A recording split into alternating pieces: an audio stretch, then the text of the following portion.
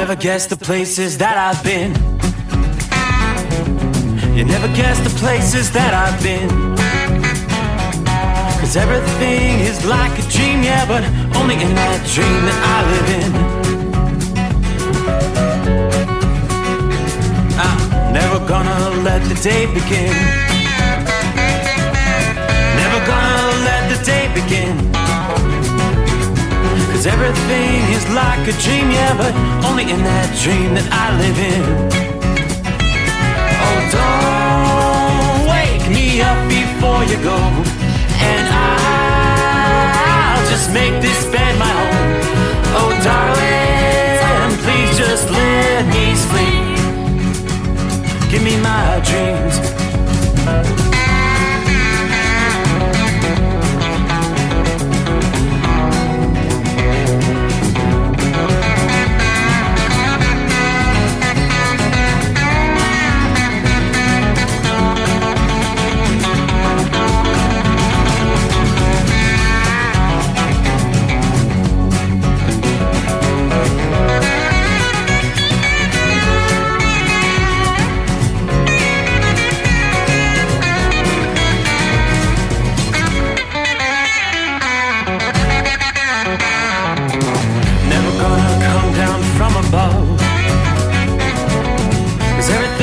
Better from above.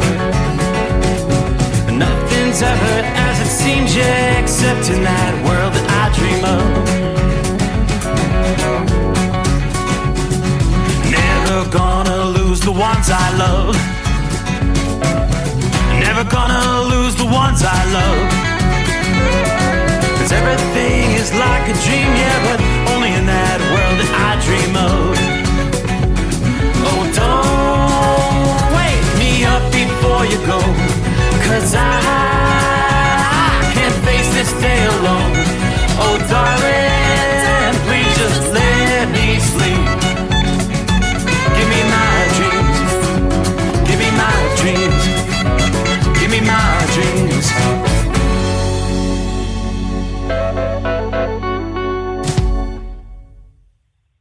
From Feature Story News in Washington, I'm Benji Hire. North Korean forces are in Russian territory, according to NATO's Secretary-General.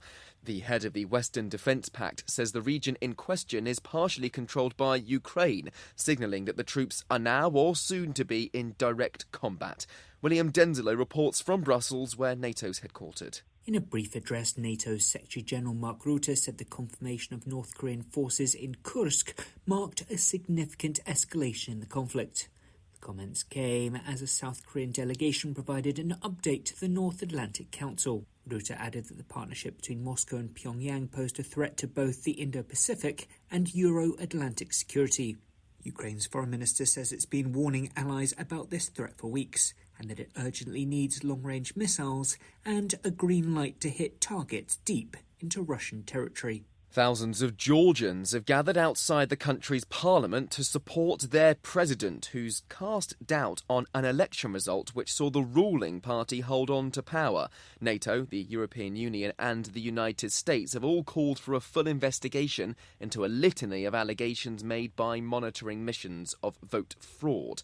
Here in the US, it's the final week of a grueling election campaign. Both Vice President Kamala Harris and former President Donald Trump are facing off with an exhausting schedule of rallies. Mitch McCann's been following. On Monday local time, Vice President Kamala Harris will visit Michigan, a key battleground state where polls show a tight race. But Harris will also have support from former President Barack Obama and Bruce Springsteen, who are travelling to Pennsylvania to campaign for her. Donald Trump, meanwhile, will head to Atlanta, Georgia, after his rally on Sunday at New York's Madison Square Garden, an event that has been criticised after comments made by some of the speakers, including one instance where a comic described Puerto Rico as a floating island of garbage. The latest polling in the New York Times shows Harris leading Trump by a single percentage point nationally, and the swing states, which are likely to decide the final outcome, are also within the margin of error. And new records, but not good ones. The World Meteorological Organization says concentrations of greenhouse gases in the atmosphere hit all-time highs last year. Giles Gibson has the details. The head of the WMO says this report should set alarm bells ringing amongst decision makers, adding that the planet is clearly off track to meet the goals of the 2016 Paris Climate Agreement.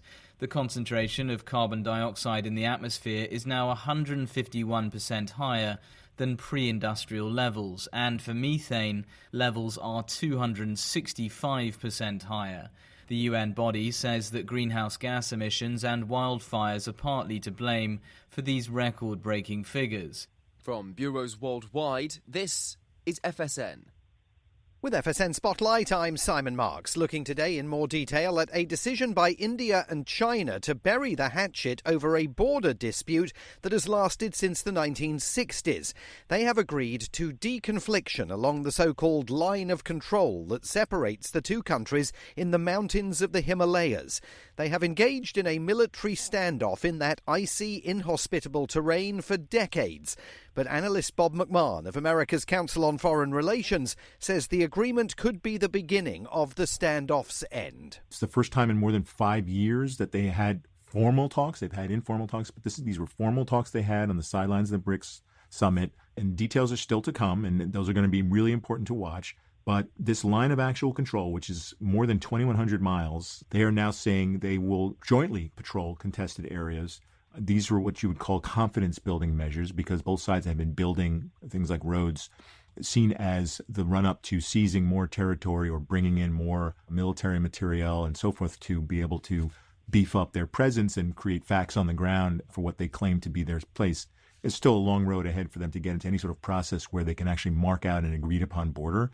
But it's still in all very important. The deal was announced at the BRICS summit last week in the Russian city of Kazan, and it was partly brokered by Russian President Vladimir Putin after several rounds of talks over many weeks. A reminder of our top stories. North Korean forces are in Russian territory, according to NATO's Secretary General. Tens of thousands of Georgians gathered outside the country's parliament to support their president, who's cast doubt on an election result which saw the ruling party hold on to power. And here in the US, it's the final week of a grueling election campaign. Both Vice President Kamala Harris and former President Donald Trump are facing off with an exhausting schedule of rallies. That's the latest feature story news. I'm Benji Haya in Washington. It's coming. Crisp fall mornings turn bitter cold. As you fire up your diesel, you can see your breath on the inside of a cab. Imagine looking deep into your engine. Freezing temperatures impact your diesel's fluids, especially fuel. On a 23-degree morning, the paraffin wax in your untreated fuel starts to morph from fluid to large crystals. These crystals clump together and form a gel. At minus 10 degrees, your fuel hits the point where it no longer pours like a liquid. It's so dense that the flow through the fuel filter will slow, causing hard starts or no starts. Get prepared now for the cold that is coming. Hot Shot's Secret Diesel Winter Anti-Gel is a premium fuel additive that lowers your fuel's pour point to minus 65 degrees. If it's that cold out, you shouldn't be on the road. You ought to be at home in front of the fireplace. Hot Shot's Secret Diesel Winter Anti-Gel Premium Fuel Additive. Available now online at HotShotSecret.com. Hot Shot Secret. Powered by science. Another dark night on the interstate. Another 100 miles in the pouring rain. These are worth all the time I've spent away. Another dark night on the interstate. I'm driving through the year, trying to make it right. My baby's at home, hope she's doing alright. Miss my dogs and I miss my girls. I'm 1,000 miles away from my old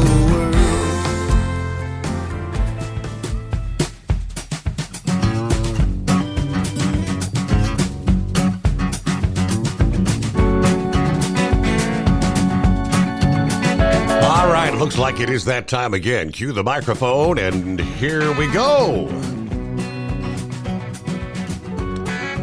Welcome in, welcome aboard as we kick off a brand new day. Closing out Monday. All right, the hard part is behind us. Well, at least in the Eastern time zone. We'll make our way into a Tuesday, 29th day of October, which means 1 week. 1 week from today, officially Election Day 2024. And what a big one it's going to be. As the number of early votes continues to climb exponentially, 46 million ballots have already been cast. Big numbers, but welcome aboard the Steve Summers Overnight Drive, live from the Hotshot Secret Studios. What a difference a day can make. A much more comfortable night outside the secret bunker here. It's 60 degrees at the midnight hour. I think we were at 39 24 hours ago. We've seen a bit of a warm-up. Got quite a bit of cloud cover out there, but a comfortable night.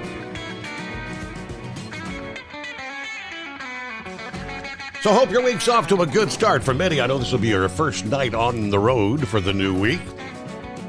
And we'll take a look at travelers' weather around the country. Yeah, quite a bit of action on the map tonight, from high wind watches and high wind warnings, red flag warnings stretching from the Four Corners region right through the central portions of the country. It's going to be a windy day. And, of course, then there's wintry weather in the mix. A lot of winter weather advisories and some of our first full-fledged winter storm warnings. In some cases, it's not going to be long before you're going to have to be breaking out the chains. Wyoming is one area where we're seeing, especially the higher elevations, winter storm warnings in place. Take you out to a couple of those advisories from the Weather Service office there in Riverton, Wyoming, where they're saying heavy snow expected, accumulations 10 to 15 inches, winds 20 to 30 miles per hour, occasional gusts around 40. I mean, getting close to near blizzard conditions in some cases. Owl Creek, the Bridger Mountains, travel will become difficult, obviously. Snowfall in the Wind River Canyon expected to range from, say, 2 to 4 inches there. On into some of the mountainous areas, Casper, Wyoming, Jeffrey City, anticipating 4 to 8 inches of snow. Higher totals of 12 to 16 inches on Casper Mountain and Green Mountain. Winds 15 to 30 miles per hour. On down the line for the Wind River Mountains east, 10 to 15 inches in the forecast. Forecasters say a predominantly dry pattern that's persisted since the summer over the central states is about to change from mainly dry to a siege of wet weather. And, of course, higher elevation snowfall across the Intermountain West. It's going to set off some gusty, brief thunderstorms from the high plains on Wednesday to the Mississippi Valley by Thursday. Ahead of those thunderstorms, which are going to be associated with the cold front, temperatures actually surging unusually high levels for late October. Gusty winds boosting the wildfire risk with the bone-dry landscape. Starting this weekend throughout next week, a pattern that's going to set up that will allow areas of rain to develop and repeat from parts of the plains to portions of the Midwest. River, lake, and reservoir levels are typically low this time of year, but this year, as has been the case in recent years during the fall, levels are extremely low compared to the historical average. Cities like Dallas and Kansas City, Missouri, for example, have only seen about 30% of the average rainfall since back in the start of August. Water levels on the central and lower portions of the Mississippi on par with the low marks set over the last couple of years. For example, Memphis, Tennessee, water levels are forecast to dip within a foot of record low marks set just a little over a year ago.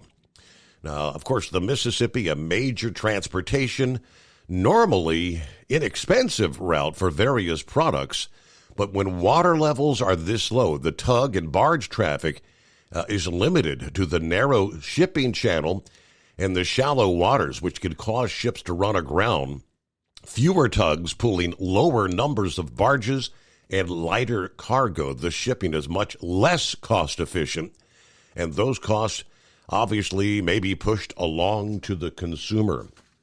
Meanwhile, as the record stretch of dry weather continues for much of the Northeast, the warmth and increasing winds boosting the brush fire danger this week, there will be some opportunities for rainfall, but any widespread soaking rain may be many days away still.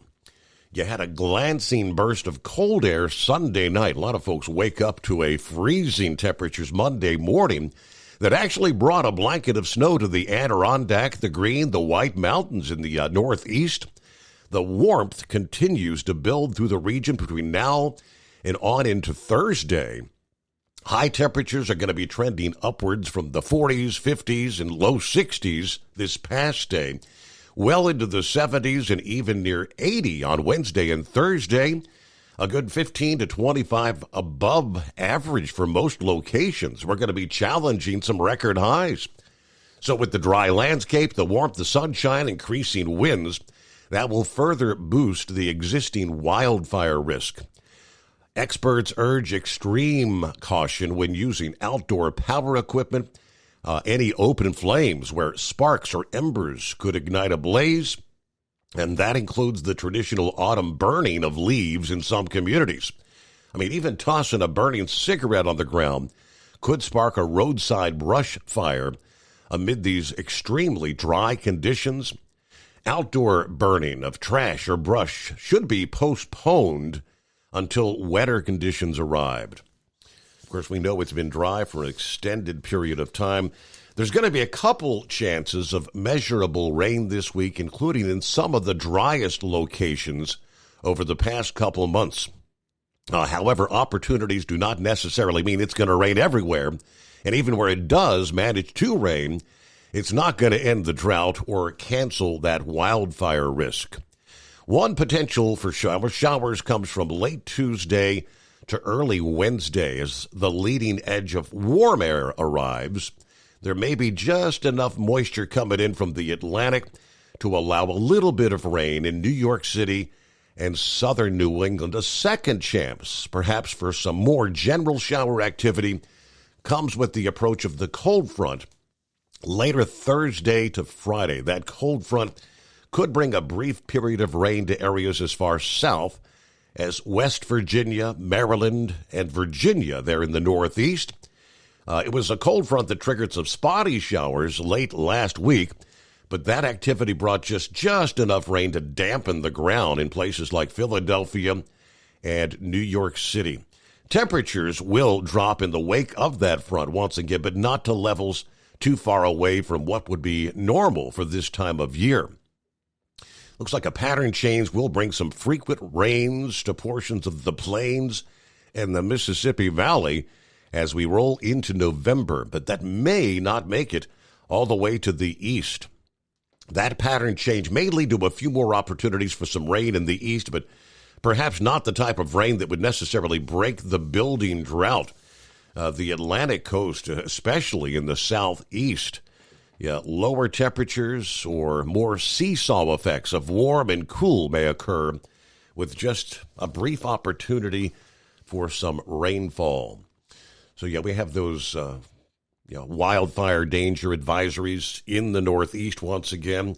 Also, gusty winds will be impacting areas from central Illinois, the northern half of Indiana to northwest Ohio, where they do have some wildfire alerts in place for that region. The biggest winds are going to be back into places like New Mexico, eastern Colorado, much of Kansas, southern Nebraska, into Oklahoma, where we have high wind watches and high wind warnings in place for the upcoming day. I mean, we're talking, in some cases, 40 to 50 mile per hour winds for the upcoming day. All right, that'll be, the wiggle wagons will definitely be wiggling, as they say. Look at the screen there. Where's Waldo? The long-lost two-time world champion manure hauler. Where the heck have you been? Well, Steve, you remember the night I was headed in, I'd go around that chemical fire and had all that trouble, and I told you it'd probably be 3 to 4 weeks when I got back out here. And we had a mess, man. I guess it's been at least that. Yeah, I knew you said maybe up to 3 weeks. I didn't know you'd be gone for nearly a month, but you had some people prognosticating you retired. You posted something a couple weeks ago about it was a great company to work for, and you left everybody hanging, Gouger. Well, that picture, there was a picture attached to that. It didn't come up. And what it was a picture of a friend of mine back in the day when we was leased refrigerated transport. His truck was on there. I was just commenting. And then everybody went haywire. Right. I tell you what, man. Some nights I got in, I just drank me a cold beer, eat supper, and lay down on the couch. And David wake me up about midnight. You need to go to bed. I said, I'm too sore to move. But we went up to North Carolina with the church, took some supplies and stuff up there. Steve, I'm going to tell you something. The picture you're seeing on Facebook is not even what we're seeing. But there was good news. You remember I told you we had a family up there that we were looking for? Right. Unaccounted for. They were in the Bahamas on a cruise. And you know, everybody's cell phone was out. They didn't have no way to call nobody, but all of them had been accounted for. So that was that's good. That was a blessing. But no, I tell you, you know, 2 hurricanes a week apart is too much. And me and Debbie was talking. I've been in 4 hurricanes this year, and I've had enough. We were just making progress on Helene, and then here come Milton, or whatever that name of that last hurricane was, ripping up through there, halfway undone everything we had done. We had a tree that we were scared to mess with. It's big old tree. You couldn't reach around it, and it broke off right at the top and laid down and was aimed right at the house. And so I called a buddy of mine, got a tree, come out and cut trees up. I said, hey, can you come down here? So he come down there, he looked at it, he says, Bo, says, you ain't gonna try and mess with this thing, are you? I said, hell no, that's the reason I called you. He said, well, I can't get to it this week, but I'll put you at the top of the list. Next week we'll get to it. Well, Milton come through, and so they had government contract with FEMA down in Florida. They all took off down there. So I said, you know, I'm scared this thing's going to kick out.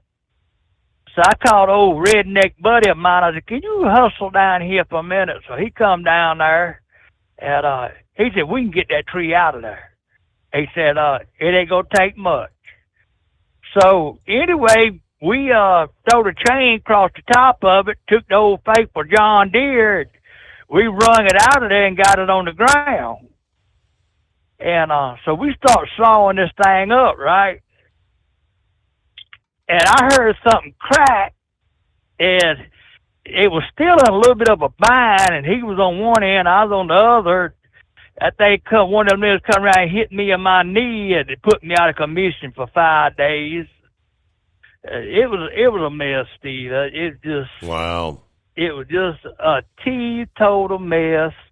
And you can't be mad with nobody, because who was looking for 2 back-to-back hurricanes? Right.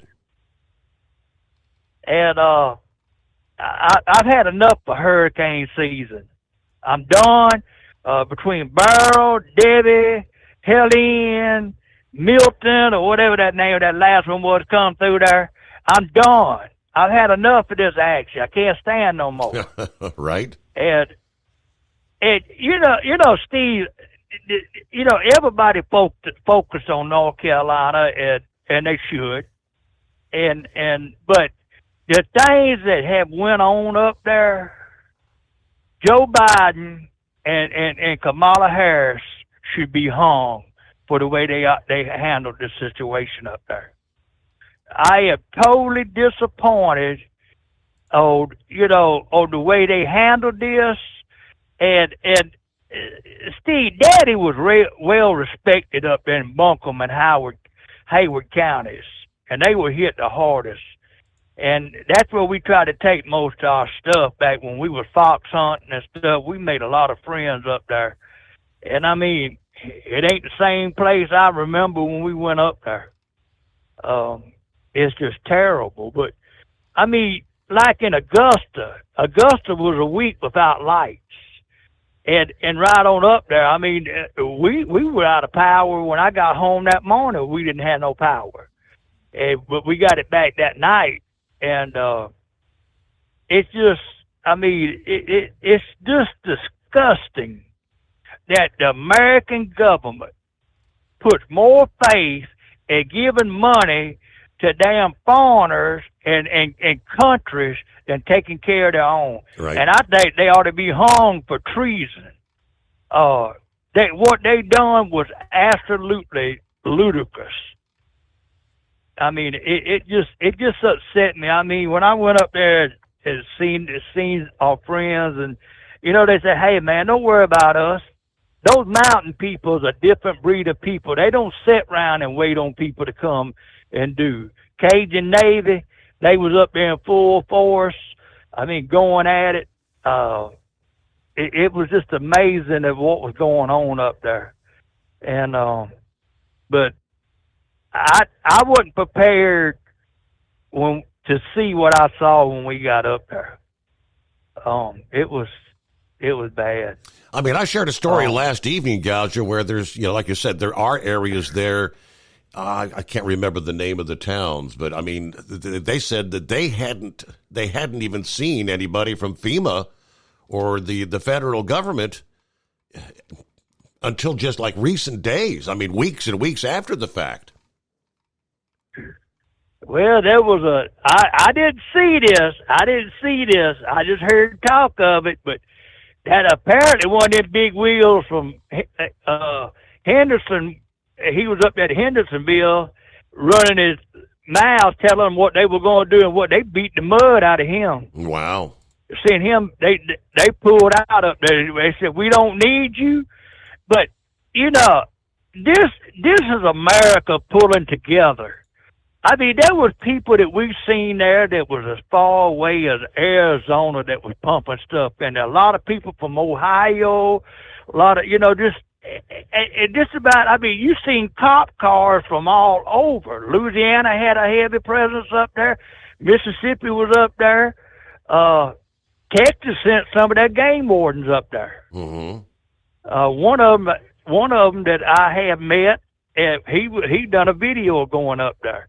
I mean, this was America coming together, and there were people that had flatbed trailers that were tore up.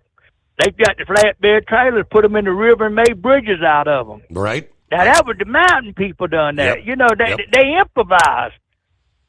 I mean, they were making the best of a bad situation, and they wasn't waiting for the government because they knew the government. But the North Carolina National Guard flew. Helicopter, NASCAR, Greg Biffle. I don't know if you followed some of his deals. Greg Biffle got Husqvarna to donate a tractor trailer load of generators and chainsaws and gas cans. NASCAR really had their Air Force up there working the helicopters and everything. Steve, I just can't say enough for the American people coming together during this crisis. Mm-hmm. It was just amazing. But, how was the cruise? Everything went. We had a great time on the cruise. A handful of us, some got the crud when we got, like, on the last day or two. So I bet there was a half dozen plus in our group that came down with COVID. Yeah, Big Ed's got some sort of a sinus infection or something, but Princess had the COVID, Lauren, her sister, and Lisa's sister Gail and her husband down in Georgia. They all had COVID, but everybody seems to be a whole lot better now. Princess is back out and about like everything, nothing ever happened. So, but the cruise was great. We had beautiful weather. We only had rain a couple of nights during the overnight hours. Went through some thunderstorms out there in the Atlantic, but as far as our stops, Aruba, Curacao, Bonaire, beautiful weather, sunny, hot. It was for the duration. I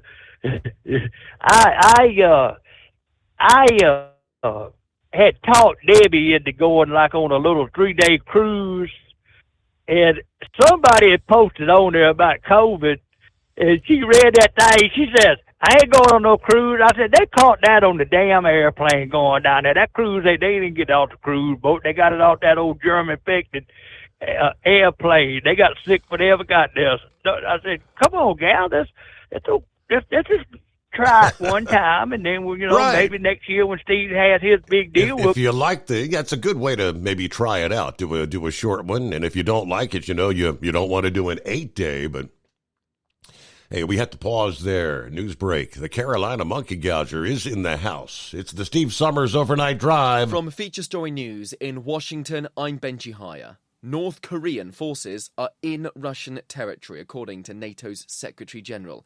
The head of the Western Defence Pact says the region in question is partially controlled by Ukraine, signalling that the troops are now or soon to be in direct combat. William Denzilo reports from Brussels, where NATO's headquartered. In a brief address, NATO's Secretary General Mark Rutte said the confirmation of North Korean forces in Kursk marked a significant escalation in the conflict. The comments came as a South Korean delegation provided an update to the North Atlantic Council. Rutte added that the partnership between Moscow and Pyongyang posed a threat to both the Indo-Pacific and Euro-Atlantic security. Ukraine's foreign minister says it's been warning allies about this threat for weeks, and that it urgently needs long-range missiles and a green light to hit targets deep into Russian territory. Thousands of Georgians have gathered outside the country's parliament to support their president, who's cast doubt on an election result which saw the ruling party hold on to power. NATO, the European Union and the United States have all called for a full investigation into a litany of allegations made by monitoring missions of vote fraud. Here in the US, it's the final week of a grueling election campaign. Both Vice President Kamala Harris and former President Donald Trump are facing off with an exhausting schedule of rallies. Mitch McCann's been following. On Monday local time, Vice President Kamala Harris will visit Michigan, a key battleground state where polls show a tight race. But Harris will also have support from former President Barack Obama and Bruce Springsteen, who are travelling to Pennsylvania to campaign for her. Donald Trump, meanwhile, will head to Atlanta, Georgia, after his rally on Sunday at New York's Madison Square Garden, an event that has been criticised after comments made by some of the speakers, including one instance where a comic described Puerto Rico as a floating island of garbage. The latest polling in the New York Times shows Harris leading Trump by a single percentage point nationally, and the swing states, which are likely to decide the final outcome, are also within the margin of error. And new records, but not good ones. The World Meteorological Organization says concentrations of greenhouse gases in the atmosphere hit all-time highs last year. Giles Gibson has the details. The head of the WMO says this report should set alarm bells ringing amongst decision makers, adding that the planet is clearly off track to meet the goals of the 2016 Paris Climate Agreement. The concentration of carbon dioxide in the atmosphere is now 151% higher than pre-industrial levels, and for methane, levels are 265% higher. The UN body says that greenhouse gas emissions and wildfires are partly to blame for these record-breaking figures. From bureaus worldwide, this is FSN. Increase fuel economy up to 7.9% with Hot Shot Secret Gasoline Extreme, the solution to maximize your engine's performance and fuel economy. Whether you're driving a sports car or a daily commuter, Gasoline Extreme is specially formulated with PEA to deep clean. Don't settle for an average driving experience. Upgrade to Hot Shot Secret Gasoline Extreme and go further on each tank. Order now on Amazon or HotShotSecret.com. Hot Shot Secret, powered by science. At Hot Shot Secret, we share the science behind common diesel problems. For example, ultra-low sulfur fuels. Fuel has two purposes, combustion and lubrication. Ultra-low sulfur fuels have diminished the fuel's ability to lubricate. Hot Shot Secret Everyday Diesel Treatment with LX4 restores lubricity, protects your engine, and optimizes performance. Everyday diesel treatment is available at truck stops, Tractor Supply, O'Reilly's Auto Parts, and online at HotShotSecret.com. Hot Shot Secret, powered by science. Building relationships with their team, drivers, and customers still matter at IBI Security Transport. Since 1966, IBI and its team of drivers have been leaders and innovators in providing white glove service to its exclusive client base for transporting high-value freight safely and securely. Much of the IBI staff have driven trucks, so they understand both the customers' and drivers' needs. If you're seeking a career that values you as a person, not just a number, and offers great benefits and good home time, then IBI is the place for you. Call 800-582-5912 to discover why we are the leaders in team freight and start building a relationship with you. Attention all truckers, are you ready to own your own truck? Lone Mountain Truck Leasing makes it easy. Our lease-to-own program puts you in the driver's seat. Our inventory is always changing, and we have a variety of rigs, including Kenworths, Freightliners, automatics, and manuals. Once you make your last payment, the truck is yours. No interest, no balloons, and no buyouts. Take the first steps towards independence and financial freedom. Visit LoneMountainTruck.com or call 866-944-0383.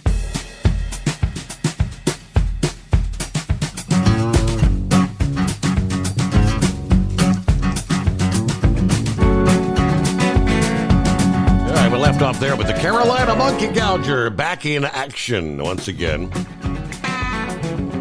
Talking about North Carolina, there was a piece in the Hill publication this past day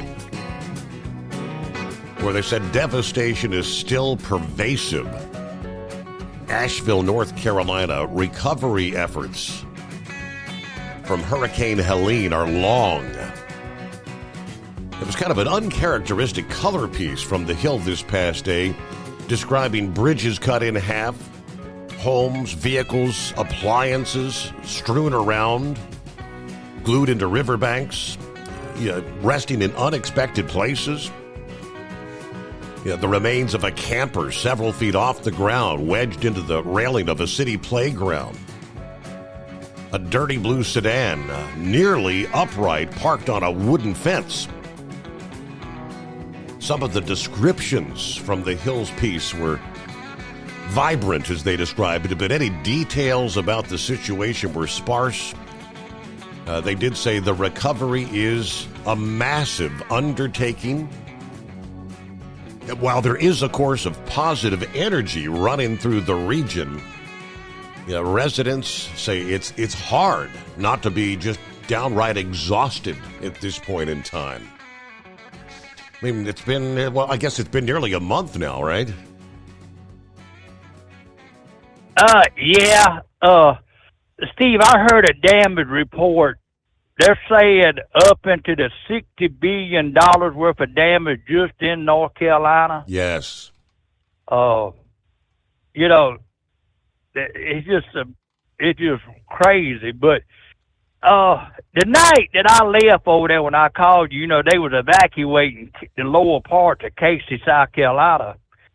And we got all that water, I think it was Tuesday. And Bubba, it wrecked that swamp. There was a railroad bridge that goes all the way across the swamp there. They had to stop running the train on it from the log jam, from all the debris coming down. It's been a long time probably since back in the 70s, I've seen that water that high. Mhm. It wrecked boat docks, was running through stores, or flooded a bunch of campgrounds, everything down there. But it put a little humor in this thing. You know, we seen the Aurora Borealis in South Carolina 2 weeks ago come all the way down. And, boy, them people went crazy. And so we seen it on Facebook, and Debbie's sister called her and said everybody was at the stadium looking at it. So we went up there. There must have been 2,000 people up at that stadium in that parking lot trying to touch, that thing will walk up to you and all. They went haywire. The cops come by and said, "What y'all holding, a rally?" "No, look." He got out the car and he, "What the hell is that?" That's the Northern Lights. And I mean, I think they've seen them all the way down to Florida. And I mean, we had a show there for about an hour and a half. It was amazing. Like the opening of the heavens, telling us everything was going to be all right. But I don't think they've ever seen the Northern Lights of South Carolina that good. Mm-hmm. But people were going crazy, man. It was kind of like, that Orson Welles, The War of the World, during that Halloween when he created all that havoc. That's about like what this was. People running around going crazy. Debbie said, "What is this?" I said, "This is the Northern Lights." I said, "I told you about this and told you about that. I've only got to see them one other time real good like this, but It was beautiful." Really? Then we got to got to see the comet come through. Got to look at it. And, but anyway, that's pretty much the way everything. I mean, we in good shape. Got everything taken care of. We got to get out here and go trade a truck, and I can't give a shout out to Cargill for they call and checked on me. How you doing? Do anything for you? You need anything? No, we're good. I mean, we just can't find nobody to help right now. Everybody's in North Carolina or Florida, and but we prevailed, a little redneck ingenuity, and we got through it. Everything was all right. Got all the trees cut up. Got the lawn back in place, and everything's good, man. So, are you back on the road yet? Oh yes, sir. I'm in Dallas right now. Oh, okay. I left out Sunday afternoon. Good deal. And got the truck. I had every intention in the world calling you last night. I tell you what, when you've been off for a month and go back to work, that first day and a half is tough, man, trying to get adjusted back into this trucking lifestyle. I guarantee you. I set the clock for about 3 o'clock, and I said, I'll call him at 3. Hell, when I woke up, it was 6:30. You missed it. Slipped right through that. I missed you. But I got caught up on all the replays and everything. I want to thank everybody for checking in on me, see if I was all right. And just a lot of long days, man. I tell you, it was a lot of long, hard days running them chainsaws. But we got through it. And Steve, we go back on out of here and let somebody else get in here and go at it. All right. Well, hey, it's great to hear your voice. Thanks for checking in, and safe travels out there from Dallas, Texas tonight. There you go. 2-time world champion manure hauler. He's back with us. All right. Who else is on board? Hello to Philly Dan, who says, good morning, crew. Marianne is in the house. Good afternoon. Must be Larry. Hammer down, be safe. 36, Catskill, New York. Kicking off his week. Round 1 to Schenectady tonight. Now, there's Norman checking in from north central Kansas. 65 degrees with clear skies, sitting at the home 20. It was busy last week. Went to Kansas City Sunday, Crane Parts, then bounced back home. Just checking in. Everybody have a good morning. All right, there's Jerry. Hello, everyone. Hope everybody's having a great day. Thanks for all you do. Be safe with the weather coming in. I saw today 41 out of 45 looters who were arrested in Florida were actually illegally in the country. That is correct. That is a confirmation. 41, all illegally in the USA. Country Bumpkin checking in from Waterford, Michigan. Bless all the people affected by the floods. Shorty is I-95 southbound at the South Carolina-Georgia line. 63 degrees at this hour. It is Orlando turnaround number one.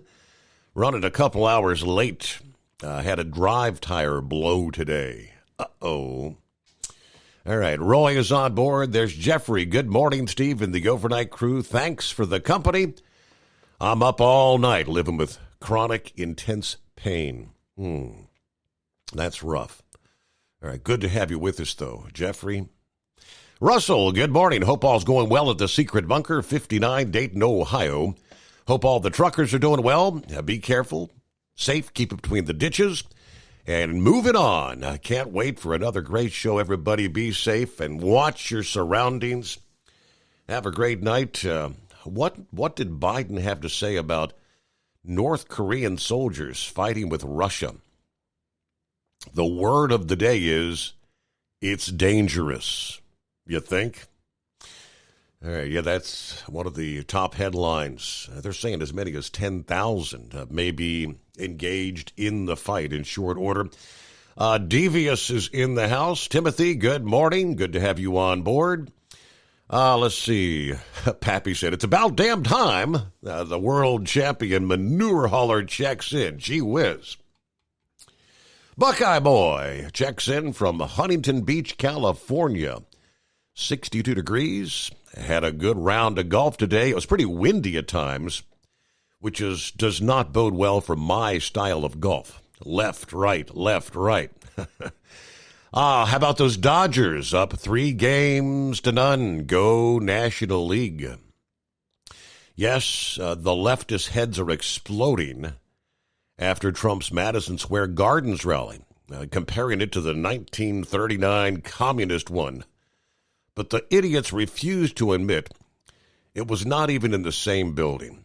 But it's good to hear from the Gouger. Have a great night. Everybody be careful out there. Yes, indeed. And there's Stephen checking in from Roscoe, Illinois.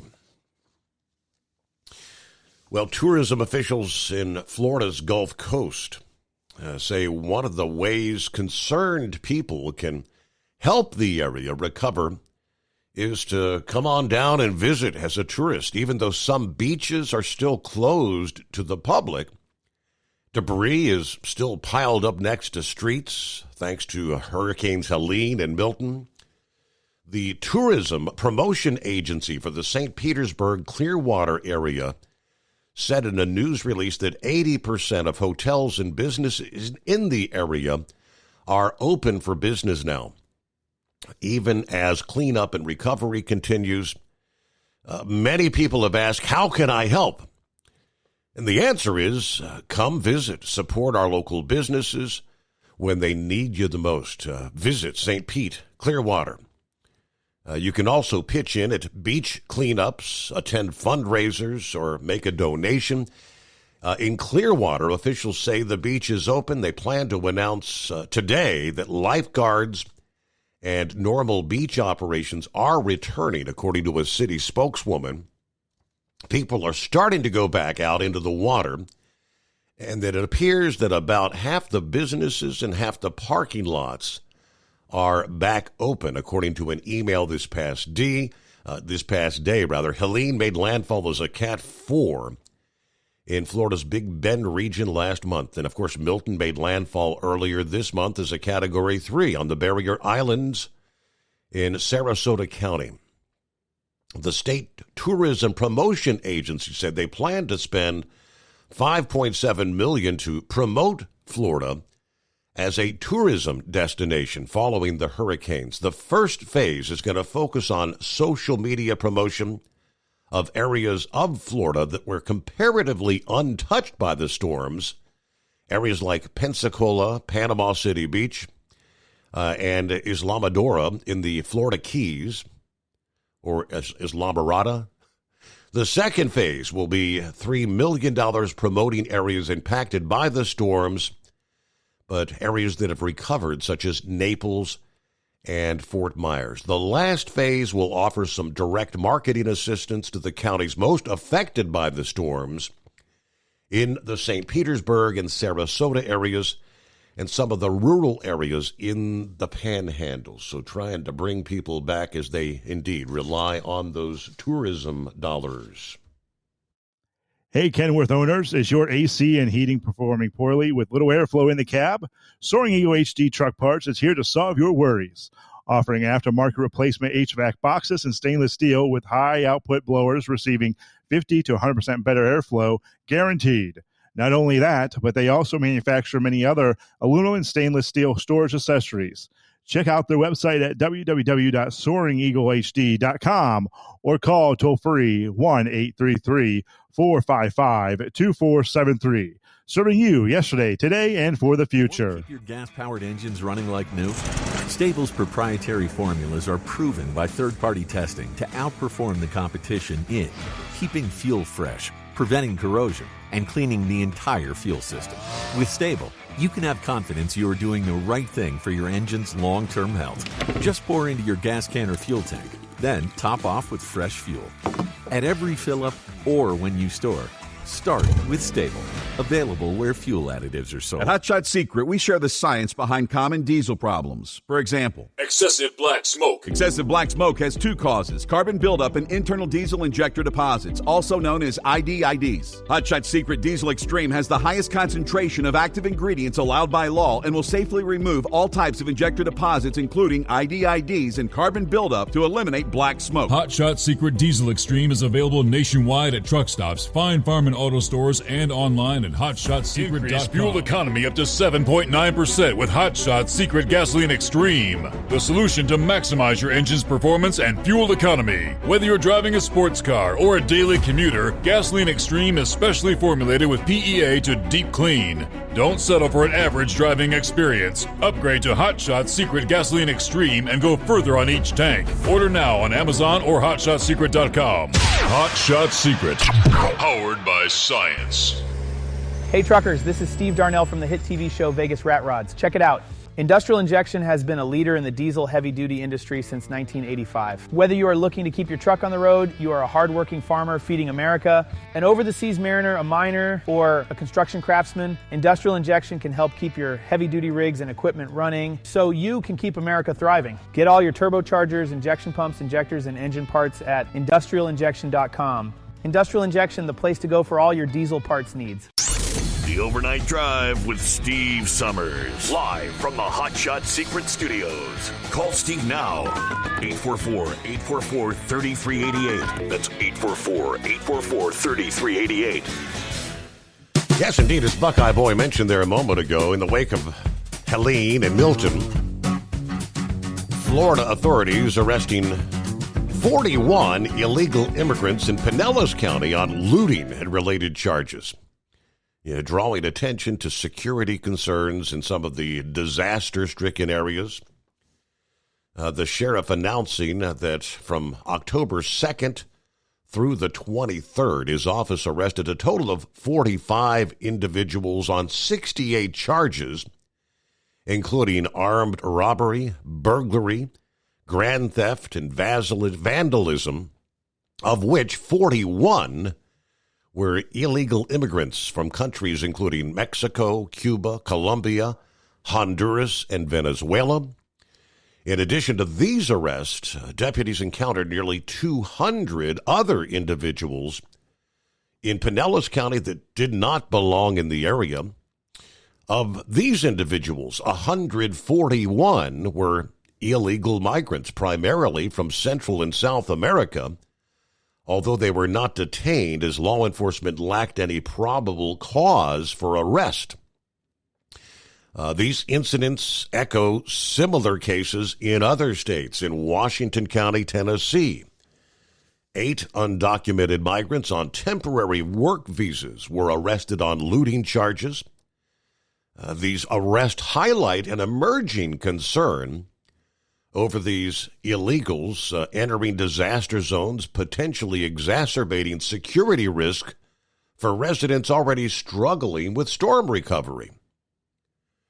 Now, the economic toll in Florida, severe. The Florida Office of Insurance Regulation estimates that financial damages from Helene and Milton have surpassed $4 billion in that state. The back-to-back storms leaving widespread damage, straining resources, complicating recovery efforts. But yeah, that $4 billion figure in parts of Florida pale in comparison. Yeah, the numbers in the state of North Carolina alone have now surpassed $50 billion, approaching $60 billion. As the governor mentioned several weeks ago, obviously the most impactful storm on records ever to impact the state of North Carolina. Well, hello to Big John, who says, good morning, Steve, the overnight crew. Hope everybody's doing well. A big shout out to all the men and women out there who get it done every day and every night. Everybody be safe. Have a great week. From your friend, Big John. All right, good to have you with us, Big John. Sundance Kid is with us. Good morning. Good morning, sir. How you doing? Doing well. Pretty much recovered from the big cruise. I hear you. Yeah, you remember MERS and SARS that we had back in the 90s, early 2000s? I do. You remember where they started at? Not really. Cruise ships. Really? Yeah. And see, all right, so it has to do with the 5G. I know y'all don't want to hear that, but they refitted all those cruise ships before COVID. And they're radiating our lungs. That's what the whole thing's about. And it's a military frequency that they have to use for the new weapons systems. But that's that. All right, so as far as Monkey Goucher being upset with the Biden-Harris response with FEMA, that I've seen people kicking FEMA's ass out of there. I don't know. If you want FEMA there, then don't kick them, don't beat them up when they get there. But the Republicans voted against all the money for emergency response before those hurricanes came, before they went on break, if you want to look that up. The Democrats voted for it. There was like 100 Republicans that voted against hurricane relief for FEMA before that happened. Well, what were if you want to be mad at somebody, what were the numbers that Mayorkas? What were the numbers that Mayorkas admitted giving, dipping into the FEMA figures to handle the illegal immigrants? Did you look up those numbers? Okay, well that was before. That was before. Now it's time to vote on giving some more back. So y'all don't want to give it because they get look. Those illegals are given money from the World Monetary Bank. That's where that money comes from. Y'all need to stop worrying about your tax dollars. Once your tax dollars are paid in, that is not your money anymore. So y'all need to stop worrying about where it's spent at. No, that's not the case there, Sundance. All right. What, you want to make a bet? That's our dollars. That's our tax dollars, and we have we have. No, it's not. The people we elect officials in Congress. It is their fiduciary duty to responsibly handle our dollars. Sundance. Let's just put him on the snooze block where he belongs. Yes, it is our money. And yes, Mayorkas gave millions and millions of dollars. He dipped into the kitty. Now, I don't care if it was before or after the hurricanes. That money should have been there. Yeah, FEMA is not responsible for handling an illegal immigrant influx into this country, which your Biden-Harris administration continues to allow the flow unimpeded. Sundance, your Biden-Harris. And yes, your Kamala now says if we give her 4 years that she's going to fix it.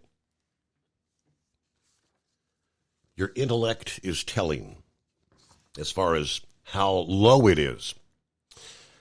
But Halloween's almost here. Okay, hallelujah. Anybody checked out the prices of candy as of late? Yeah, a lot of folks cutting back on Halloween spending. Taking a big hit as inflation affects everything from costumes to candy prices. These rising costs have pushed a majority to scale back their plans, with a recent survey showing 53% of consumers say these higher prices will affect their holiday spending. The Halloween and Costume Association, a trade group comprised of 30 different costume companies, found that 26% plan to spend less than last year.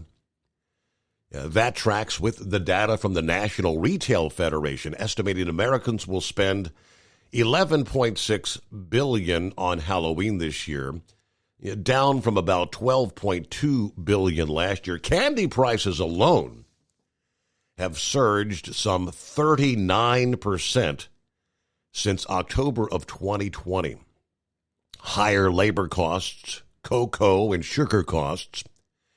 Meantime, the Consumer Price Index for candy and chewing gum up about 22% since Joe Biden and Kamala Harris took office. The higher prices have prompted some consumers to say they'll also cut back on decorations, costumes, candy, in favor of essentials. According to a survey by Lending Tree, 59% of shoppers plan to skip specific Halloween items to save money.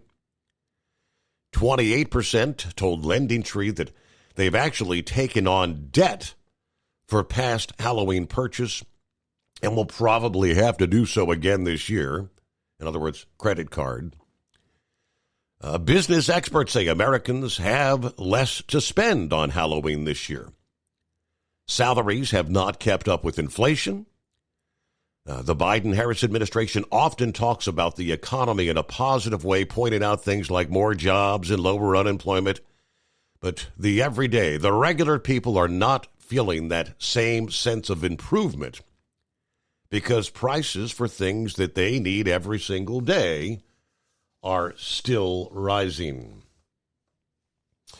All right, we'll get to news break here. And we are rolling into a Tuesday, a brand new day. Clear lines at 844-844-3388. Feel free to chime in. It is the Steve Summers Overnight Drive coming to you live from the Hot Shot Secret Studios. It's coming. Crisp fall mornings turn bitter cold.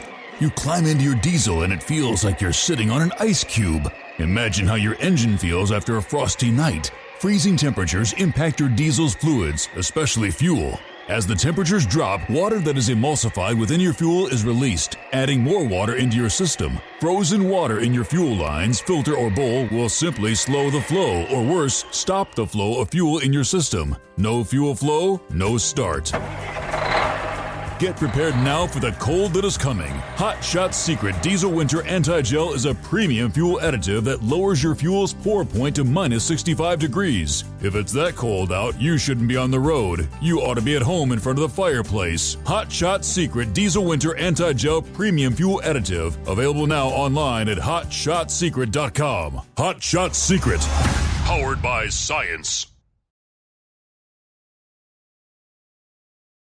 From Feature Story News in Washington, I'm Benji Haya. North Korean forces are in Russian territory, according to NATO's Secretary General. The head of the Western Defense Pact says the region in question is partially controlled by Ukraine, signalling that the troops are now or soon to be in direct combat. William Denzilo reports from Brussels, where NATO's headquartered. In a brief address, NATO's Secretary-General Mark Rutte said the confirmation of North Korean forces in Kursk marked a significant escalation in the conflict. The comments came as a South Korean delegation provided an update to the North Atlantic Council. Rutte added that the partnership between Moscow and Pyongyang posed a threat to both the Indo-Pacific and Euro-Atlantic security. Ukraine's foreign minister says it's been warning allies about this threat for weeks. and that it urgently needs long-range missiles and a green light to hit targets deep into Russian territory. Thousands of Georgians have gathered outside the country's parliament to support their president, who's cast doubt on an election result which saw the ruling party hold on to power.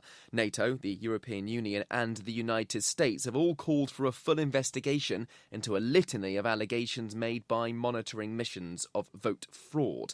Here in the US, it's the final week of a grueling election campaign. Both Vice President Kamala Harris and former President Donald Trump are facing off with an exhausting schedule of rallies. Mitch McCann's been following. On Monday local time, Vice President Kamala Harris will visit Michigan, a key battleground state where polls show a tight race.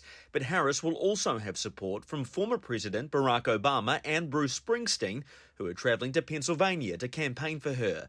Donald Trump, meanwhile, will head to Atlanta, Georgia, after his rally on Sunday at New York's Madison Square Garden, an event that has been criticised after comments made by some of the speakers, including one instance where a comic described Puerto Rico as a floating island of garbage.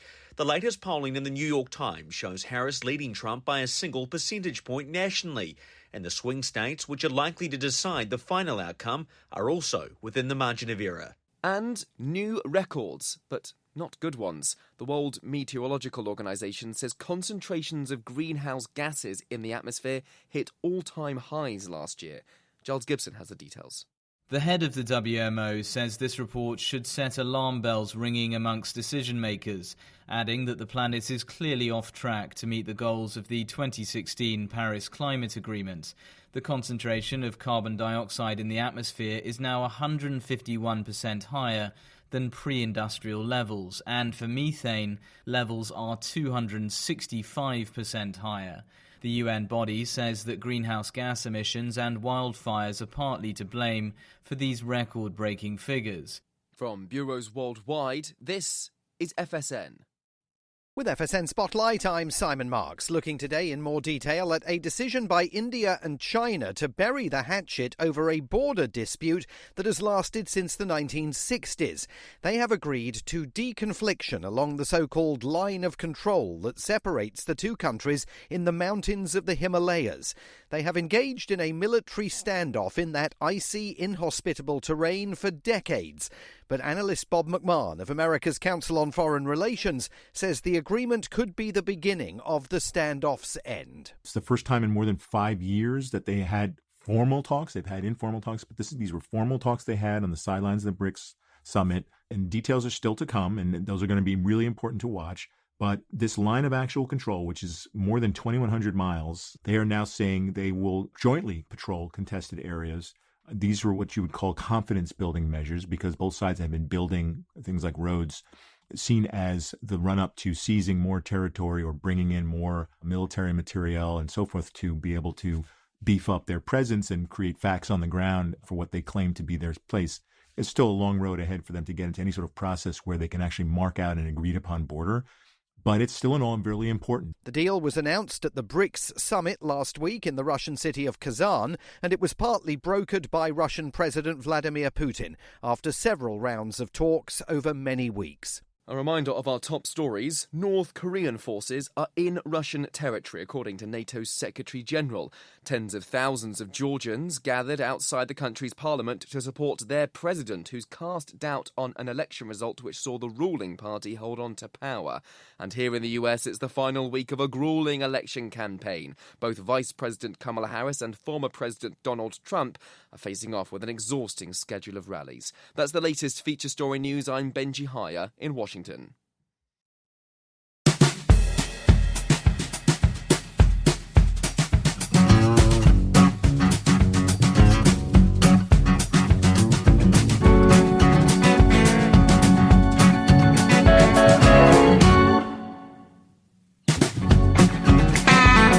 right, what do you say? Welcome back. Welcome aboard for those maybe joining us as we kick off another hour. Live from the Hot Shot Secret Studios.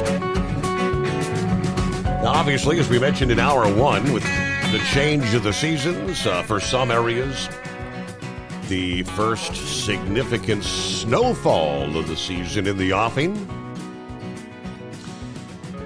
The Washington State Patrol reminding truckers commercial vehicle chain requirements will go into effect this week. This past day, issuing a reminder about the state's commercial chain requirements that go into effect on Friday. All right, November 1 to April 1, all vehicles and combination of vehicles over 10,000 pounds are required to carry sufficient tire chains.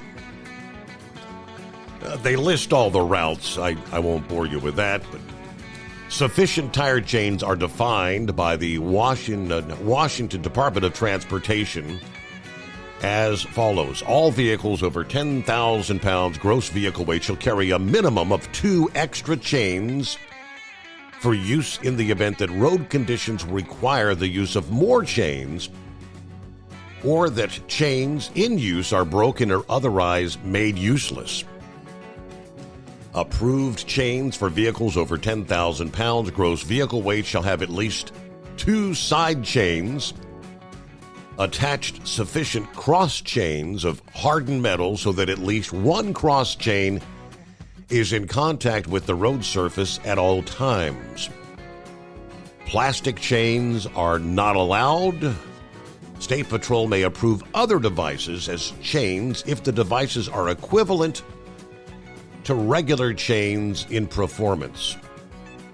Like cable chains are allowable. Vehicles making local deliveries, as indicated on bills of lading, not crossing the mountain passes, are exempt from that requirement if operating outside the chain required areas.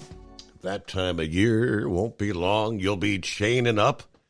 Yeah, don't forget to stock up on your diesel winter anti-gel.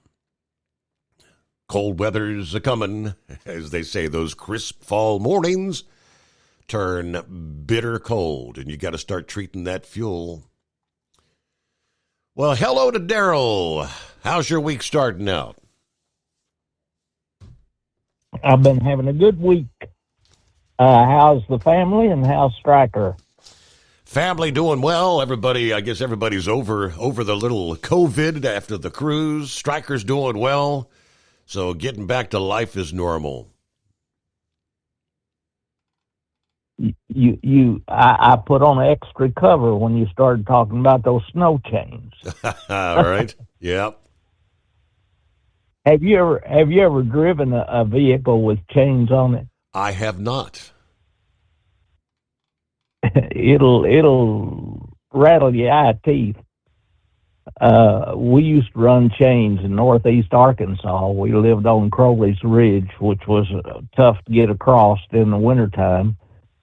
I was coming back from Dallas in a snowstorm, an 18-wheeler, and got to Crowley's Ridge, and the road was blocked by the state troopers, and we had to go over on Old 70 highway. And it was worse than the interstate highway. Like they never got to West Memphis. But I don't see anybody running chains in Ohio at all. Right. Have you ever seen any chains in the Ohio area? Oh, when I was a kid, yeah. My grandpa, he'd switch in the fall. He'd switch out. Remember the studded tires? He'd run the studded tires in the winter months, and then your summer tires in the warmer months.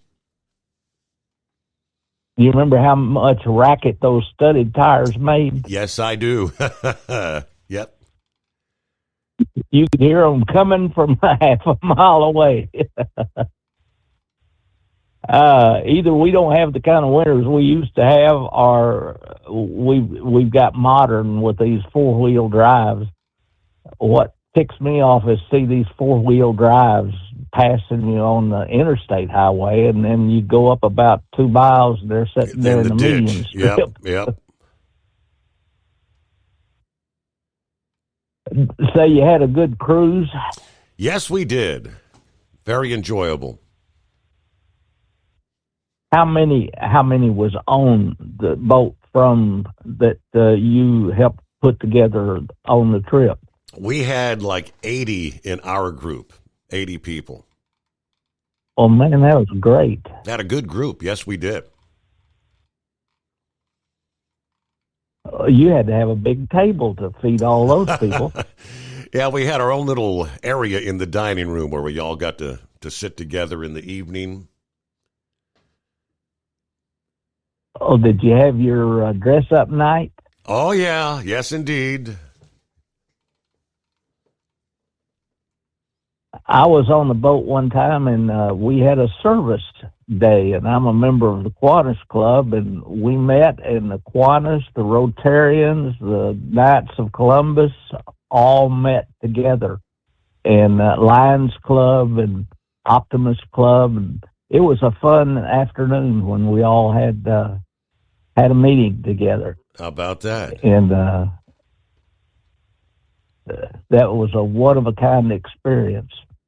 I'll let you go. Sundance made me nervous talking about taxes. I thought that was our money, but I can be wrong. Not according to Sundance, but yeah, he's wrong about a lot of things. All right, yeah, looking at some of the maps there. We talked about some of the winter weather advisors and winter storm warnings. If you're looking for snow, Wyoming will have a lot of it starting today and into Wednesday. Nearly the whole state will be seeing some snowfall. Yeah, some of the outlying areas, 1 to 3, but I mean in the heart of Wyoming, there's a pretty big area, 6 to 12 inches in the forecast, widespread 4 to 10 inches. It seems very likely. All right, starting today. That's why they've got the winter storm warnings, winter weather advisories. Meanwhile, it's 844-844-3388. Election Day, 1 week away.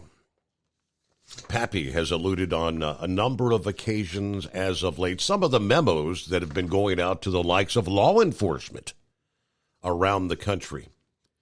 Yeah, concerns, what was the term he used? Swatting, I believe it was. Issues where bomb threats may be phoned in to various polling locations. And individuals looking to create havoc for election interference, to say the least. In line with that, the FBI and the Department of Homeland Security warning state and local law enforcement agencies of extremists looking to disrupt this year's election. They issued a joint intelligence bulletin, which was reviewed by NBC News. The bulletin identified potential targets, including candidates, elected officials, election workers, media members, judges involved in election cases. The outlet said potential threats include physical attacks and violence at polling places, ballot drop boxes, voter registration locations, rallies, and campaign events. The bulletin said 3 domestic extremist attacks and 2 disrupted plots have been aimed at government and election officials since January 6. We are in a heightened, dynamic threat environment. We continue to share information with our law enforcement partners about the threats posed by violent extremists in the context of the 24 election. That is from the Department of Homeland Security spokesperson, Mayra Rodriguez. Violence has no place in our politics. Department of Homeland Security continues to work with our partners to evaluate and mitigate emerging threats that may arise from either domestic or foreign actors. Federal intelligence agencies regularly provide reports such as the Joint Intelligence Bulletin. Earlier this month, CBS News reported a bulletin warned of potential violent extremist and hate crimes committed in response to the 1-year anniversary of October 7 attacks by Hamas there in Israel. They found that the 1-year mark of the attack, as well as any further significant escalations in the Israel-Hamas war, may be a motivating factor for extremists and crime perpetrators to engage in violence or threaten public safety. The latest bulletin was among several intelligence documents obtained through public records by property of the people. Yeah, the documents are unmistakably a product of a radically heightened threat environment. Now, the latest bulletin said such things as letters containing white powder and online harassment and threats recently have increased, according to the FBI. They also mentioned perceived election fraud, immigration, LGBTQ issues, abortion, and the assassination attempts against former President Trump as reasons for recent calls for violence. We'll take you from there to Portland, Oregon, and Vancouver, Washington. Already attempts to disrupt the election process. 2 ballot boxes in Portland and Vancouver was set on fire this past morning, Monday morning, as voting has started for the presidential election. In a press release, the Portland Police Bureau said on Monday, October 28, about 3:30 a.m., Central Precinct officers responded to reports of a fire at a ballot box, explaining that security personnel in the area were able to extinguish the ballot box fire by the time officers arrived. The press release this past day noted that police officers were able to determine an incendiary device was placed inside the ballot box and used to ignite the ballots. Portland Police Explosive Disposal Unit cleared the device. In this case, they did not disclose the condition of the ballots that were inside the Portland ballot box. But in addition to that, the Vancouver Police Department responding to a separate ballot box fire incident. According to KATU2, in a statement, the Vancouver Police Department said it was about 4 a.m., 30 minutes after the initial, that the Vancouver police responded to an arson at a ballot box on 164th Avenue. It was reported the ballot box was smoking and on fire. Officials arrived, located a suspicious device next to the box. The police and the Metro Explosive Disposal Unit was called to the scene of the ballot box, collected the suspicious device, and extinguished the fire.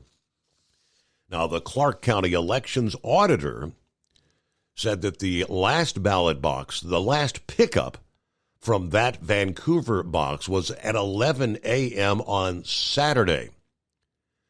Hundreds of ballots were in the ballot box at the time of the fire. It's likely only a few of those ballots could be saved in the aftermath of the fire, they say. As a result, voters who placed their ballots in the Vancouver box after 11 a.m. on Saturday are being encouraged to contact the election auditor's office and request a new ballot. Just the beginning of things that could be occurring in the coming days as we are 1 week away from Election Day. All right, the horse feathers on board right after this. As an independent trucker, you work hard to meet your goals. The Owner-Operator Independent Drivers Association has been helping small business truckers for over 50 years with benefits, services, information, and discounts. You work hard, but OOIDA works even harder to give you advantages that large fleets enjoy. And all of our programs support our representation on your behalf in Washington, D.C. Become a member at OOIDA.com, making a difference in the lives of truckers. Fuel filtration is a big deal. Poorly filtered diesel fuel can damage injection systems, reduce efficiency, and rob horsepower, among other things. By removing the water, air, and debris from fuel, fast fuel systems can triple the life of your injection system while restoring power, optimizing fuel economy, and more.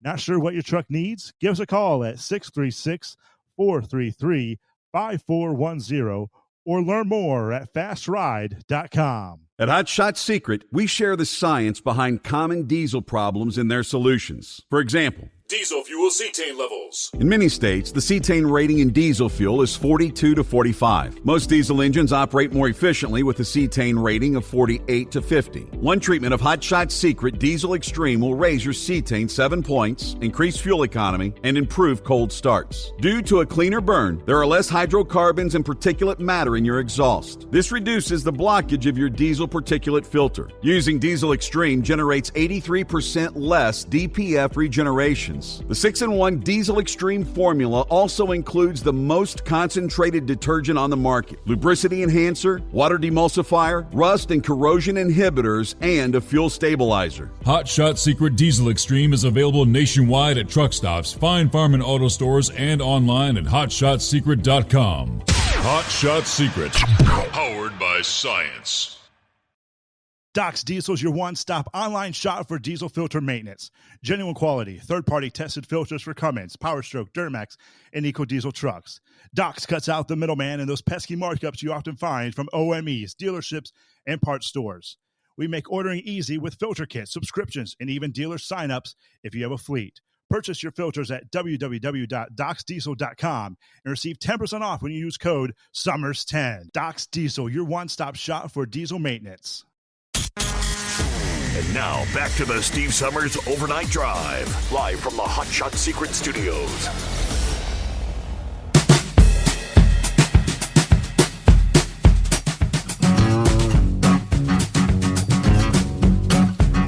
All right, so we made it to a Monday. Hello to Gilligan. Good morning, Steve. Fellow listeners. It's cloudy, cool. Greensboro, North Carolina, tonight, 49 degrees. All right, keep it shiny side up. Morning, Horse Feathers. Yeah, morning, Your Honor. What's this part you don't seem to understand, that you're just borrowing everything from the government? You don't own anything. Everything we have is the government's, whether it's their money or their property or the house you're living in. I mean, you know, the banks have a mortgage on your house, and, you know, if you do end up getting it paid off to the banks, and you still got to pay taxes on it all the time, or they'll take it away from you. So they're just borrowing everything. You know, don't you know that? So you've been to the Sundance School of Economics, haven't you? There you go. I was reading right out of the book for you. Oh, brother. So anyways, there. Well, we ended up having the early voting stuff mailed to us. I don't know. Wife said that we're signed up for it, so I don't know if we can, if we wanted to go sign, you know, vote in person, which is the way I'd actually prefer to do it. Whether we're allowed to, unless we opt out somewhere or something. But anyways, with what we had going on in our state, there's not a whole lot anything we can make a whole lot of difference for, seeing as how we're 3/4 the Democrat side to 25% Republican side here. But at least with the early ballots, and I'm not sure if it's, well, at least the mailed ballots that we had at the House, and I'm not sure how it is for the people doing the early voting right now, because Maryland has 8 days of early voting, which do include Saturday and Sunday from, I believe, 7 a.m. to 8 p.m. for these 8 days that they have it going for. You can go there and early vote. And the wife said when she went to drop the ballots off in the secured box that they had there at the voting place, that there was quite the line even today already. You know, there's still during the middle of the day on Tuesday that people were getting out and voting. So I guess that's good. And but the one thing I didn't realize is that apparently Maryland is one of these states that, as I say, I'm not sure if it's on the ballots or not for the ones that are casting their ballots at the polling place. But Mr. Kennedy's name was still on my mail-in ballot that we received at the House. Oh yeah. So I guess they were trying to confuse people to get them to vote for Mr. Kennedy and throw off the election that way a little bit, you know. I said something to the wife about that. She says, "Oh, you're just being a conspiracist." I'm like, well, if they weren't trying to screw with the ballots, then they wouldn't have his name there, would they? Because he's not running. So anyways, I don't know. That was our major thing that I had going on new here for our listening audience. Other than that, I did catch it kind of in and out. I was making a delivery when you had the world famous 2-time world champion manure hauler on there. Yeah.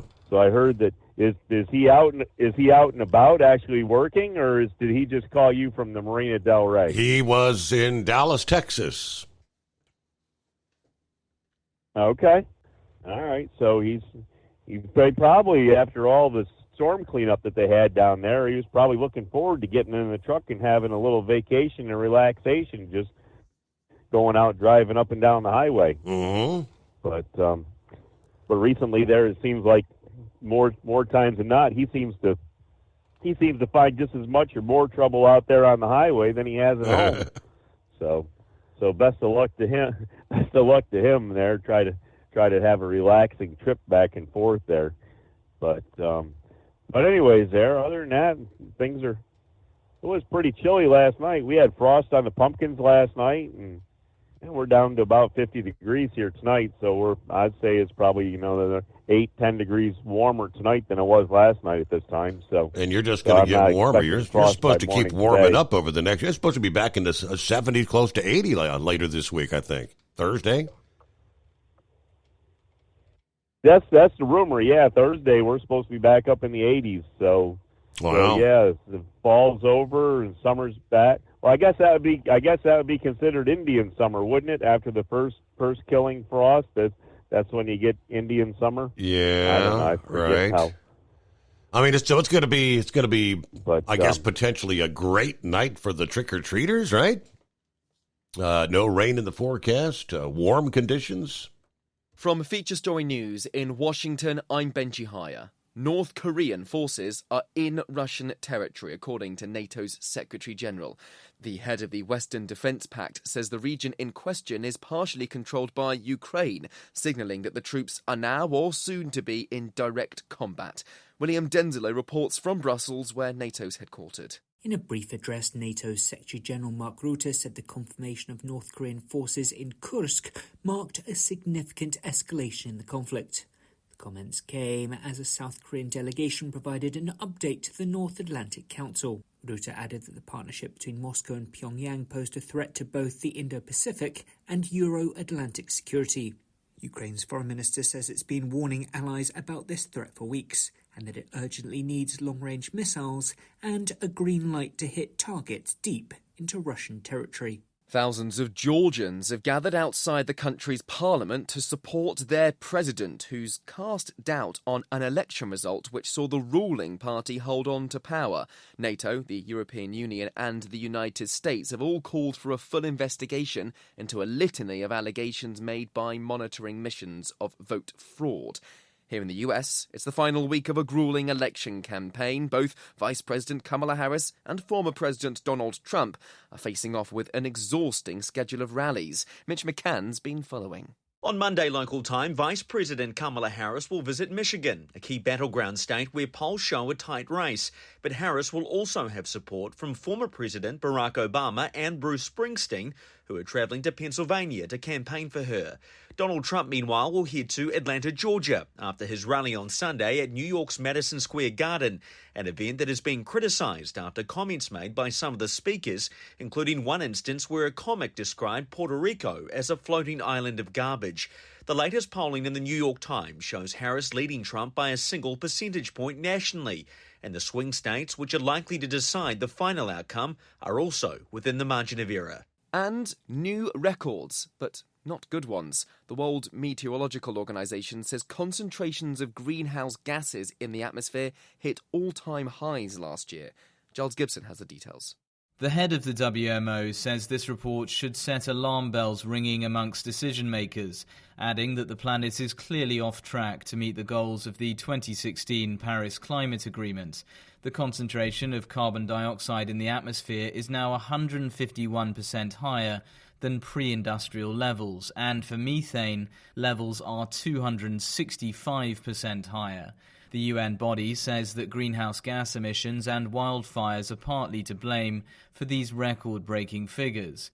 From bureaus worldwide, this is FSN. Ultimate comfort on the road. That's the Bostrom difference, and why so many drivers are upgrading their seats to Bostrom seating.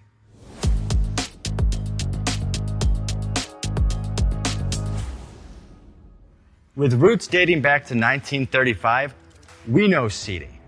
We've developed a full line of high-quality products with the right seat for your application, all made right here in the USA.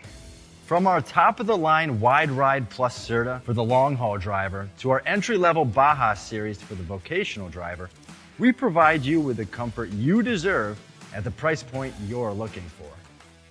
We know you're busy. You don't have time to search every distributor and dealership for the right seat, only to find the one you want won't fit in your truck. That's why we created BostromSeating.com. It's a complete seating solution. You can build the perfect seat with the features and options you desire, and we'll help you be certain it'll fit in your cab. Once you've built the perfect seat and have the part number in hand, you can shop pricing and availability. Our Where to Buy feature allows you to pick up a seat right where you are or anywhere along the road you'll be traveling. When you install a Bostrom seat, you become part of the Bostrom family. A family that includes other drivers who recognize this is more than work. It's a ride, one that requires the next level comfort and support only Bostrom can provide. Go to BostromSeating.com to design your ride with ultimate comfort for the open road.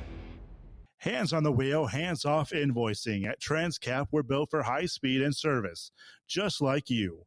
Our fast freight factoring helps you make more money, not chase it down, because we handle all the invoicing BS and back office work.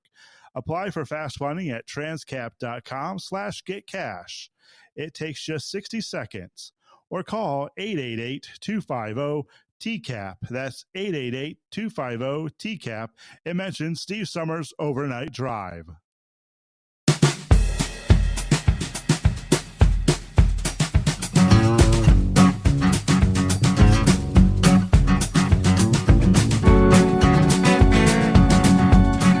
All right, on a Tuesday, kicking off a brand new day, 29th of October. Well, we've got the prognostication for all the trick-or-treaters around the country. As Halloween approaches, the candy buckets being filled, final touches being added to the costumes. AccuWeather's Halloween forecast, all the details on where you might need some extra layers due to unusual October warmth, or where you may need less, or maybe an umbrella to shield the ghosts and goblins from rain during trick-or-treating. We'll break it down for you coming up here. First, I see Philip's getting an early start to the day here. I wanted to ask him, I came across a rather startling report which says NASA's astronauts aboard the International Space Station have been told to prepare for an urgent evacuation amid growing safety concerns. The U.S. Space Agency and its Russian counterpart, Roscosmos, are tracking 50 areas of concern related to a growing leak aboard the station, they tell us. NASA is now calling the cracks in a Russian service module a top safety risk, escalating the threat rating to 5 out of 5. Astronauts have been warned to stay in the American section when the module is open so they can be close to the spacecraft in case of an emergency evacuation. Now, they say officials have been aware of the issue since 2019. The exact source of the leak is still unknown, All potential cracks have been covered with a combination of sealant and patches, but NASA warned the leak reached its fastest rate yet in April of this year. Concerns over the station's safety are now so high that NASA has negotiated with Roscosmos to open only the hatch when absolutely necessary and keep it sealed in the evenings.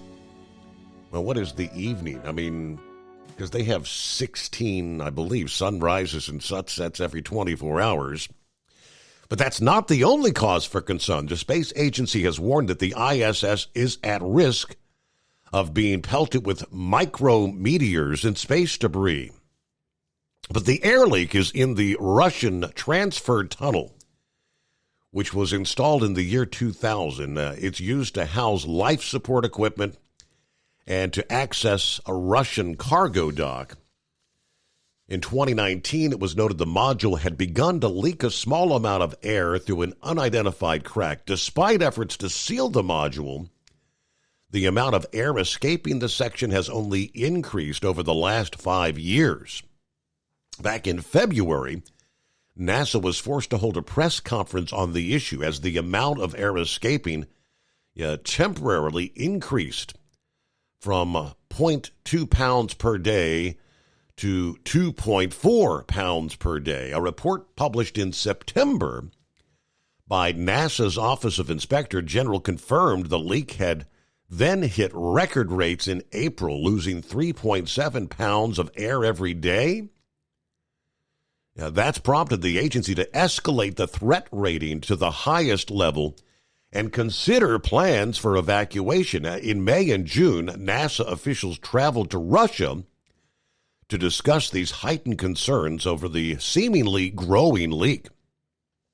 Speaking to the Washington Post, NASA Associate Administrator Jim Free says, "We have conveyed the seriousness of the leaks multiple times, including when I was in Russia earlier this year. We've come to a compromise that they close it in the evening. Whenever the hatch is opened for essential use, NASA astronauts have been instructed to wait near their escape vehicles in case of emergency."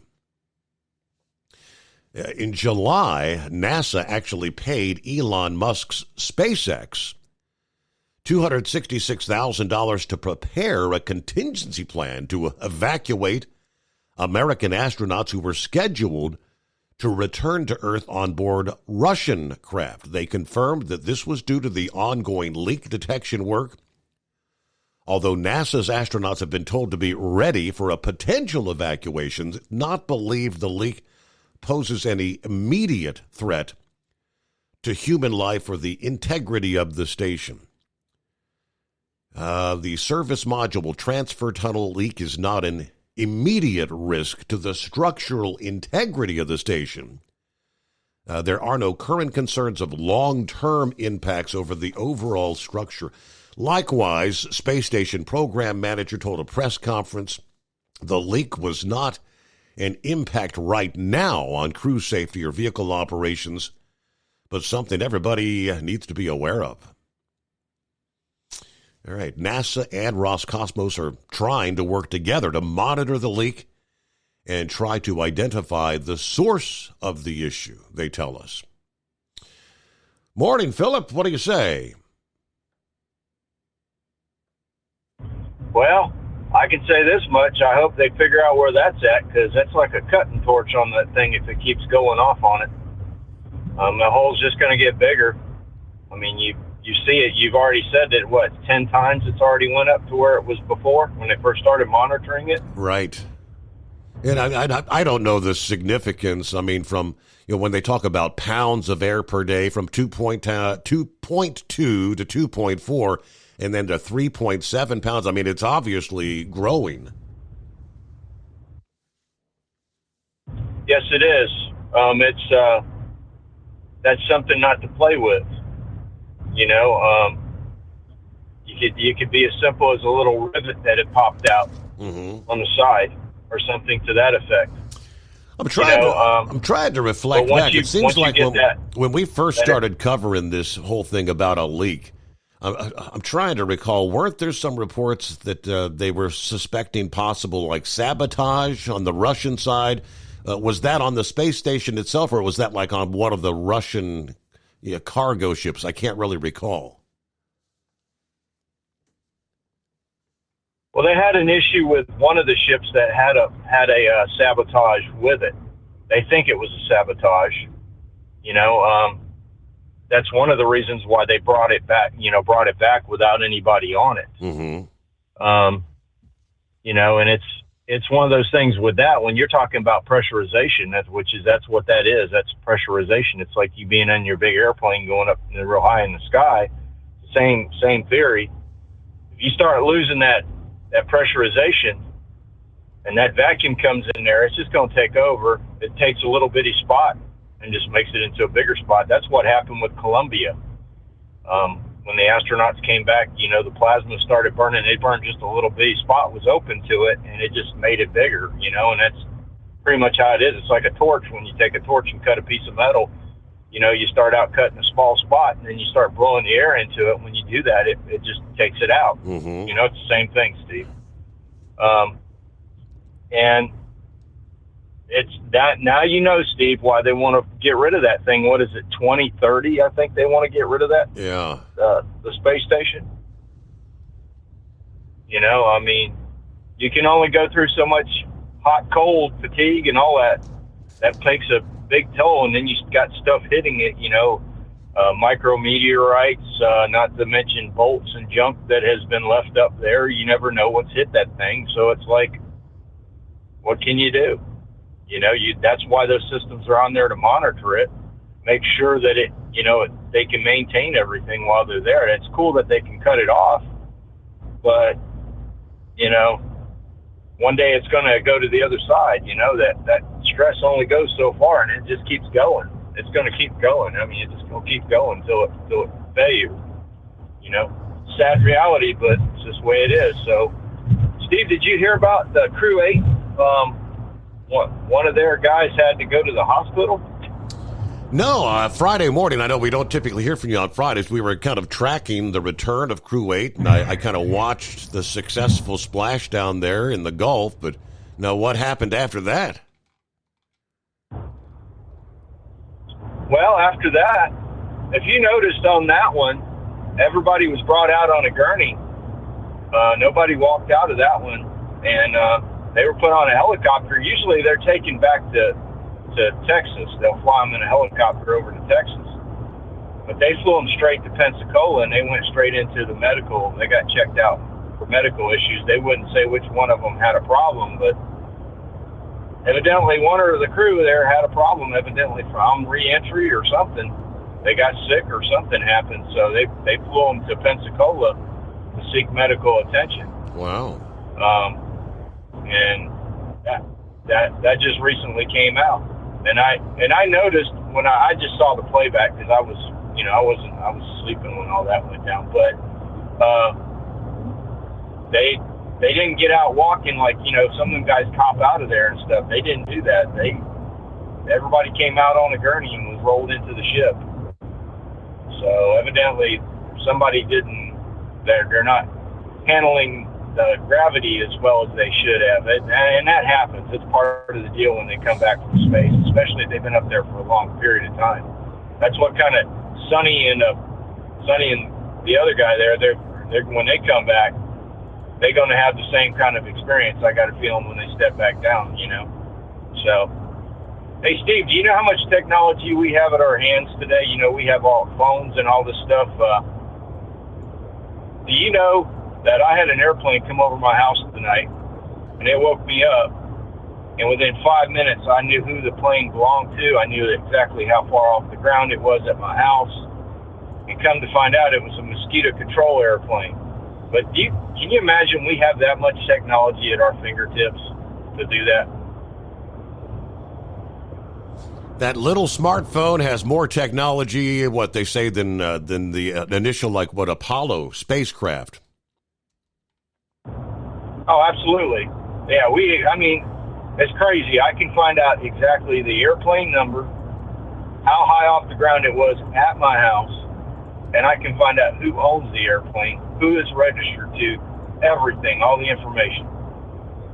And then you wonder why all these people complain about things out here in the world. I mean, especially with the trucks, you know, guys driving down the road, oh, this truck cut me off or that happened or whatever. But it's just amazing how much technology. And Steve, I got one for horse feathers. Did you hear what the Russians are doing with LNG now? They are going to take and develop a submarine that carries LNG, and it's going to be a nuclear-powered submarine. Have you heard anything about that? I have not, no. Okay, so Russia and China have found vast amounts of LNG about Russia in the Arctic. Well, there's a North Sea route. Nobody takes this route because the North Sea route is full of ice. Okay, so it's really hard to get equipment through it. It's really hard to get to, but if you have a submarine, you can go underneath it. And what they're going to do is they want to take and build a nuclear-powered submarine that's big enough to carry, I forget how many tons of LNG it can carry, but it's amazing the amount. It's a huge number. Go underneath the Arctic over to Asia and get it to the Chinese. And the Chinese are helping them build this. They're building these big pump-like areas where they can drill and get the LNG out, and it's in the Arctic Ocean. It's pretty amazing stuff. I never would have pictured a submarine carrying LNG, especially a nuclear-powered submarine. You know how much heat's in a nuclear-powered submarine? That's crazy. So what do you think, Steve? If anything with LNG is kind of risky. I mean, it's kind of like whether it's rolling down the interstate, it's kind of like a ticking bomb, isn't it? Pretty much. I mean, Horse Feathers could tell you more about that because he takes it every day. But, you know, to think to have that on a vehicle, like a submarine, and take it underneath the ice is crazy. And they said that a normal route on the North Sea route, if they did it with a ship, would take them almost 20 days to do it. With a submarine, they can do it in 12 days. They can take this route and get from the other side of Russia, like basically where the Bering Sea is, over all the way across back over to China in 12 days, which is quite a feat. But they have got a dark fleet now. This is another thing. You know, they actually have a dark fleet of ships for LNG as well, the Russians do. You remember how they were doing the dark fleet with the oil, Steve, where they would take the oil and transfer it from ship to ship?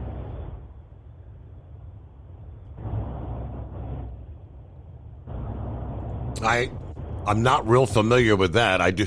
Horse Feathers brought up last evening. I was trying to search here that many of the cruise ships, the modern cruise ships, are also using LNG. So I was just thinking, what if there's some sort of a little accident or incident? The quantity of LNG that would be on a cruise ship, I'm thinking, could be devastating. Well, they just had an LNG ship fire over there around China. Did they? They were doing they were doing a transfer from one ship to another, and a hose broke. And now the thing with LNG though is if you got enough valving in it, you can cut it off.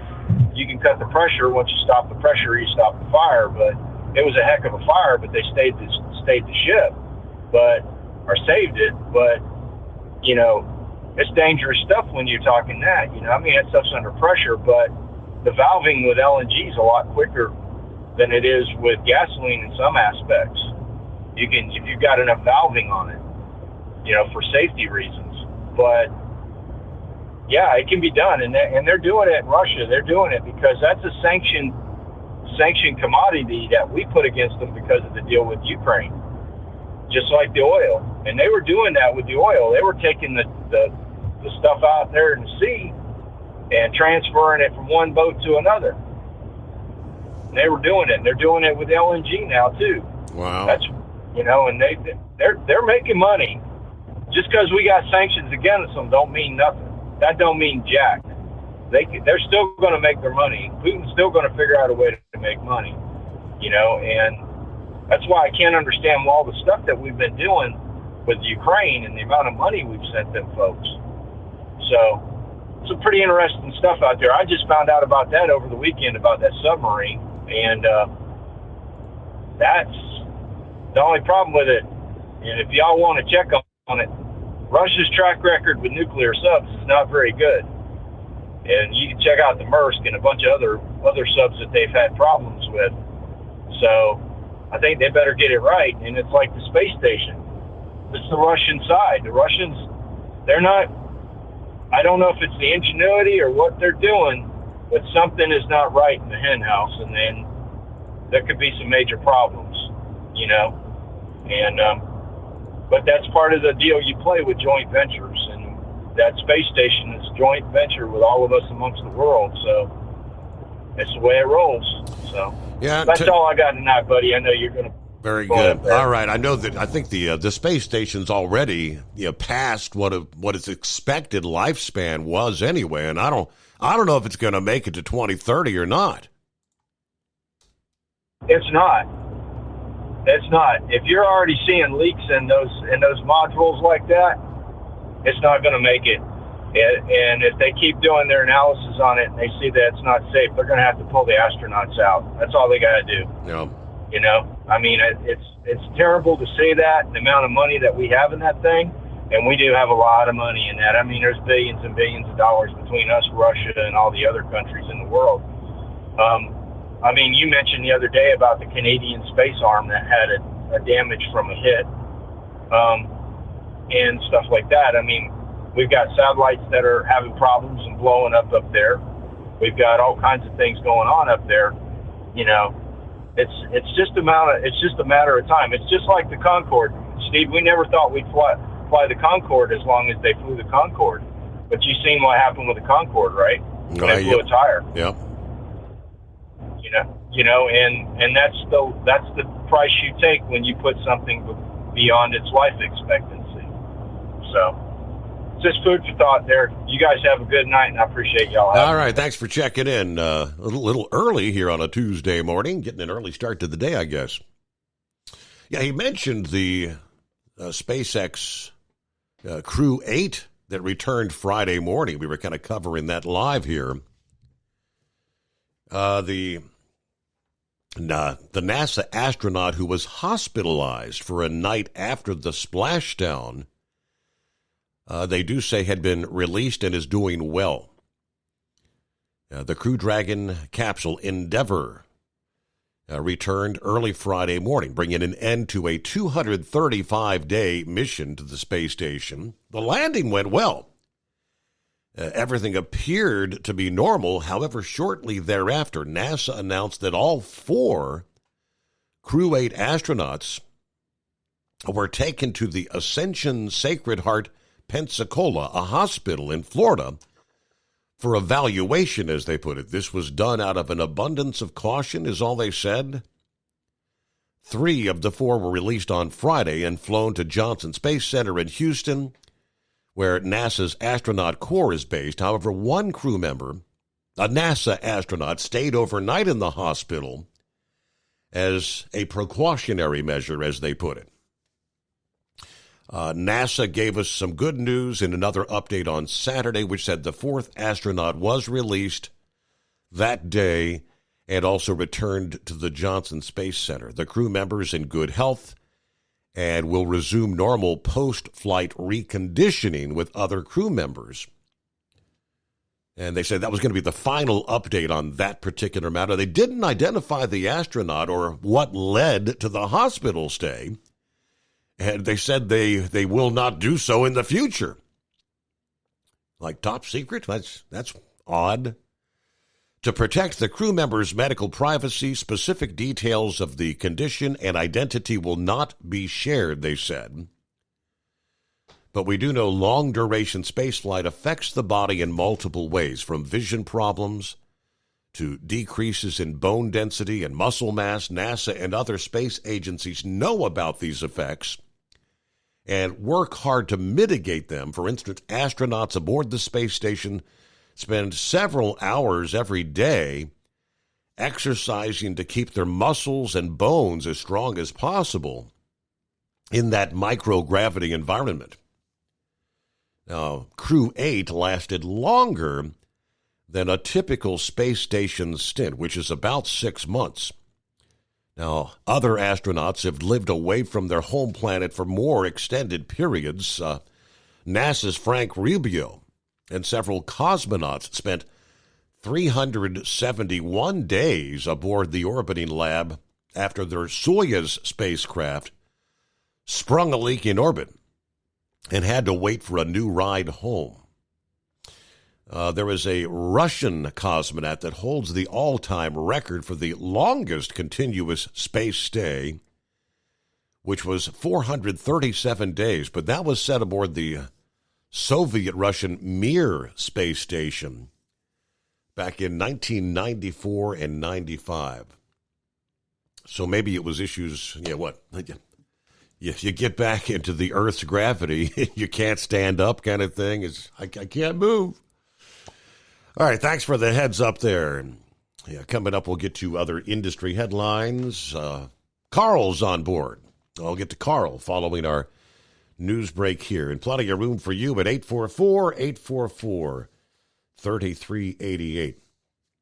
And also keeping an eye on the tropics. November may be the last month of hurricane season, but the long-range forecasters at AccuWeather are warning that more tropical trouble could be brewing, with 1 to 3 additional named storms yet predicted this year.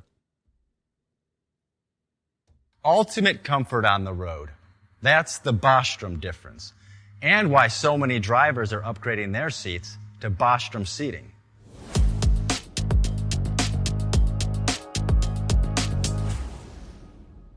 With roots dating back to 1935, we know seating. We've developed a full line of high-quality products with the right seat for your application, all made right here in the USA. From our top-of-the-line Wide Ride Plus Certa for the long-haul driver to our entry-level Baja series for the vocational driver, we provide you with the comfort you deserve at the price point you're looking for. We know you're busy. You don't have time to search every distributor and dealership for the right seat, only to find the one you want won't fit in your truck. That's why we created BostromSeating.com. It's a complete seating solution. You can build the perfect seat with the features and options you desire, and we'll help you be certain it'll fit in your cab. Once you've built the perfect seat and have the part number in hand, you can shop pricing and availability. Our Where to Buy feature allows you to pick up a seat right where you are or anywhere along the road you'll be traveling. When you install a Bostrom seat, you become part of the Bostrom family. A family that includes other drivers who recognize this is more than work. It's a ride, one that requires the next level comfort and support only Bostrom can provide. Go to BostromSeating.com to design your ride with ultimate comfort for the open road. Hands on the wheel, hands off invoicing. At Transcap, we're built for high speed and service, just like you. Our fast freight factoring helps you make more money, not chase it down, because we handle all the invoicing BS and back office work. Apply for fast funding at transcap.com/getcash. It takes just 60 seconds. Or call 888-250-TCAP. That's 888-250-TCAP. And mention Steve Summers' Overnight Drive. From Feature Story News in New Delhi, I'm Neha Punia. The United Nations has warned that the law passed by the Israeli parliament banning UNRWA violates the UN Charter and Israel's obligations under international law. Israel's parliament approved the controversial bill following allegations that some of UNRWA's staff members participated in last year's October attacks. Jody Jacobs has more. The UN's head of UNRWA has called the passing of the law outrageous. Felipe Lazzarini saying these bills will only deepen the suffering of Palestinians, especially those in Gaza, where people have been going through what he calls a year of sheer hell. The world body adds that this sets an unprecedented and dangerous precedent, as Israel now opposes the UN Charter and violates its obligations under international law. Israel has for months criticized the work of UNRWA, a humanitarian body set up by the Security Council back in 1948 to carry out direct relief programs for Palestinian refugees. While the legislation won't take effect immediately, the risks of collapsing the already fragile aid distribution process in Gaza might now worsen. Jody Jacobs, New York. Japan continues to face political uncertainty in the aftermath of the ruling coalition of the country losing its parliamentary majority in this weekend's election. Parliament will vote within the next few weeks to choose a prime minister. Rebecca Bundin has more from Tokyo. Since the ruling LDP lost its majority in Japan's election on Sunday, it has been scrambling to try to gain support from other parties. The Prime Minister, Shigeru Ishiba, who came into office about a month ago, called the snap election and it was a move that backfired. But he plans to continue in his role, he says. The LDP had a majority in the lower house of parliament for more than a decade. But in these polls, even with the support of its longtime coalition partner, the Komeito Party, it didn't win enough seats to reach the majority mark. The Biden administration has finalized restrictions on investments by U.S. individuals and companies into artificial intelligence and other technology sectors in China that could threaten U.S. national security. The rules ban some investments into these industries and require the U.S. government to be notified about others. The rules come after more than a year of deliberation, with the final framework taking effect on January 2nd. They cover 3 key sectors: semiconductors, quantum computing, and artificial intelligence. Treasury officials say this includes cutting-edge code-breaking computer systems or next-generation fighter jets. This is part of a wider push to prevent American capital and know-how from helping China develop critical technologies that could lend Beijing a military edge. Laura Westbrook, Hong Kong. From bureaus worldwide, this is FSN. With FSN Spotlight, I'm Simon Marks, looking today at Iran's capacity to take further military action against Israel. Even if it wants to, some Western defense analysts believe that Israel's Friday night attack on Tehran, in retaliation for this month's earlier ballistic missile attack by the Iranians on Israel, has left the Iranian military reeling.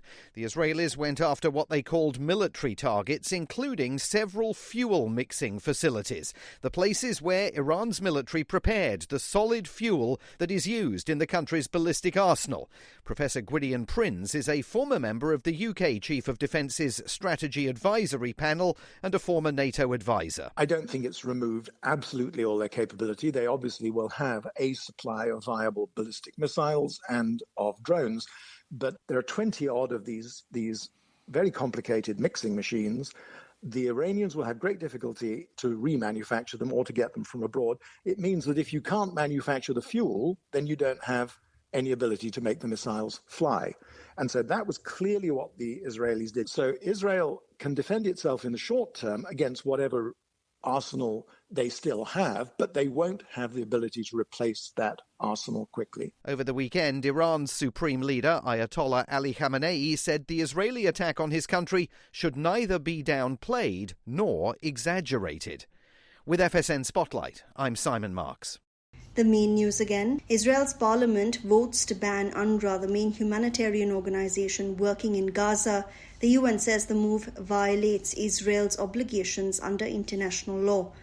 The Pentagon says North Korea has sent 10,000 troops to Russia to train and fight in the Ukraine war, a move that could significantly widen the nearly 3-year-long conflict.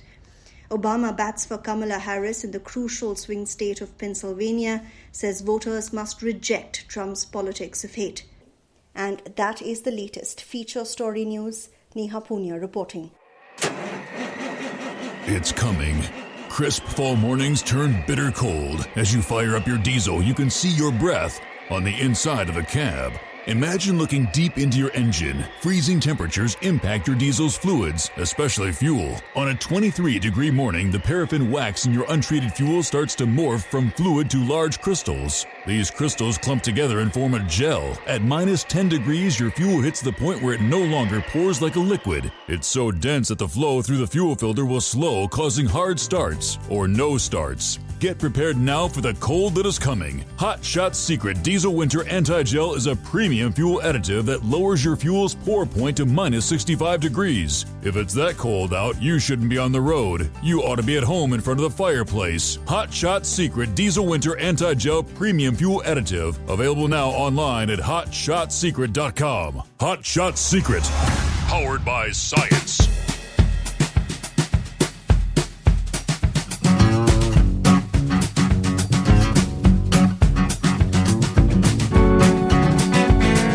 All righty, get another hour off and rolling here. Closing out the greatest day of the week. Here comes a Tuesday. Well, hello to Roki checking in this morning. The headline from MSNBC, according to Roki. Trump's Madison Square Garden rally comes 85 years after a pro-Nazi rally at Madison Square Garden in 1939. Note, Bill Clinton gave his acceptance speech there 53 years after the same event. Yeah, they're doing their best to implant that Trump is a Nazi. Trump is Hitler. All right, Billy's on board. Good morning, Steve. The overnight crew, 51 degrees. Beulahville, North Carolina, headed up to Garysburg, North Carolina, then down to Southport. Have a great day. Everybody safe travels out there. And good morning, Carl. Good morning, Steve. How are you doing today? Hanging with them. Another week underway. I got a full work week ahead of me this time around, though. I hear you. Well, it's good to hear that you had a nice cruise and all of that. Just curious, the last time I was on a cruise ship was 2005. That was a long time ago. Yeah. But I don't even know if they had karaoke on the ship then or not. I didn't participate if they did. But did this ship have any karaoke on it? Yes, they did. Sure enough. Well, that's always fun. You know, it's fun. It's a fun time to do that. But I enjoyed my cruise back in 2005, but I just haven't been on one since then. But I've been gone a little bit because of the shift that I was working. I was working day shift. Oh. And I got to say, driving during day shift is not good. Not good at all. And I hate it. I mean, I got on that shift due to a mistake that I had made on bidding on the seniority bid that we had. And this one that I'm on now is back on night shift, so I got to rebid last week. Gotcha. So I'm going to be on this one now for a while. But, day shift is really bad. Just a heads up to any driver that's going 75 southbound during the daytime in particular. They're working on that Tennessee River Bridge down there on 75 South at the 75-mile marker. It's shut down to one lane on the southbound side, and the left lane is the only lane that's open. And it always backs up even at 12 o'clock in the day. It's backed up there to the 81-mile marker, which is 6 mile backup on that. Yeah, and you have to take the exit 81 over and turn left to get on the 11 South. It's a small 2-lane little road to get around all of that nonsense there. They're painting or something underneath that big bridge, something similar to what they were doing up there in Cincinnati at one time up there to that bridge up there on the Brent Spence. Okay. But, I tell you, that back up there just holds up everything for the 75 southbounders there, and it's a mess. And it stopped, too. It stopped. And I tried to do it one day through there, and I was it was about a 2-hour delay to get through that 6 mile stretch there. So I've got to say that just hampers your entire day.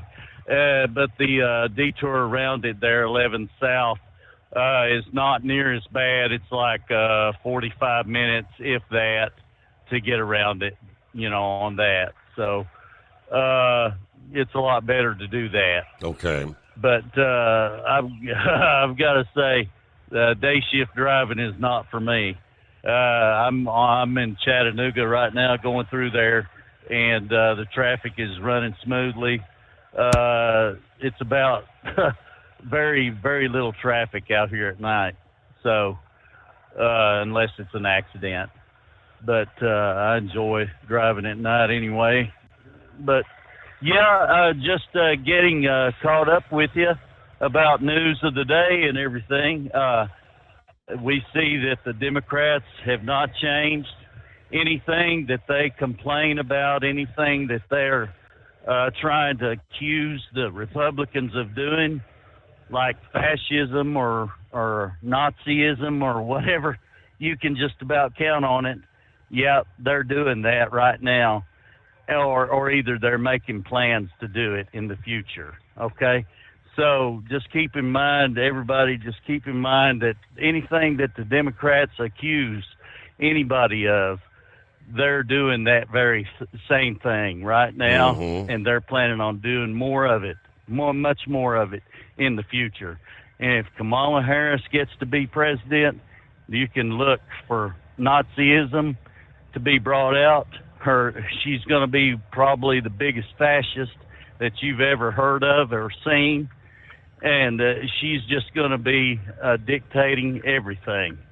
And she's got a committee actually that are governing her. She's a figurehead anyway. Michelle Obama is probably on that committee, along with her husband Barack Hussein Obama. Insane Hussein Obama. Okay, and this, I noticed that Sundance called in earlier, and he's saying your tax money is gone and it doesn't belong to you after that. Well, it's being spent, and it was earned by you. It was earned by the taxpayer. Okay, so the government wouldn't have that money if the taxpayer did not earn that money. Okay, at the very beginning. And if you didn't work for that money that was paid in taxes, how is the government going to get it?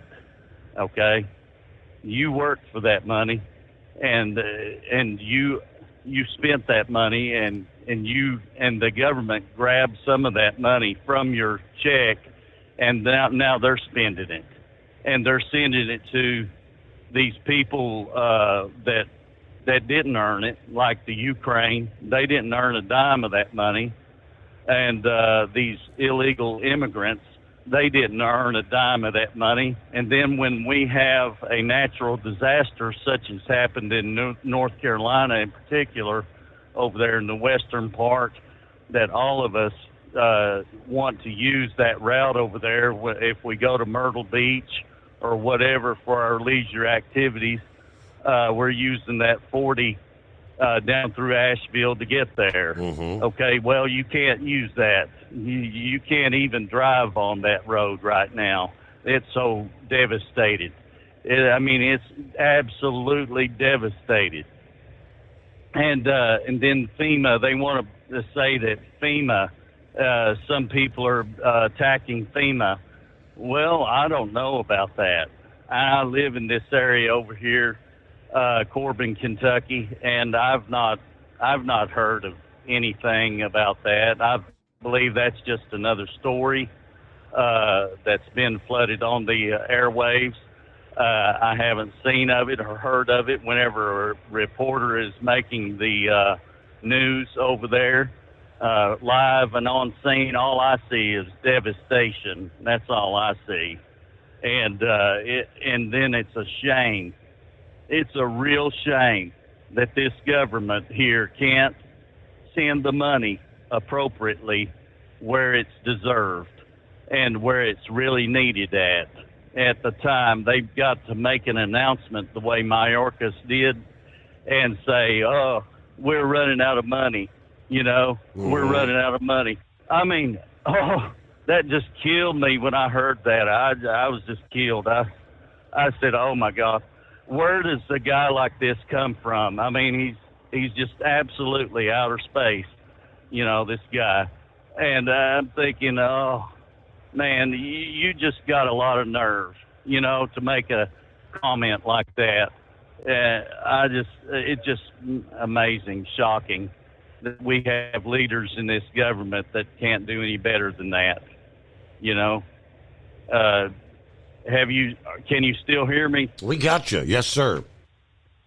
Okay. Yeah, I was just wondering about the location where I'm driving now in Georgia here. It's on this 59. There's some dead spots down in here, and I didn't want it to go out. But yeah, I'm just amazed that this government has got so much to learn. I mean, it's amazing that, and when we see Elon Musk, he's landing his rocket ship here, I'm just as amazed as Donald Trump was on the, he's describing it the way he was describing it. He was on a phone call with another prominent figure, and then he was looking at this on television, this rocket ship landing on a pad, and the arms just grabbed the rocket ship, but it took it a while to come down to it, like remote control. Yep. This rocket ship is in outer space, and it's coming down, really slowly, and I mean, it just amazed me too. I was just thinking, wow, I mean, what is this? And no wings on the rocket ship, nothing. I mean, and it's just coming back into place on the pad, on the launching pad where it launched from, I guess. And it's just shocking and amazing how that could be. I just don't know how he figured that one out. He's probably did a lot of testing before he did that. But I've got to say, man, that's a real amazing feat there. And I'm glad that Elon Musk is on our side. I think he is really, truly genuine and honest about it. And I believe that he's going to be a good addition to a Trump administration if it happens. And I've just got to say that we've got a lot of voting to do here. I mean, everybody needs to vote, and if we don't vote for the proper candidate this time, this country's going to be in some really bad shape. Okay, I mean, Kamala Harris and her committee, okay, I must say, just like Joe Biden, she's going to be a figurehead to this committee, where Michelle Obama and several others are on this committee, and they're running the country. Okay, she's just the figurehead, and she comes out and says whatever they want her to say, if she can say it, which is very little. Essentially, it becomes it becomes a continuation for 4 more years of whoever the puppet masters have been there. Yeah, we've all had our speculations. Who's running the show? And, of course, right now, who's running the show? And as much as Kamala tries to say she would not be a continuation of a Biden administration, she cannot. When pointedly asked in the few interviews that she has done, she can't point out anything that she would actually do differently. All right, Carl, thanks for checking in here. We'll get our Halloween forecast. I see in our local area. Yeah, right now they're talking about here southwest Ohio, parts of southeast Indiana, Kentucky, come trick-or-treat time Thursday. As the kids head out, it is going to be very, very windy. We're talking 30, 40 mile an hour winds. Yeah, right there at trick-or-treat time Thursday. More after this. Taxes for Truckers provides full-service accounting solutions for owner-operators. Taxes for Truckers is the driver's financial co-pilot. We help independent truckers keep their taxes, filings, and bookkeeping running smoothly so they can focus on the road ahead. Drivers who want their business to run as smooth as their truck choose to partner with Taxes for Truckers for their accounting and tax filing needs. Stop overpaying taxes. Call 888-TAX-4TRK to start paying less tax today. At Hot Shot Secret, we share the science behind common diesel problems. For example, ultra-low sulfur fuels. Fuel has two purposes, combustion and lubrication. Ultra-low sulfur fuels have diminished the fuel's ability to lubricate. Hot Shot Secret Everyday Diesel Treatment with LX4 restores lubricity, protects your engine, and optimizes performance. Everyday diesel treatment is available at truck stops, Tractor Supply, O'Reilly's Auto Parts, and online at HotShotSecret.com. Hot Shot Secret, powered by science. Building relationships with their team drivers and customers still matter at IBI Security Transport. Since 1966, IBI and its team of drivers have been leaders and innovators in providing white glove service to its exclusive client base for transporting high-value freight safely and securely. Much of the IBI staff have driven trucks, so they understand both the customers' and drivers' needs. If you're seeking a career that values you as a person, not just a number, and offers great benefits and good home time, then IBI is the place for you. Call 800-582-5912 to discover why we are the leaders in team freight and start building a relationship with you. At Hot Shot Secret, we share the science behind common diesel problems. For example, fuel additives. The purpose behind most fuel additives is to impact performance of your diesel or provide protection to your fuel system. Hot Shot Secret Everyday Diesel Treatment provides both performance enhancement and protection with 6 key components. This fully formulated premium fuel treatment includes the performance-enhancing cetane boost, injector cleaner, and LX4 lubrication, as well as protection against water with a demulsifier and rust inhibitor, plus a stabilizer that minimizes fuel filter clogs. Everyday Diesel Treatment delivers a 6-in-1 premium fuel treatment for every fill-up, every time. Everyday Diesel Treatment is available at truck stops, Tractor Supply, O'Reilly's Auto Parts, and online at HotShotSecret.com. Hot Shot Secret, powered by science.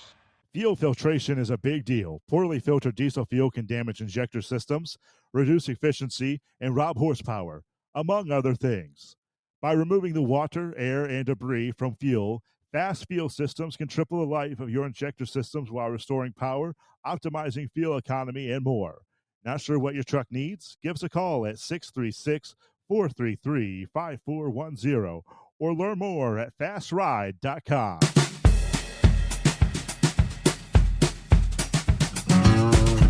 All right, for the trick-or-treaters coming up here in a couple days.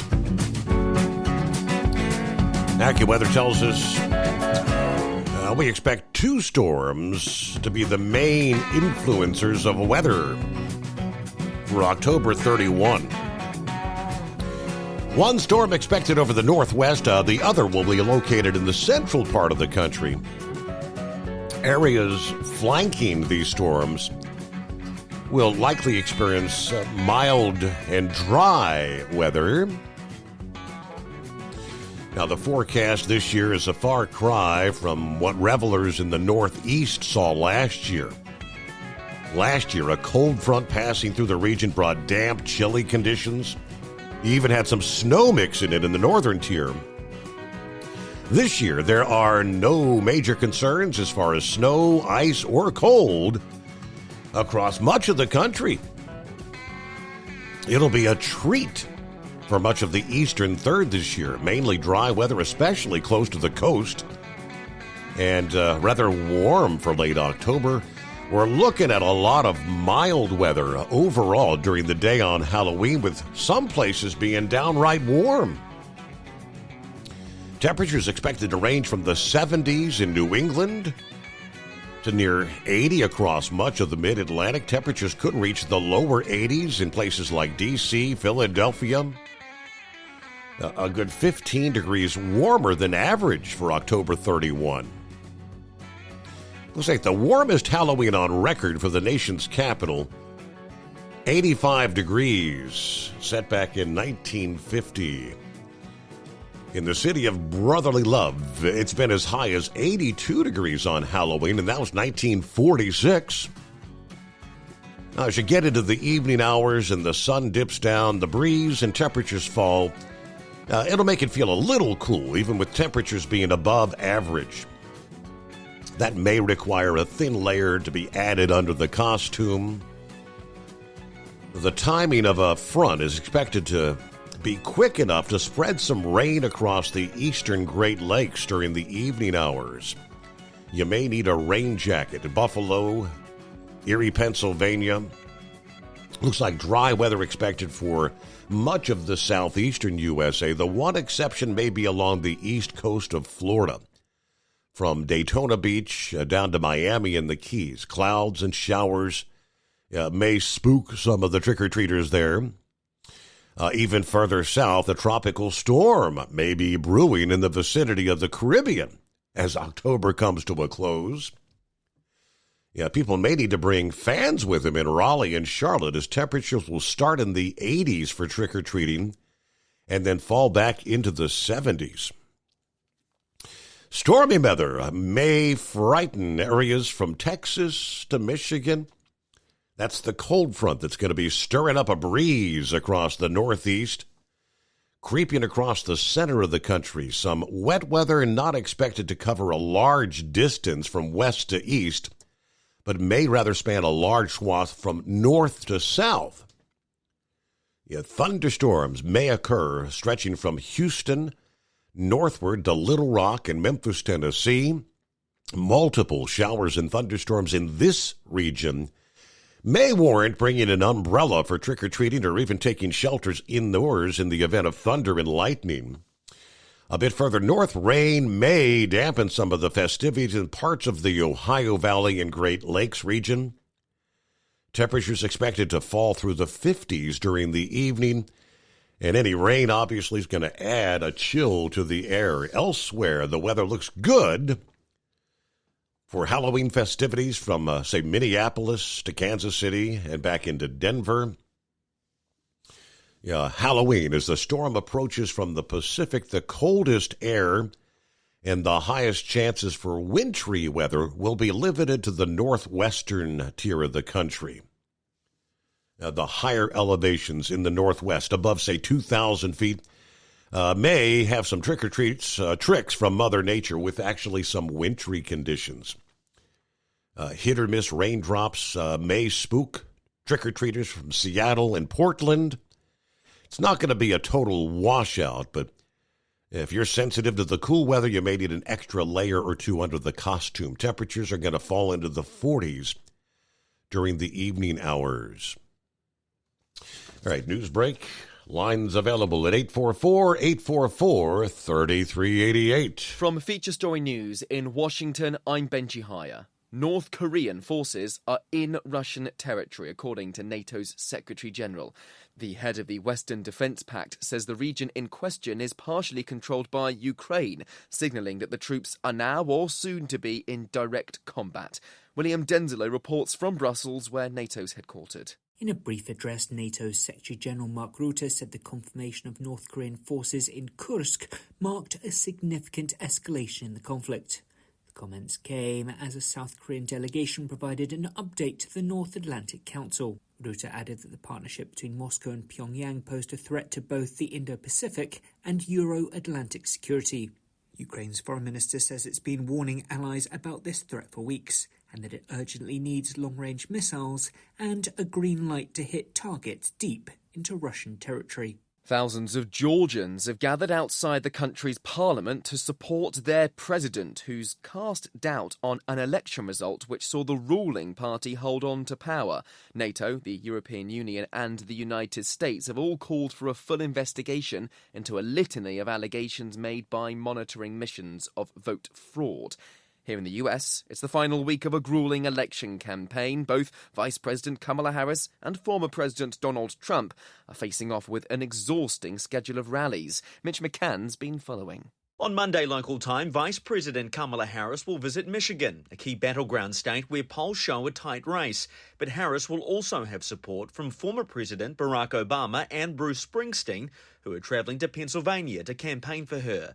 Donald Trump, meanwhile, will head to Atlanta, Georgia, after his rally on Sunday at New York's Madison Square Garden, an event that has been criticised after comments made by some of the speakers, including one instance where a comic described Puerto Rico as a floating island of garbage. college. The latest polling in the New York Times shows Harris leading Trump by a single percentage point nationally, and the swing states, which are likely to decide the final outcome, are also within the margin of error. And new records, but not good ones. The World Meteorological Organization says concentrations of greenhouse gases in the atmosphere hit all-time highs last year. Giles Gibson has the details. The head of the WMO says this report should set alarm bells ringing amongst decision makers, adding that the planet is clearly off track to meet the goals of the 2016 Paris Climate Agreement. The concentration of carbon dioxide in the atmosphere is now 151% higher than pre-industrial levels, and for methane, levels are 265% higher. The UN body says that greenhouse gas emissions and wildfires are partly to blame for these record-breaking figures. From bureaus worldwide, this is FSN. Increase fuel economy up to 7.9% with Hot Shot Secret Gasoline Extreme. The solution to maximize your engine's performance and fuel economy. Whether you're driving a sports car or a daily commuter, Gasoline Extreme is specially formulated with PEA to deep clean. Don't settle for an average driving experience. Upgrade to Hot Shot Secret Gasoline Extreme and go further on each tank. Order now on Amazon or HotShotSecret.com. Hot Shot Secret. Powered by science. At Hot Shot Secret, we share the science behind common diesel problems. For example, ultra-low sulfur fuels. Fuel has two purposes, combustion and lubrication. Ultra-low sulfur fuels have diminished the fuel's ability to lubricate. Hot Shot Secret Everyday Diesel Treatment with LX4 restores lubricity, protects your engine, and optimizes performance. Everyday diesel treatment is available at truck stops, Tractor Supply, O'Reilly's Auto Parts, and online at HotShotSecret.com. Hot Shot Secret. Powered by science. Building relationships with their team drivers and customers still matter at IBI Security Transport. Since 1966, IBI and its team of drivers have been leaders and innovators in providing white glove service to its exclusive client base for transporting high-value freight safely and securely. Much of the IBI staff have driven trucks, so they understand both the customers' and drivers' needs.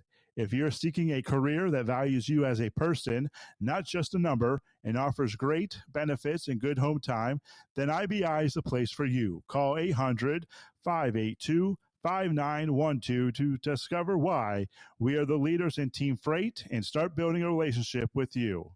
Attention all truckers, are you ready to own your own truck? Lone Mountain Truck Leasing makes it easy. Our lease-to-own program puts you in the driver's seat. Our inventory is always changing, and we have a variety of rigs, including Kenworths, Freightliners, automatics, and manuals. Once you make your last payment, the truck is yours. No interest, no balloons, and no buyouts. Take the first steps towards independence and financial freedom. Visit LoneMountainTruck.com or call 866-944-0383.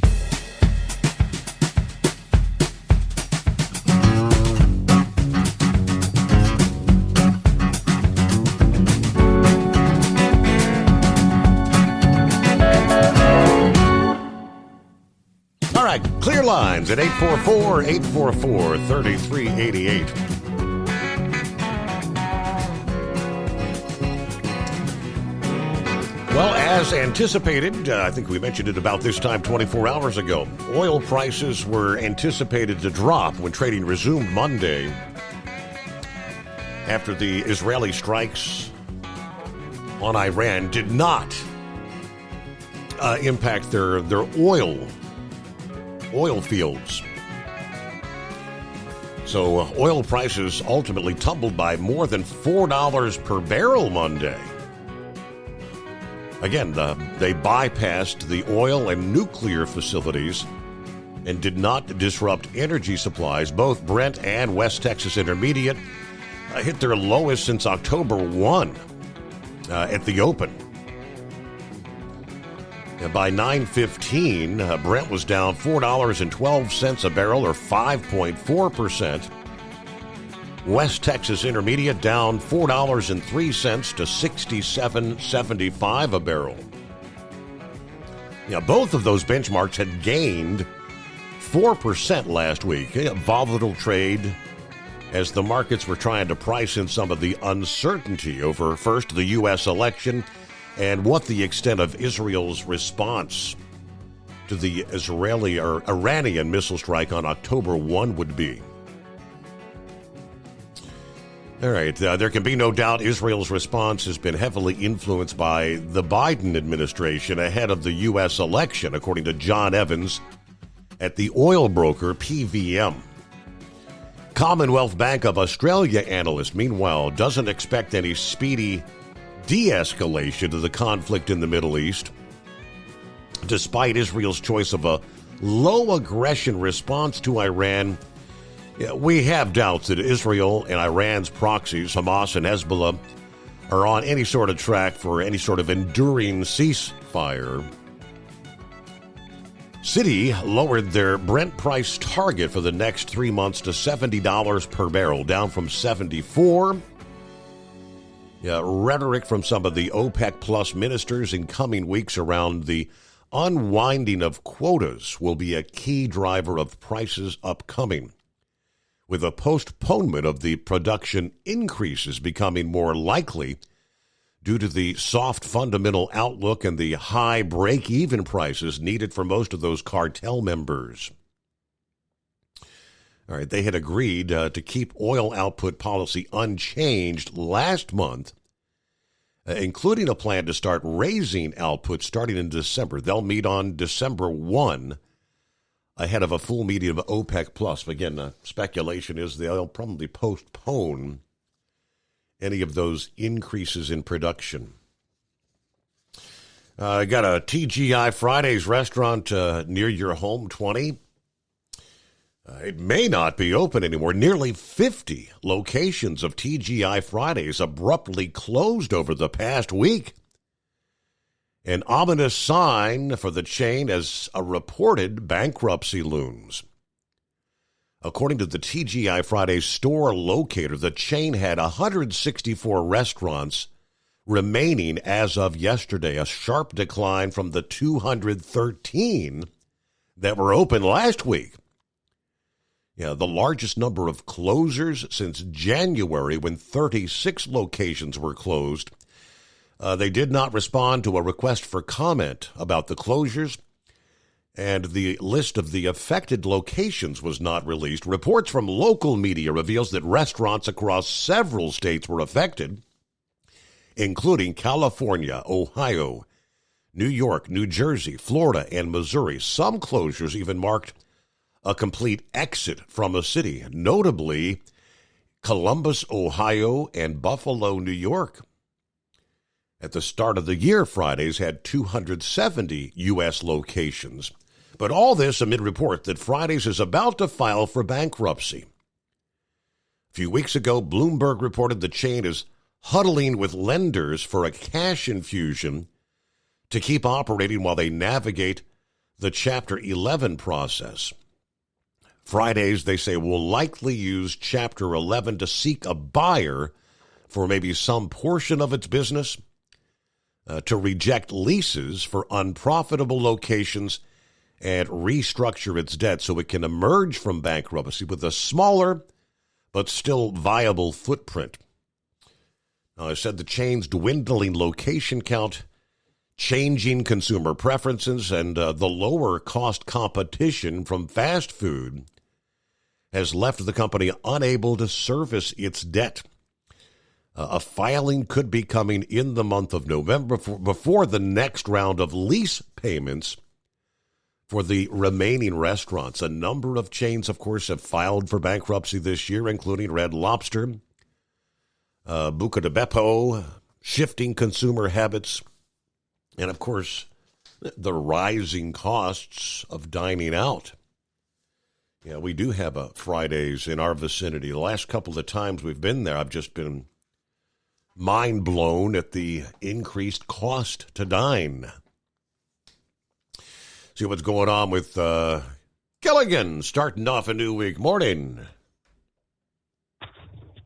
Yeah, good morning, Steve, and I thank you for taking my call.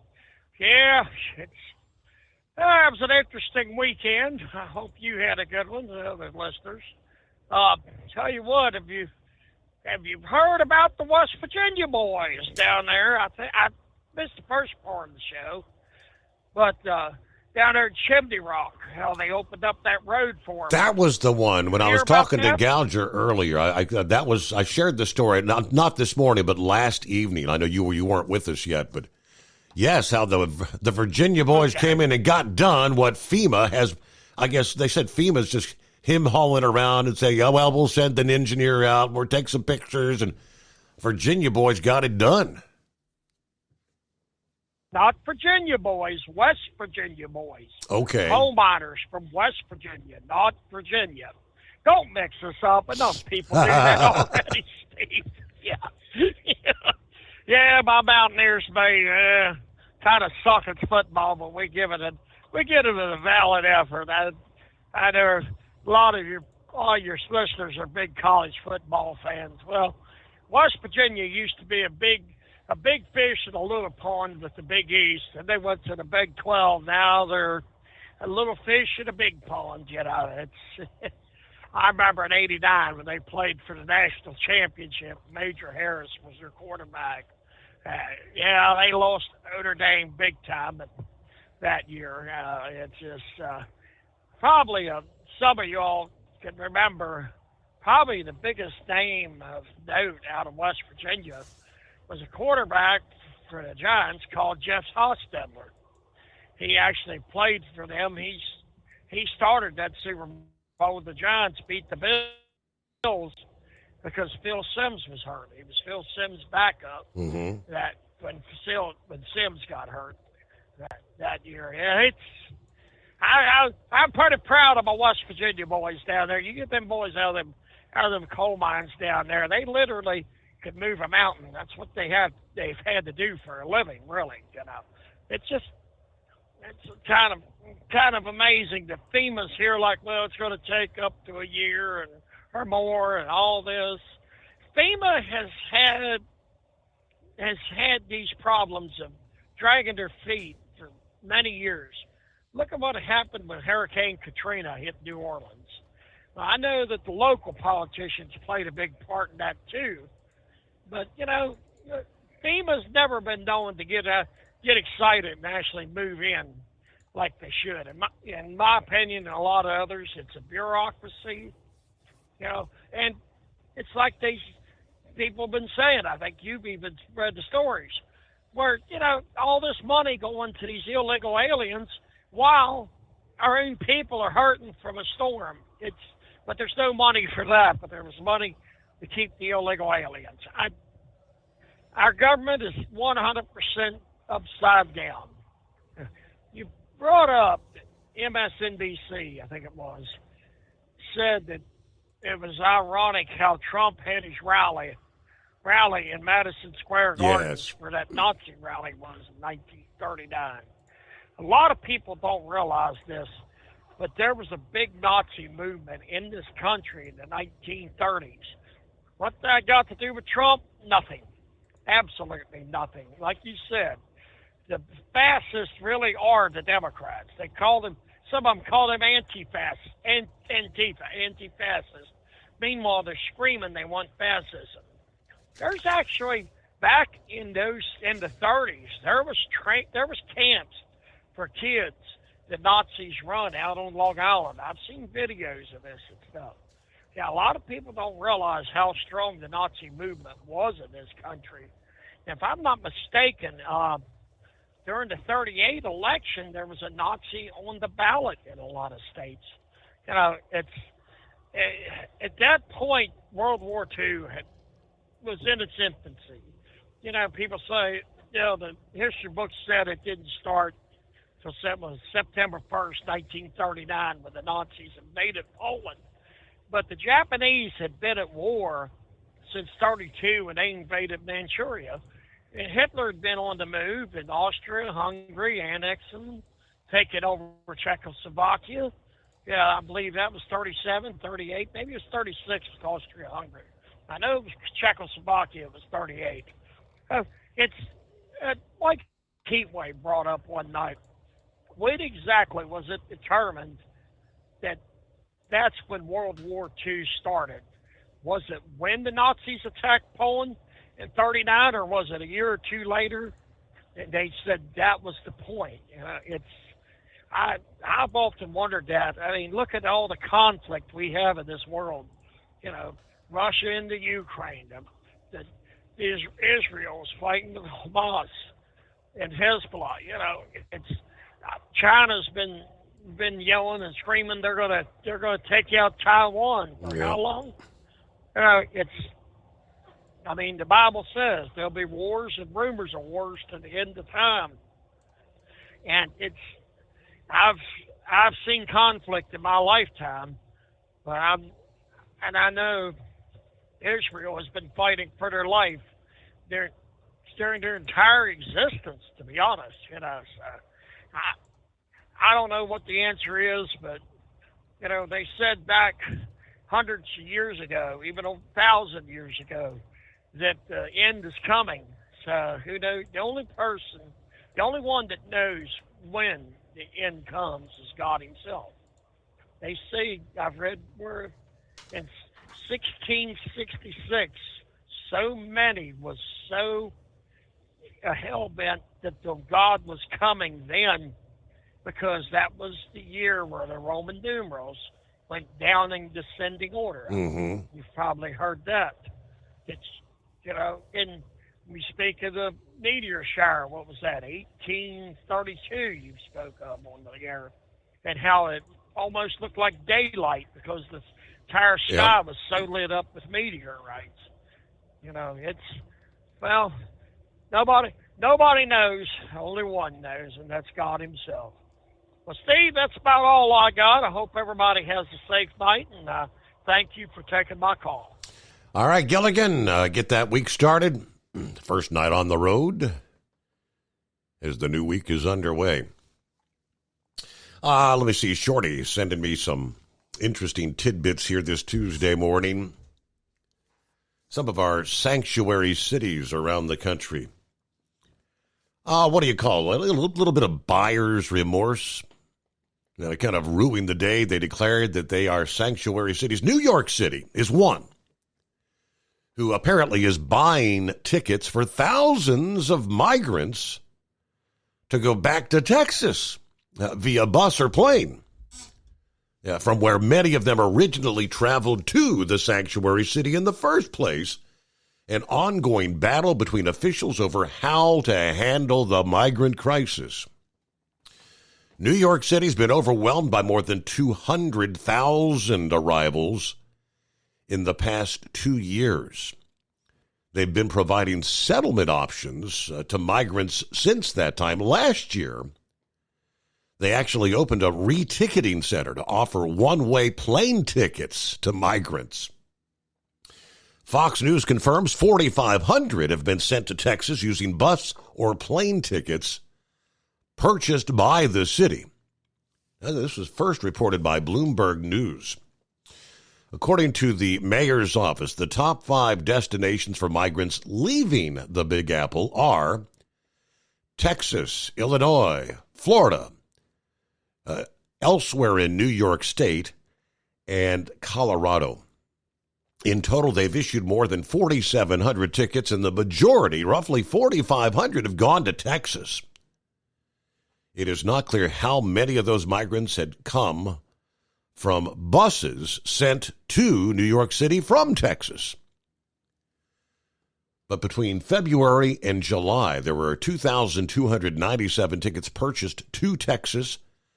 Top 3 cities, Dallas, Houston, and San Antonio. Fox is told that spending through July of this year on reticketing has been $13.8 million. Texas Governor Abbott started busing migrants to New York City and other sanctuary cities in 2022. And what he said was an effort to relieve pressure on the overwhelmed border communities. Obviously, he chose sanctuary cities, cities that limit cooperation with federal immigration enforcement, because he said they encouraged the crisis. Of course, New York City spokesperson said the influence was exacerbated by Abbott and that resources have been exhausted, in part due to his efforts. When asked how the program works, the mayor's office said whenever they have a desire, where they want to go back to or somewhere else, we buy their tickets. It's mostly planes, but we also buy bus tickets. His office also slammed the handling of the crisis by the Biden administration. And Abbott's office accused Adams of hypocrisy. I mean, the border czar, Kamala, and the federal government continues to refuse to enforce federal immigration laws that are on the books. They're not doing their job to secure the border. Record levels of illegals, deadly drugs like fentanyl, weapons surging into our state and the country. Hypocritical Mayor Adams said busing migrants is morally bankrupt, while Harris called transporting migrants political theater. And they're doing the same things themselves. Until the so-called border czar steps up and does her job, Texas will continue utilizing every tool and strategy to respond to the Biden-Harris border crisis. Spending on the migrant crisis, New York City said they're struggling, expecting to exceed $5 billion. And Mayor Adams previously said costs could blossom to over $10 billion by the end of next fiscal year. Some of the previous estimates had put that number even higher. Now, just like the federal government, where does New York City, where do they get their money? It's taken from the taxpayers. This administration's open border policy costing the taxpayers in New York City alone $10 billion. Money that they should not be having to spend on illegals. Pretty simple, but we'll be right back. At Hot Shot Secret, we share the science behind common diesel problems and their solutions. For example, diesel fuel cetane levels. In many states, the cetane rating in diesel fuel is 42 to 45. Most diesel engines operate more efficiently with a cetane rating of 48 to 50. One treatment of Hot Shot Secret Diesel Extreme will raise your cetane 7 points, increase fuel economy, and improve cold starts. Due to a cleaner burn, there are less hydrocarbons and particulate matter in your exhaust. This reduces the blockage of your diesel particulate filter. Using Diesel Extreme generates 83% less DPF regeneration. The 6-in-1 Diesel Extreme formula also includes the most concentrated detergent on the market, lubricity enhancer, water demulsifier, rust and corrosion inhibitors, and a fuel stabilizer. Hot Shot Secret Diesel Extreme is available nationwide at truck stops, fine farm and auto stores, and online at hotshotsecret.com. Hot Shot Secret, powered by science. Doc's Diesel is your one-stop online shop for diesel filter maintenance. Genuine quality, third-party tested filters for Cummins, PowerStroke, Duramax, and EcoDiesel trucks. Doc's cuts out the middleman and those pesky markups you often find from OMEs, dealerships, and parts stores. We make ordering easy with filter kits, subscriptions, and even dealer sign-ups if you have a fleet. Purchase your filters at www.docsdiesel.com and receive 10% off when you use code SUMMERS10. Doc's Diesel, your one-stop shop for diesel maintenance. And now, back to the Steve Summers Overnight Drive, live from the Hot Shot Secret Studios. All right, on a Tuesday morning, clear lines at 844-844-3388. We touched on our Monday morning program. The announcement from the Washington Post that came down Friday of last week of no endorsement. No presidential endorsement, in particular, no endorsement of Kamala Harris, which set the liberals into an absolute frenzy. And the fallout, as of midday Monday, more than 200,000 people had canceled their digital subscriptions for the Washington Post after that decision to not endorse Kamala Harris.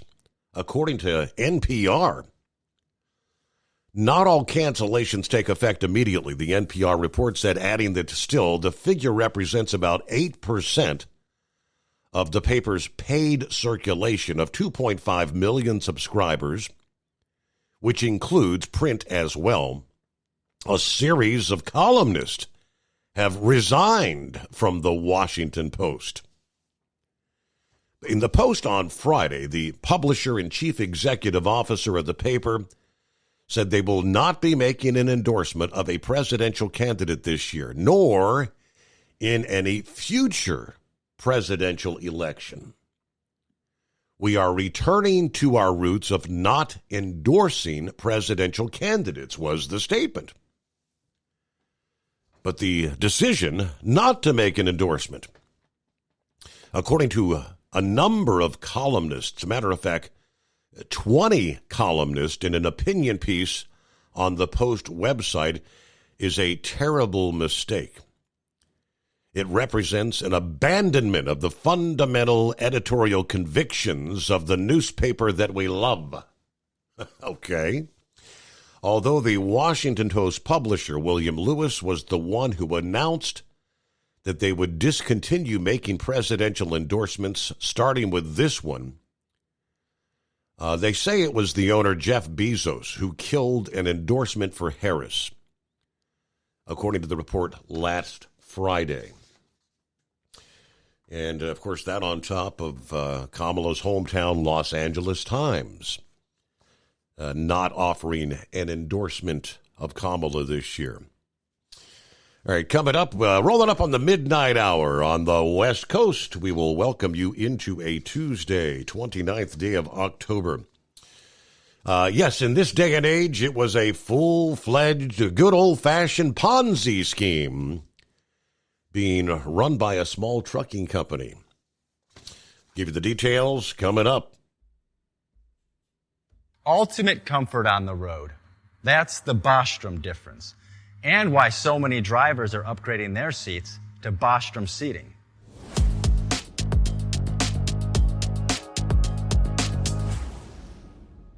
With roots dating back to 1935, we know seating.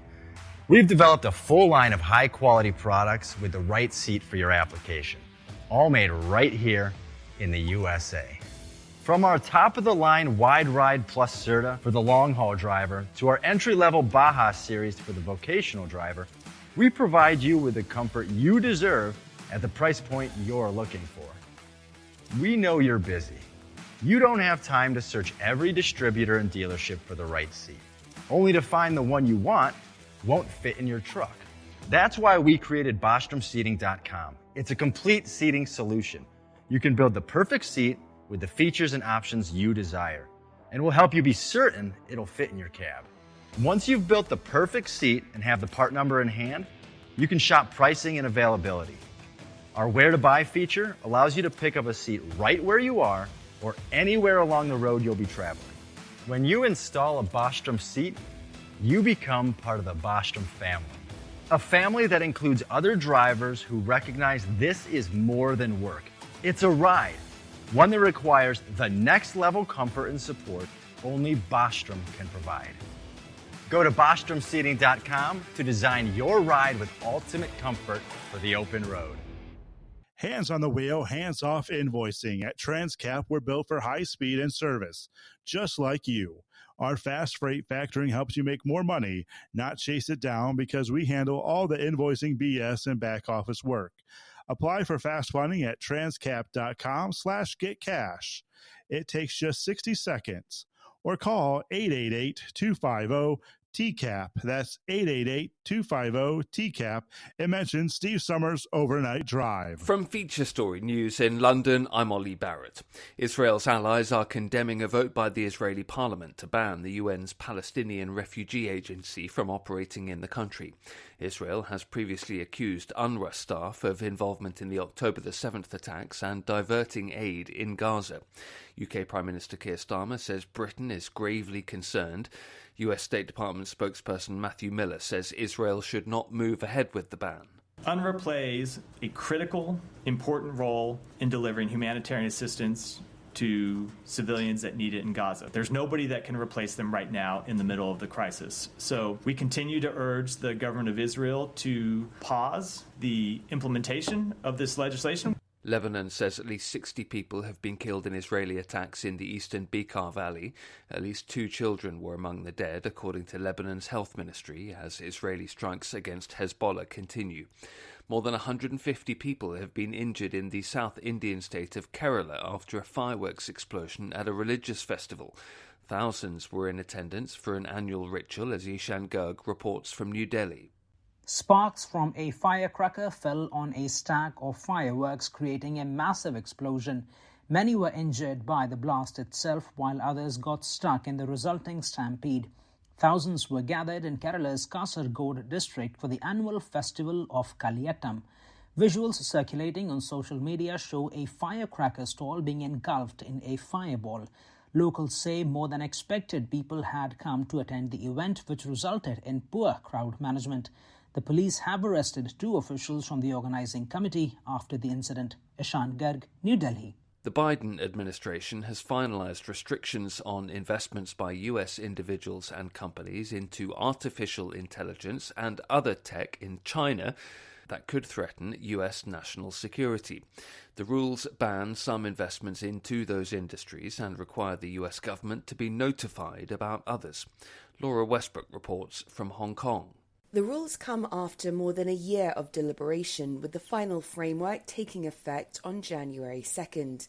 They cover 3 key sectors: semiconductors, quantum computing, and artificial intelligence.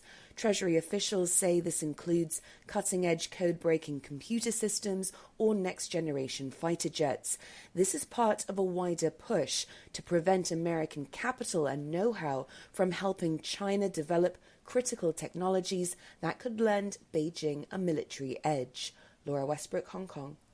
To find some of our in-depth reporting on the US election, you can find us at our Facebook page. Search for Feature Story News on the platform. From bureaus worldwide, this is FSN. With FSN Spotlight, I'm Simon Marks, looking today at Iran's capacity to take further military action against Israel. Even if it wants to, some Western defense analysts believe that Israel's Friday night attack on Tehran, in retaliation for this month's earlier ballistic missile attack by the Iranians on Israel, has left the Iranian military reeling. The Israelis went after what they called military targets, including several fuel mixing facilities, the places where Iran's military prepared the solid fuel that is used in the country's ballistic arsenal. Professor Gwydion Prinz is a former member of the UK Chief of Defence's Strategy Advisory Panel and a former NATO advisor. I don't think it's removed absolutely all their capability. They obviously will have a supply of viable ballistic missiles and of drones, but there are 20-odd of these very complicated mixing machines. The Iranians will have great difficulty to remanufacture them or to get them from abroad. It means that if you can't manufacture the fuel, then you don't have any ability to make the missiles fly. And so that was clearly what the Israelis did. So Israel can defend itself in the short term against whatever arsenal they still have, but they won't have the ability to replace that arsenal quickly. Over the weekend, Iran's supreme leader, Ayatollah Ali Khamenei, said the Israeli attack on his country should neither be downplayed nor exaggerated. I'm Simon Marks. To recap the top stories, Israel's allies are condemning a vote by the Israeli parliament to ban the UN's Palestinian Refugee Agency from operating in the country. Lebanon says at least 60 people have been killed in fresh Israeli attacks in the country. More than 150 people have been injured in the Indian state of Kerala after a fireworks explosion at a festival. And the Biden administration has finalized restrictions on investments by US individuals and companies into AI in China. That's the latest Feature Story News. Ollie Barrett reporting. It's coming. Crisp fall mornings turn bitter cold.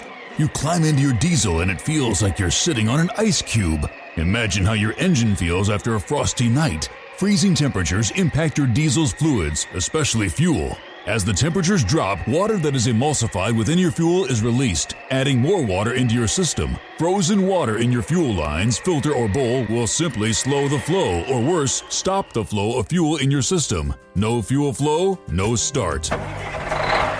Get prepared now for the cold that is coming. Hot Shot Secret Diesel Winter Anti-Gel is a premium fuel additive that lowers your fuel's pour point to minus 65 degrees. If it's that cold out, you shouldn't be on the road. You ought to be at home in front of the fireplace. Hot Shot Secret Diesel Winter Anti-Gel Premium Fuel Additive. Available now online at hotshotsecret.com. Hot Shot Secret. Powered by science.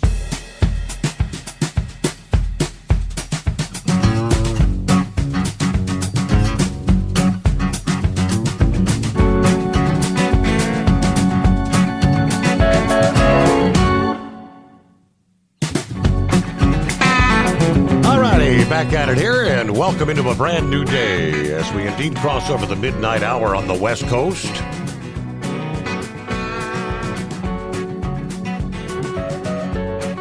All right, Tuesday, here it is.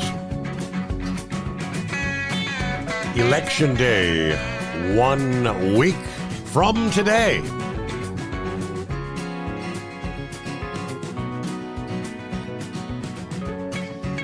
Roki chimed in about, Gilligan mentioned the West Virginia boys.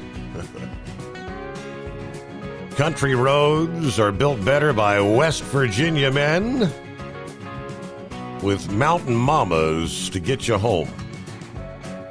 Does that ring a bell? John Denver, 1971. Hello, Lauren Weiss, two-time world champion bull holler, 64 degrees, Glasgow, Kentucky. I am extremely late for class this morning, and I do not have a pass. So we just got to deal with it. All right, just loaded my powerful chrome-plated cow truck at Happy Valley, 91 steers, pointed west at a high rate of speed. A beautiful night for burning up the boulevard. And a special one-night-only bluegrass shout-out to Mr. Horsefeathers. And seeing as you were late to class there, Lauren, we did finally get a shout-out from the two-time world champion manure hauler, a.k.a. the Carolina Monkey Gouger, our number one. So he's still with us, the land of the living. He was checking in from Dallas, Texas, this Tuesday morning. And he made it quite clear that he has had enough of hurricane season this year. Enough is enough. All right, as we're about to enter the month of November, it's technically the last month of hurricane season. But hang on, long-range forecasters at AccuWeather warning that more trouble could be brewing. 1 to 3 additional named storms. We've been saying it since the beginning of the season. Even way back before, when we made our initial forecast out in March, we thought the end of the season could get quite active, a.k.a. November. We still believe that is correct now. He added that there's even a chance of a tropical development in December this year. The last named tropical storm to occur in December was Olga, back in 2007.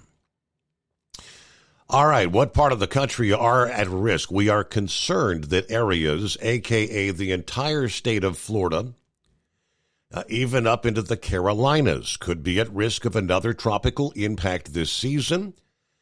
And, of course, those areas are already very vulnerable from multiple hits this season. There's a lower risk of impact further west, Texas, Louisiana, Mississippi, Alabama. But we are concerned that areas, Florida, the Carolinas, one of the factors behind the forecast is the amount of warm water that can fuel budding tropical storms. Ocean temperatures continue to run above the historical average across the Caribbean and most of the Atlantic. There are also pockets of warmer water in the Gulf of Mexico. Another factor is the lack of wind shear. When that shear is low, a tropical storm can develop and strengthen, obviously, more easily. Now, the next threat, forecasters have been monitoring the Caribbean for tropical development, looking that a likely that a named storm will indeed form in the opening days of November. It would not shock me if we're dealing with a hurricane potentially at one point early in November here. So the next three names on the list this season across the Atlantic Basin, Patty will be next, followed by Raphael, and Sarah would be number 3. All right, we'll keep an eye on things.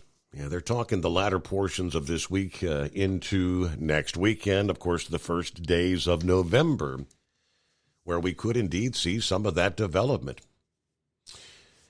Our number, 844-844-3388. A quiet Tuesday morning.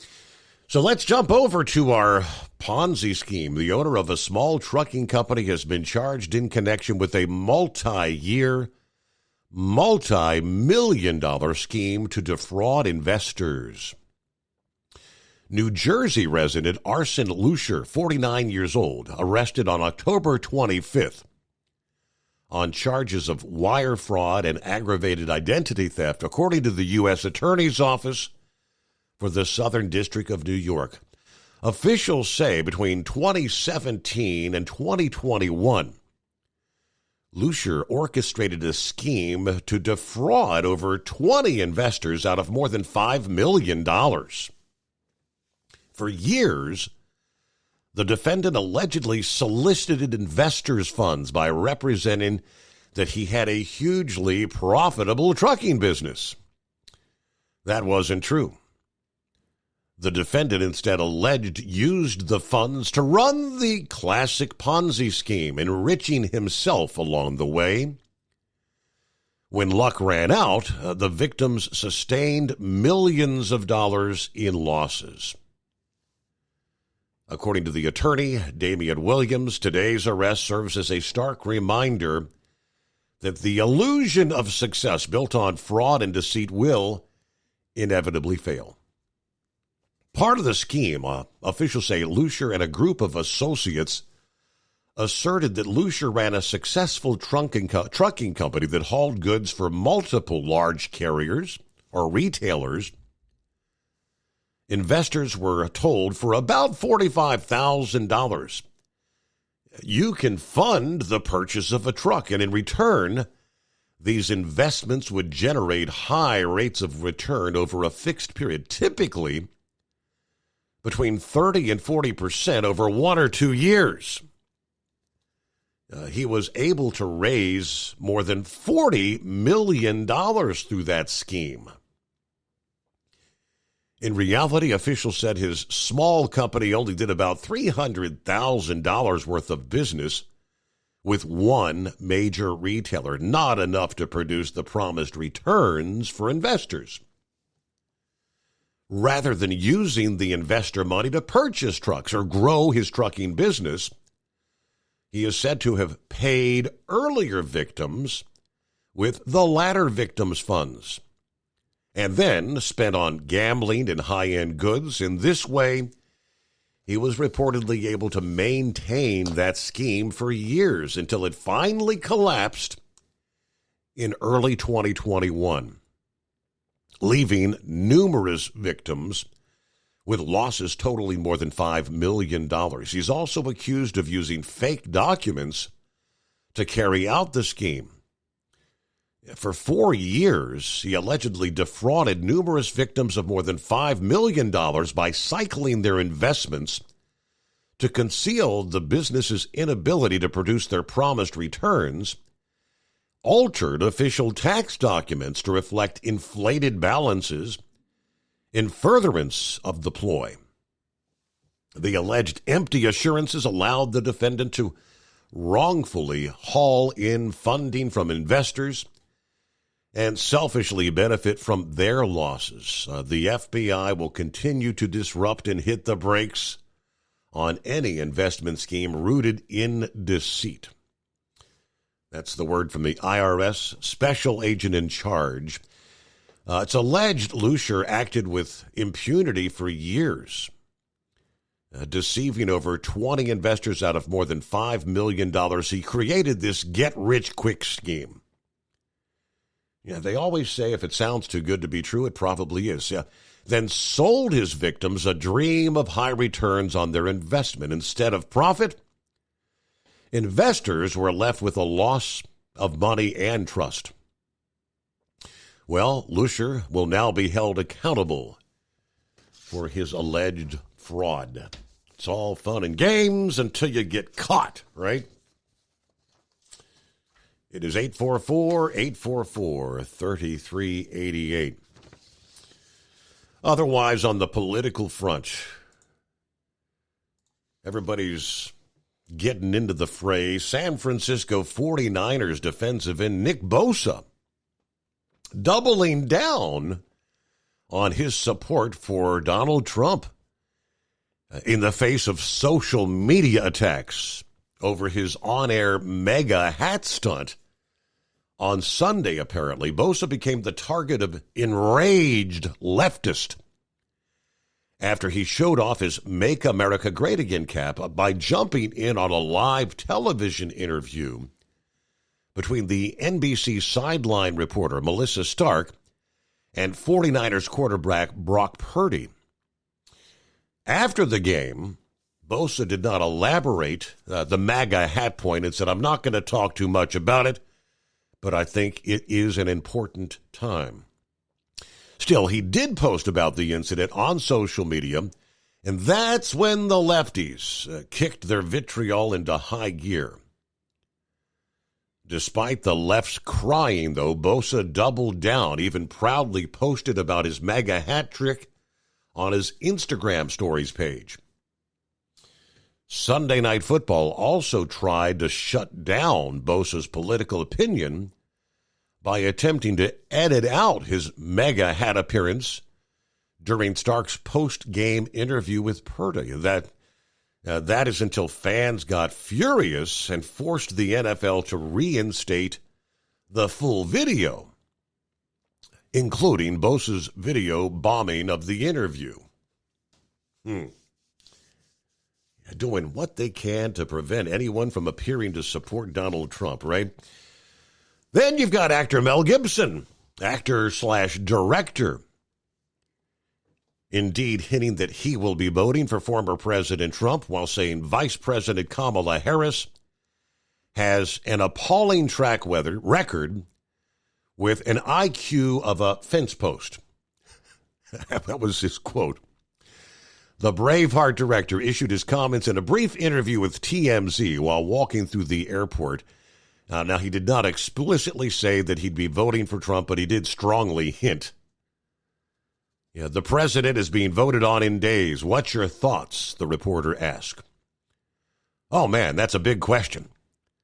I don't think it's going to surprise anyone who I vote for, so I'm going to guess Trump, the reporter fires back, to which he said, that's a pretty good guess. When asked what a second Trump term would be like, Gibson only said that a Kamala Harris first term would be far from ideal.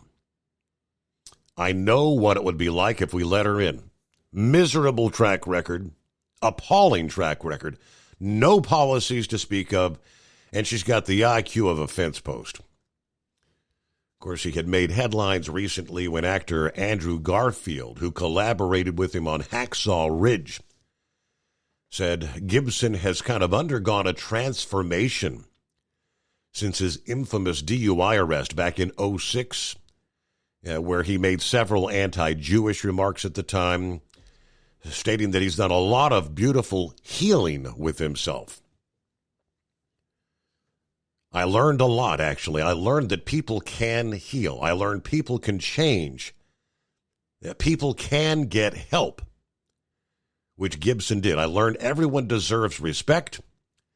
When he was asked about working with Gibson on the Hacksaw Ridge film, and people deserve a second chance, a third chance, a fourth chance. None of us are infallible. Thank God, because he's an amazing filmmaker. I think he deserves to make films. He deserves to tell stories because He's got a very, very big, compassionate heart. He's the kind of director that would come from behind the monitors just with his eyes wet. All right. Other actors, including Robert Downey Jr., Jodie Foster, have publicly come to his defense in recent years. He will be returning to the director's chair next year with the upcoming thriller entitled Flight Risk, starring Mark Wahlberg. And we'll be right back. Hey, Kenworth owners, is your AC and heating performing poorly with little airflow in the cab? Soaring Eagle HD Truck Parts is here to solve your worries. Offering aftermarket replacement HVAC boxes and stainless steel with high output blowers receiving 50 to 100% better airflow, guaranteed. Not only that, but they also manufacture many other aluminum and stainless steel storage accessories. Check out their website at www.soaringeaglehd.com or call toll-free 1-833-455-2473. Serving you yesterday, today, and for the future. Keep your gas-powered engines running like new? Stable's proprietary formulas are proven by third-party testing to outperform the competition in keeping fuel fresh, preventing corrosion, and cleaning the entire fuel system. With Stable, you can have confidence you are doing the right thing for your engine's long-term health. Just pour into your gas can or fuel tank, then top off with fresh fuel. At every fill-up or when you store, start with Stable. Available where fuel additives At are Hot sold. Shot Secret, we share the science behind common diesel problems. For example, Excessive black smoke. excessive black smoke has two causes: carbon buildup and internal diesel injector deposits, also known as IDIDs. Hot Shot Secret Diesel Extreme has the highest concentration of active ingredients allowed by law and will safely remove all types of injector deposits, including IDIDs and carbon buildup, to eliminate black smoke. Hot Shot Secret Diesel Extreme is available nationwide at truck stops, fine farm and auto stores, and online at hotshotsecret.com. Increase fuel economy up to 7.9% with Hot Shot Secret Gasoline Extreme. The solution to maximize your engine's performance and fuel economy. Whether you're driving a sports car or a daily commuter, Gasoline Extreme is specially formulated with PEA to deep clean. Don't settle for an average driving experience. Upgrade to Hot Shot Secret Gasoline Extreme and go further on each tank. Order now on Amazon or hotshotsecret.com. Hot Shot Secret. Powered by science.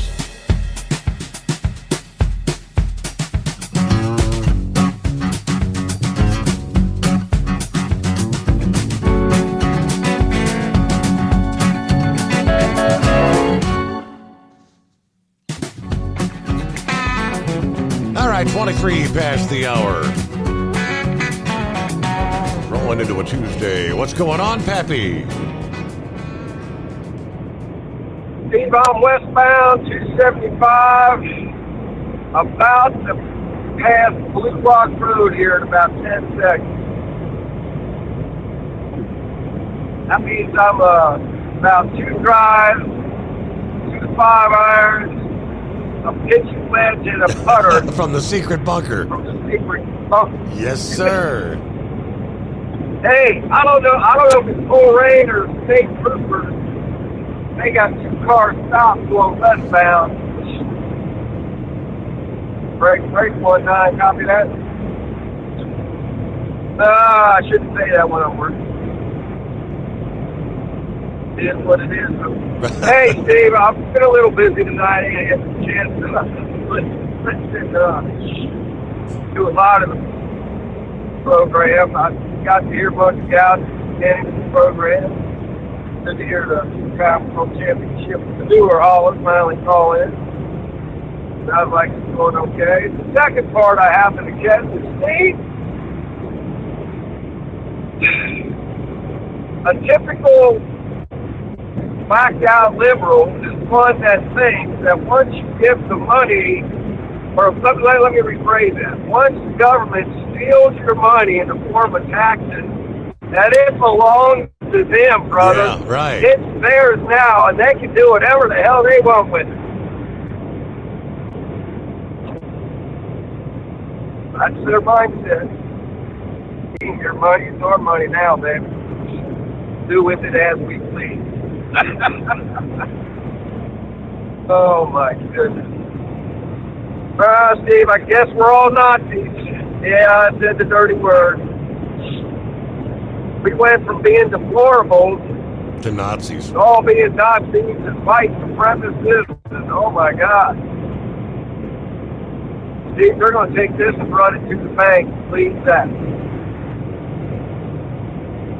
We wake up on Wednesday morning and they still haven't announced a winner. And a week goes by and they still haven't announced a winner. Steve, earlier tonight, one of the officers that was working the officer detail up there at the county voting facility in Norwood told you they were having extra security out there. He said it was mighty crowded the last week. He said Friday was crowded. I think he said Sunday they actually had to have a couple deputies that was working the Bengals game. I guess it was open on Sunday. Leave the Bengals game to go out there and help with the amount of people that were up there voting. Early voting. Wow. So, which is a good sign. So it sounds like Hamilton County's following line with parts of Florida. Steve, is that something else? When you're talking about, was it Dade County or Broward County? Which one was it down there? Miami-Dade. Yes. Yeah, Miami-Dade. What's that tell you, Steve? These people, the Harris campaign and the Democrats are running scared. They are freaking out because I think they see the writing on the wall. You know, the day we got off the cruise ship there, when we're back in Miami, several people in our group were out and about going to get something to eat, and they didn't realize there was a massive Trump parade going on in Miami that day, and they got video of it all. Kind of like we have around the 275 loop, all the people with the flags and everything. Massive Trump parade in Miami, Florida. Steve, we don't want to talk about, the big red wave. We got to get out and execute, man. Those fans talk about it. If we don't, we can lose. But I'm telling you, if this was a fair and honest election, there's no way in hell you can convince me that she would win this election. That said, I know you're getting the time of the hour here. I'll let you go. So we got to get out and vote. If I hammer down, safe, stock up on food and water. There you go. 1 week to go. Tuesday, Election Day, next week. And we'll be right back. From Feature Story News in London, I'm Ollie Barrett. Israel's allies are condemning a vote by the Israeli parliament to ban the UN's Palestinian Refugee Agency from operating in the country. Israel has previously accused UNRWA staff of involvement in the October the 7th attacks and diverting aid in Gaza. UK Prime Minister Keir Starmer says Britain is gravely concerned. US State Department spokesperson Matthew Miller says Israel should not move ahead with the ban. UNRWA plays a critical, important role in delivering humanitarian assistance to civilians that need it in Gaza. There's nobody that can replace them right now in the middle of the crisis. So we continue to urge the government of Israel to pause the implementation of this legislation. Lebanon says at least 60 people have been killed in Israeli attacks in the eastern Bekaa Valley. At least 2 children were among the dead, according to Lebanon's health ministry, as Israeli strikes against Hezbollah continue. More than 150 people have been injured in the South Indian state of Kerala after a fireworks explosion at a religious festival. Thousands were in attendance for an annual ritual, as Ishan Garg reports from New Delhi. Sparks from a firecracker fell on a stack of fireworks, creating a massive explosion. Many were injured by the blast itself, while others got stuck in the resulting stampede. Thousands were gathered in Kerala's Kasaragod district for the annual festival of Kaliyattam. Visuals circulating on social media show a firecracker stall being engulfed in a fireball. Locals say more than expected people had come to attend the event, which resulted in poor crowd management. The police have arrested 2 officials from the organizing committee after the incident. Ishan Garg, New Delhi. The Biden administration has finalized restrictions on investments by U.S. individuals and companies into artificial intelligence and other tech in China that could threaten U.S. national security. The rules ban some investments into those industries and require the U.S. government to be notified about others. Laura Westbrook reports from Hong Kong. The rules come after more than a year of deliberation, with the final framework taking effect on January 2nd. They cover 3 key sectors: semiconductors, quantum computing, and artificial intelligence. Treasury officials say this includes cutting-edge code-breaking computer systems or next-generation fighter jets. This is part of a wider push to prevent American capital and know-how from helping China develop critical technologies that could lend Beijing a military edge. Laura Westbrook, Hong Kong. To find some of our in-depth reporting on the US election, you can find us at our Facebook page. Search for Feature Story News on the platform. From bureaus worldwide, this is FSN.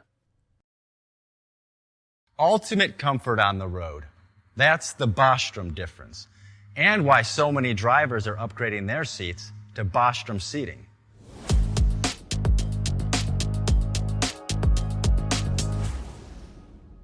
With roots dating back to 1935, we know seating. We've developed a full line of high-quality products with the right seat for your application, all made right here in the USA. From our top-of-the-line Wide Ride Plus Certa for the long-haul driver to our entry-level Baja series for the vocational driver, we provide you with the comfort you deserve at the price point you're looking for. We know you're busy. You don't have time to search every distributor and dealership for the right seat, only to find the one you want won't fit in your truck.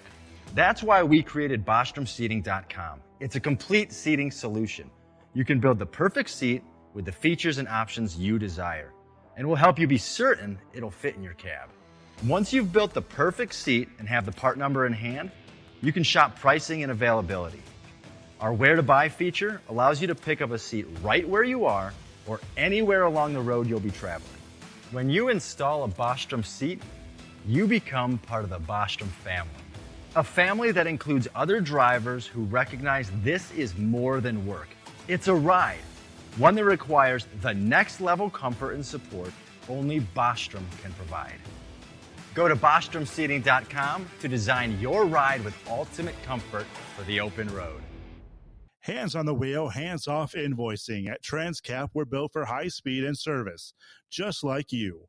Our fast freight factoring helps you make more money, not chase it down, because we handle all the invoicing BS and back office work. Apply for fast funding at transcap.com/getcash. It takes just 60 seconds. Or call 888-250-TCAP. That's 888-250-TCAP. And mention Steve Summers' Overnight Drive.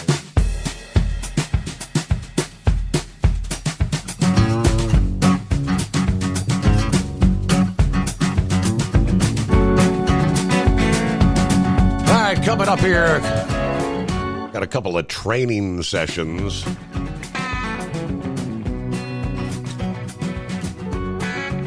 AKA the FMCSA's Drug and Alcohol Clearinghouse. We are less than 30 days away from the big changes, which could potentially impact tens of thousands of drivers, they tell us. His name, Brad Klepper, is a regular contributor to The Trucker publication. And he kind of breaks it all down for us. And if we get a chance to get around to it this hour, regulations. California, the California Air Resources Board. It's nigh near impossible to keep with all the rules and regulations to operate in the state of California. I can understand clearly why many drivers say, I will not go into that state. They kind of break down the entire maze of rules in California, making it difficult to stay compliant. And the California Air Resources Board will be providing a free seminar discussing various trucking-related regulations. You can mark your calendar 9 a.m. to 1 p.m. on the 7th of November. It will be an informational event, free, intended for fleet managers and operators to learn about all their clean vehicle technology requirements there in the Golden State. First, Kevin joins us this morning. What's happening, Kevin?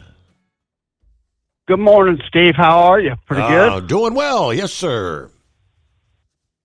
You know, somewhere I had seen, and I forget where it was, there is some kind of law where a civilian is not allowed to intertangle into politicians' negotiation. Have you ever heard of any law like that, by chance? It's not ringing a bell. I'm not familiar, no. Okay. Well, the reason I was saying that is because Barack Obama is still in Washington kind of running things, it seems like. Yeah. And I thought, well, if he's not on, I guess I don't know what to call it. If he's not on the political staff, then he shouldn't be doing anything, right? There's a lot of speculation, when for every other when every other president, when they exit the White House, typically they go back. George W. is back in Texas. They said it's very unusual for a Barack and his wife to still be there in D.C. rather than going back to their home in Chicago or back to Hawaii. It's just, why is he still in D.C.? Obviously, he's got something going on in the mix there. That's right. And, a while back ago, someone had brought it to my attention that his real name is Barry Santora. Correct. And that's why they couldn't find his birth certificate. Wasn't that right? That's what they say. Because they had to hurry up and make a fake one. Yeah. Oh, okay. I wonder why nobody's ever brought that up. Well, I guess I answered my own question there. They're not following any laws, are they? Or rules. So how's everything else? Hey, we're doing all right. Week's off to a good start. Looks like I think I'm in the clear now. The wife feels pretty much back to full 100%. And knock on wood, I did not come down with it. I can't believe it. Oh, thank goodness. Well, you might have that strange blood type, they say. Well, I think it's O negative or O positive that doesn't get the corona. I don't know that for certain, but I've just heard talk of that. Correct. I have as well. Yeah, certain blood types are much less like. I had it early on, back in 2020. I think. I think I only had it the one time. Princess I think this was her third bout with COVID. Last time I talked to you, I said, was everybody wearing masks, remember?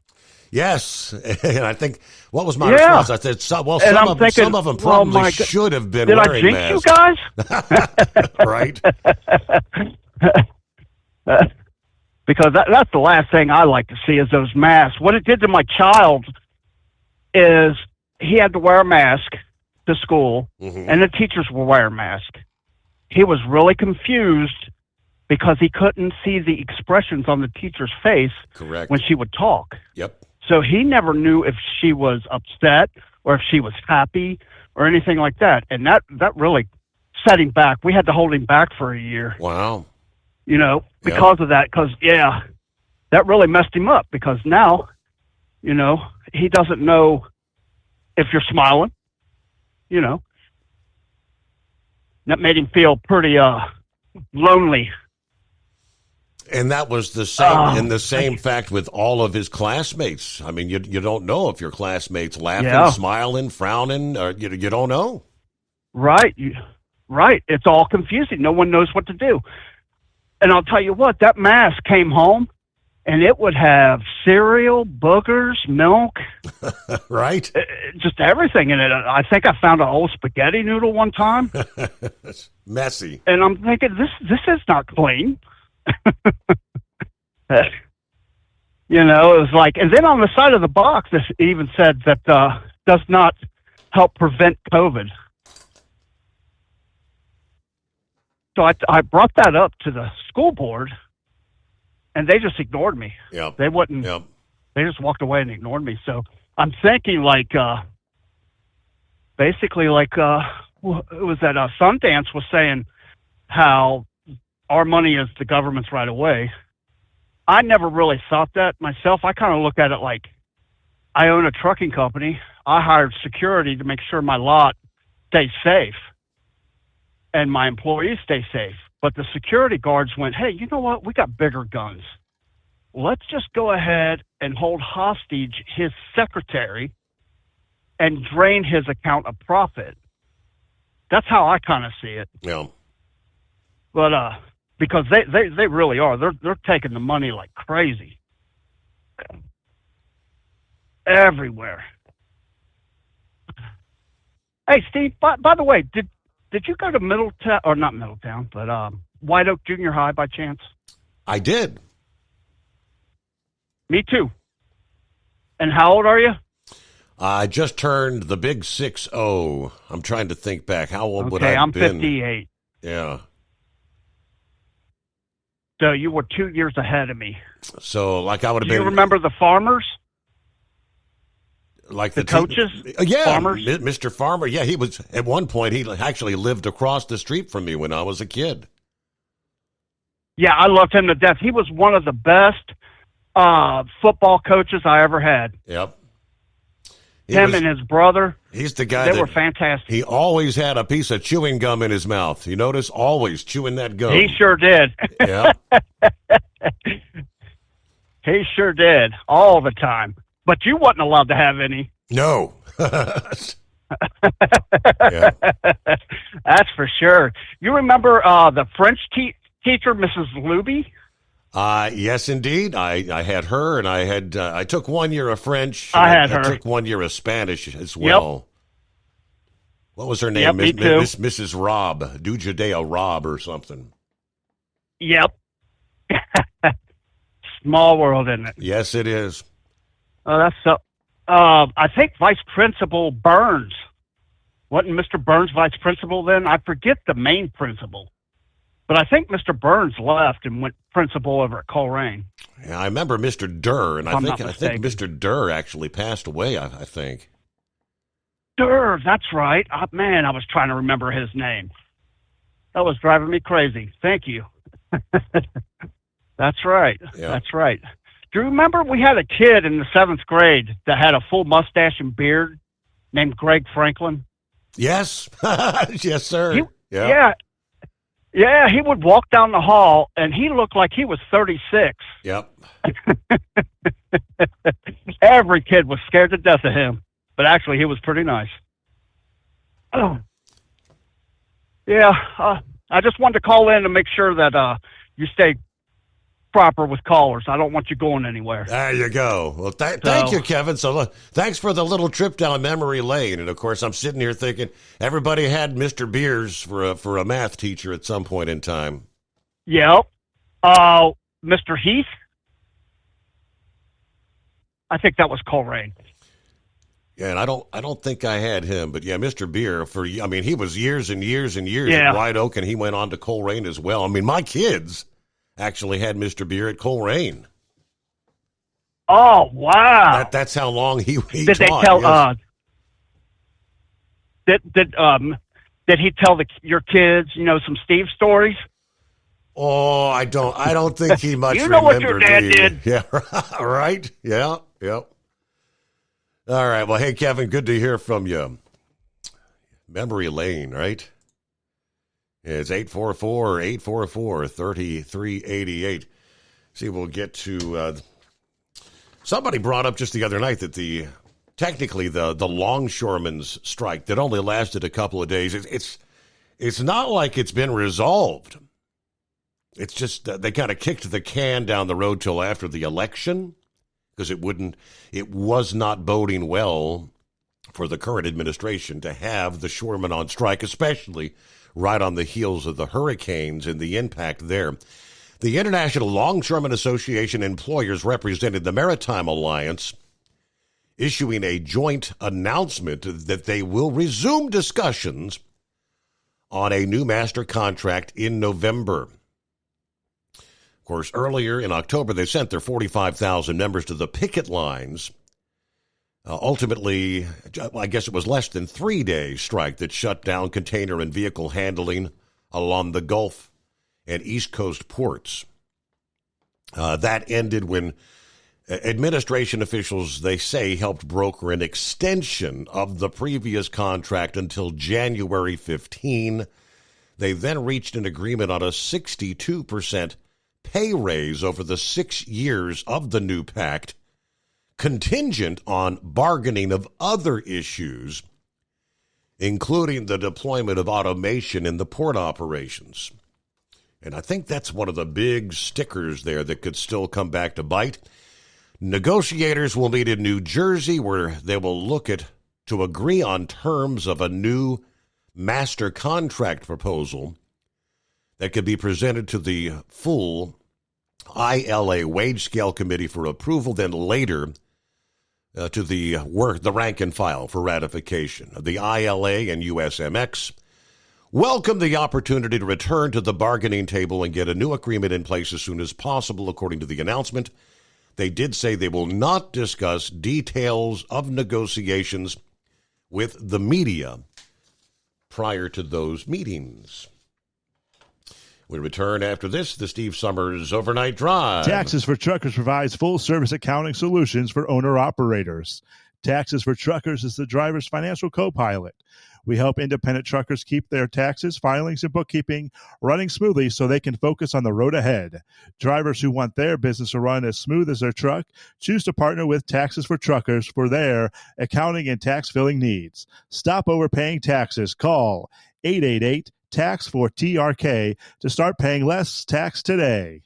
At Hot Shot Secret, we share the science behind common diesel problems. For example, ultra-low sulfur fuels. Fuel has two purposes, combustion and lubrication. Ultra-low sulfur fuels have diminished the fuel's ability to lubricate. Hot Shot Secret Everyday Diesel Treatment with LX4 restores lubricity, protects your engine, and optimizes performance. Everyday Diesel Treatment is available at truck stops, Tractor Supply, O'Reilly's Auto Parts, and online at HotShotSecret.com. Hot Shot Secret, powered by science.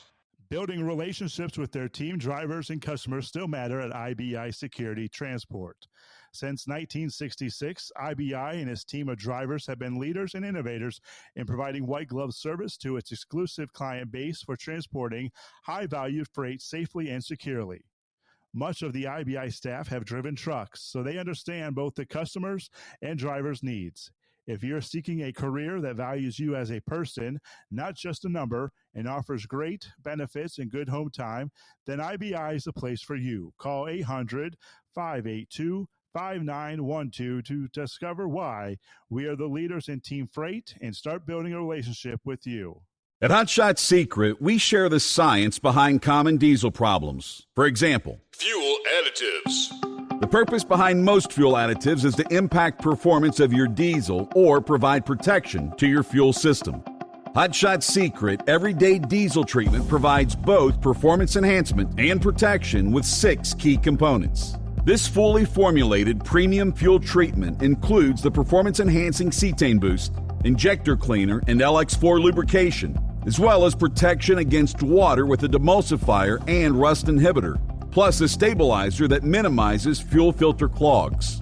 Everyday Diesel Treatment delivers a 6-in-1 premium fuel treatment for every fill-up, every time. Everyday Diesel Treatment is available at truck stops, Tractor Supply, O'Reilly's Auto Parts, and online at HotShotSecret.com. Hot Shot Secret, powered by science.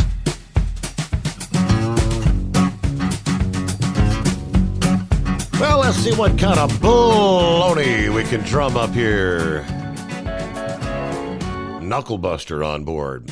Morning. Well, Well, morning, Mr. Steve Summers. You've done a fantastic job, buddy, get me down here to Miami.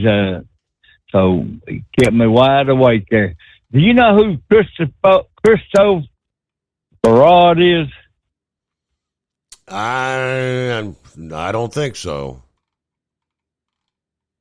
Well, he's 38 years old. He's been ranked the best economic forecaster for the U.S. economy by Bloomberg every year since 2012. Okay. Well, he's predicting an election day victory for President Trump, and he's also predicting that the Republicans are going to take back control of Congress in a clean sweep. Wow. So, hope his forecast is right. What do you think? That would be big if it actually happens. If that comes to fruition, yeah, that would be big. Yeah. Well, I hope he's right there. So that's all I can tell you. And you know, old Tom Brady, his ex-wife is pregnant. See, I saw that.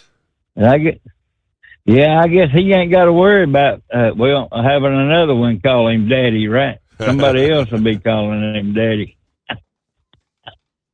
Well, you know, I tell when a redneck man has got a bunch of kids there, they all got different daddies, and some of them are named Junior, right? Well, you know, I told you one time that Tennessee told me that 3 inches more I'd be a king, and 3 inches less I'd be a queen. Well, she told me the 3 shortest words in the English language the other night. You're supposed to say, what would it be? And those were? Is it in? Oh, boy. Oh, boy. That's all my... I know that's right. That's all of my baloney for Titty Tuesday. Oh, excuse me, I meant Taco Tuesday. Taco Tuesday. All right, have a great day. Knuckle Buster? What are you trying to do? All right, let me see if I can take you back down here. What was his name again? Mr. Klepper. Brad Klepper. Breaking down the FMCSA's Drug and Alcohol Clearinghouse. He said, let me get this out of the way up front. I'm a staunch advocate for road safety. I believe no policy or regulation aimed at protecting drivers should be exempt from scrutiny or debate. An unexamined rule is not worth enforcing.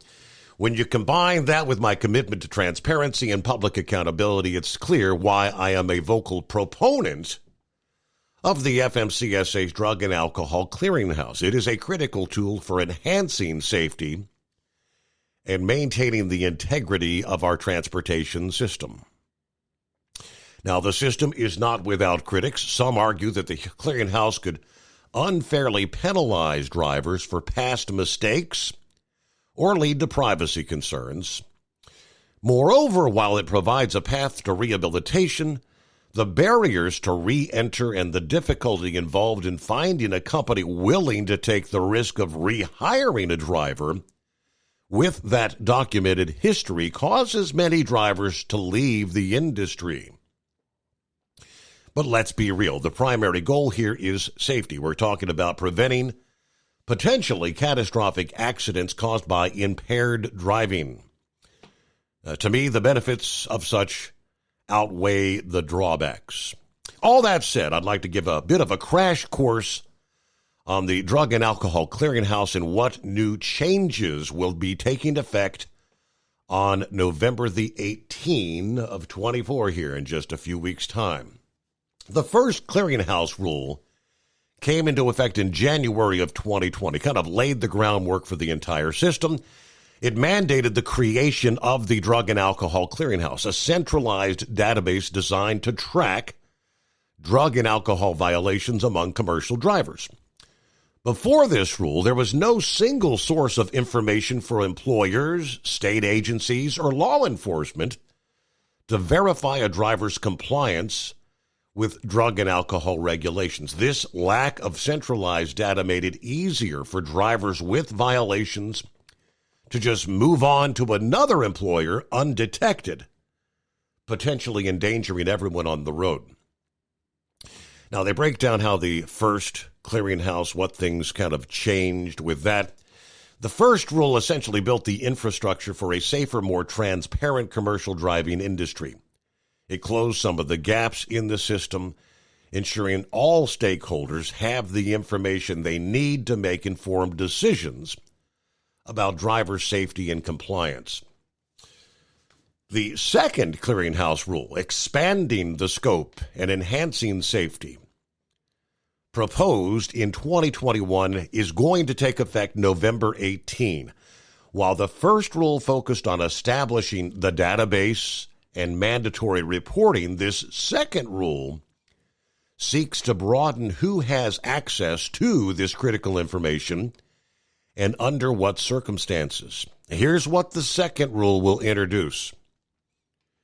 Number one, state driver licensing agencies access. Under this rule, state driver license agencies are required to query the clearinghouse before issuing, renewing, upgrading, or transferring a CDL. This ensures that no driver with an outstanding violation can obtain or renew their CDL without first resolving those issues. Number two, annual queries. In addition to the pre-issuance checks, state driver's license agencies must perform annual queries on all CDL holders licensed in their state.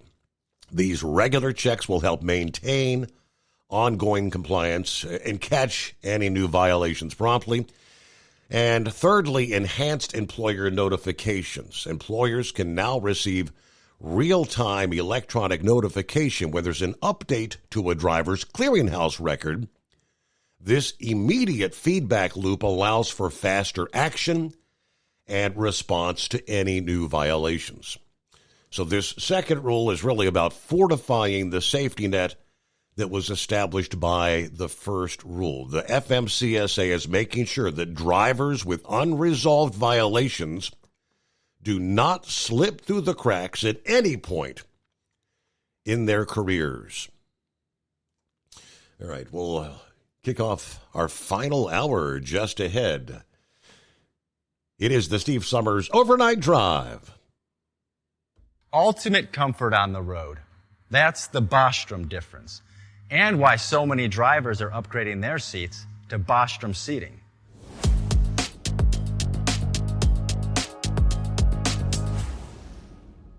With roots dating back to 1935, we know seating. We've developed a full line of high-quality products with the right seat for your application, all made right here in the USA. From our top-of-the-line Wide Ride Plus Certa for the long-haul driver to our entry-level Baja series for the vocational driver, we provide you with the comfort you deserve at the price point you're looking for. We know you're busy. You don't have time to search every distributor and dealership for the right seat, only to find the one you want won't fit in your truck. That's why we created BostromSeating.com. It's a complete seating solution. You can build the perfect seat with the features and options you desire, and we'll help you be certain it'll fit in your cab. Once you've built the perfect seat and have the part number in hand, you can shop pricing and availability. Our Where to Buy feature allows you to pick up a seat right where you are or anywhere along the road you'll be traveling. When you install a Bostrom seat, you become part of the Bostrom family. A family that includes other drivers who recognize this is more than work. It's a ride, one that requires the next level comfort and support only Bostrom can provide. Go to BostromSeating.com to design your ride with ultimate comfort for the open road. Hands on the wheel, hands off invoicing. At Transcap, we're built for high speed and service, just like you. Our fast freight factoring helps you make more money, not chase it down, because we handle all the invoicing BS and back office work. Apply for fast funding at transcap.com/getcash. It takes just 60 seconds. Or call 888-250-TCAP. That's 888-250-TCAP and mention Steve Summers Overnight Drive. From Feature Story News in London, I'm Ollie Barrett. Israel's allies are condemning a vote by the Israeli parliament to ban the UN's Palestinian Refugee Agency from operating in the country. Israel has previously accused UNRWA staff of involvement in the October the 7th attacks and diverting aid in Gaza. UK Prime Minister Keir Starmer says Britain is gravely concerned. US State Department spokesperson Matthew Miller says Israel should not move ahead with the ban. UNRWA plays a critical, important role in delivering humanitarian assistance to civilians that need it in Gaza. There's nobody that can replace them right now in the middle of the crisis. So we continue to urge the government of Israel to pause the implementation of this legislation. Lebanon says at least 60 people have been killed in Israeli attacks in the eastern Bekaa Valley. At least 2 children were among the dead, according to Lebanon's health ministry, as Israeli strikes against Hezbollah continue. More than 150 people have been injured in the South Indian state of Kerala after a fireworks explosion at a religious festival. Thousands were in attendance for an annual ritual, as Ishan Garg reports from New Delhi. Sparks from a firecracker fell on a stack of fireworks, creating a massive explosion. Many were injured by the blast itself, while others got stuck in the resulting stampede. Thousands were gathered in Kerala's Kasaragod district for the annual festival of Kaliyattam. Visuals circulating on social media show a firecracker stall being engulfed in a fireball. Locals say more than expected people had come to attend the event, which resulted in poor crowd management. The police have arrested 2 officials from the organising committee after the incident. Ishan Garg, New Delhi. The Biden administration has finalised restrictions on investments by US individuals and companies into artificial intelligence and other tech in China that could threaten US national security. The rules ban some investments into those industries and require the US government to be notified about others. Laura Westbrook reports from Hong Kong. The rules come after more than a year of deliberation, with the final framework taking effect on January 2nd. They cover 3 key sectors: semiconductors, quantum computing, and artificial intelligence. Treasury officials say this includes cutting-edge code-breaking computer systems or next-generation fighter jets. This is part of a wider push to prevent American capital and know-how from helping China develop critical technologies that could lend Beijing a military edge. Laura Westbrook, Hong Kong. To find some of our in-depth reporting on the US election, you can find us at our Facebook page. Search for Feature Story News on the platform. From bureaus worldwide, this is FSN. With FSN Spotlight, I'm Simon Marks, looking today at Iran's capacity to take further military action against Israel. Even if it wants to, some Western defense analysts believe that Israel's Friday night attack on Tehran, in retaliation for this month's earlier ballistic missile attack by the Iranians on Israel, has left the Iranian military reeling. The Israelis went after what they called military targets, including several fuel mixing facilities, the places where Iran's military prepared the solid fuel that is used in the country's ballistic arsenal. Professor Gwydion Prinz is a former member of the UK Chief of Defence's Strategy Advisory Panel and a former NATO advisor. I don't think it's removed absolutely all their capability. They obviously will have a supply of viable ballistic missiles and of drones, but there are 20-odd of these very complicated mixing machines. The Iranians will have great difficulty to remanufacture them or to get them from abroad. It means that if you can't manufacture the fuel, then you don't have any ability to make the missiles fly. And so that was clearly what the Israelis did. So Israel can defend itself in the short term against whatever arsenal they still have, but they won't have the ability to replace that arsenal quickly. Over the weekend, Iran's supreme leader, Ayatollah Ali Khamenei, said the Israeli attack on his country should neither be downplayed nor exaggerated. I'm Simon Marks. To recap the top stories, Israel's allies are condemning a vote by the Israeli parliament to ban the UN's Palestinian Refugee Agency from operating in the country. Lebanon says at least 60 people have been killed in fresh Israeli attacks in the country. More than 150 people have been injured in the Indian state of Kerala after a fireworks explosion at a festival. And the Biden administration's finalised restrictions on investments by US individuals and companies into AI in China. That's the latest Feature Story News. Ollie Barrett reporting. It's coming. Crisp fall mornings turn bitter cold. As you fire up your diesel, you can see your breath on the inside of a cab. Imagine looking deep into your engine. Freezing temperatures impact your diesel's fluids, especially fuel. On a 23-degree morning, the paraffin wax in your untreated fuel starts to morph from fluid to large crystals. These crystals clump together and form a gel. At minus 10 degrees, your fuel hits the point where it no longer pours like a liquid. It's so dense that the flow through the fuel filter will slow, causing hard starts or no starts. Get prepared now for the cold that is coming. Hot Shot Secret Diesel Winter Anti-Gel is a premium fuel additive that lowers your fuel's pour point to minus 65 degrees. If it's that cold out, you shouldn't be on the road. You ought to be at home in front of the fireplace. Hot Shot Secret Diesel Winter Anti-Gel Premium Fuel Additive. Available now online at HotShotSecret.com. Hot Shot Secret. Powered by science.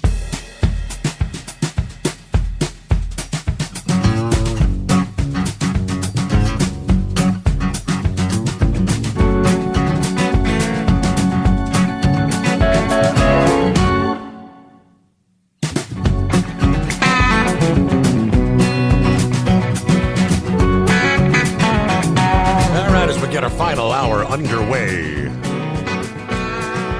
Kicking off a brand new day.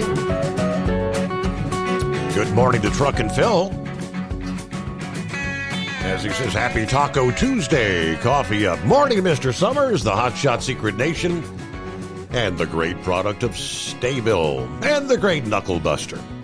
There you go, 79 high winds in our forecast all day today and tomorrow at Fort Wayne. 78, 40% chance of rain for Sterling Heights. So safe travels out there as we are ready to depart Fort Wayne for Sterling Heights and back once again. Indeed, a brand new day. Now, you mentioned the winds. Yes, let me pull up some of the latest. You got high wind warnings through parts of New Mexico, the Texas, Oklahoma Panhandle regions. Yeah, red flag warnings extending from eastern Colorado through southern Nebraska. Yeah, northern portions of Kansas. Let's pull up our high wind warnings. Let me see. Winds 30 to 40 miles per hour, gusts to 60. Yeah, this is portions of southwest and west central Kansas.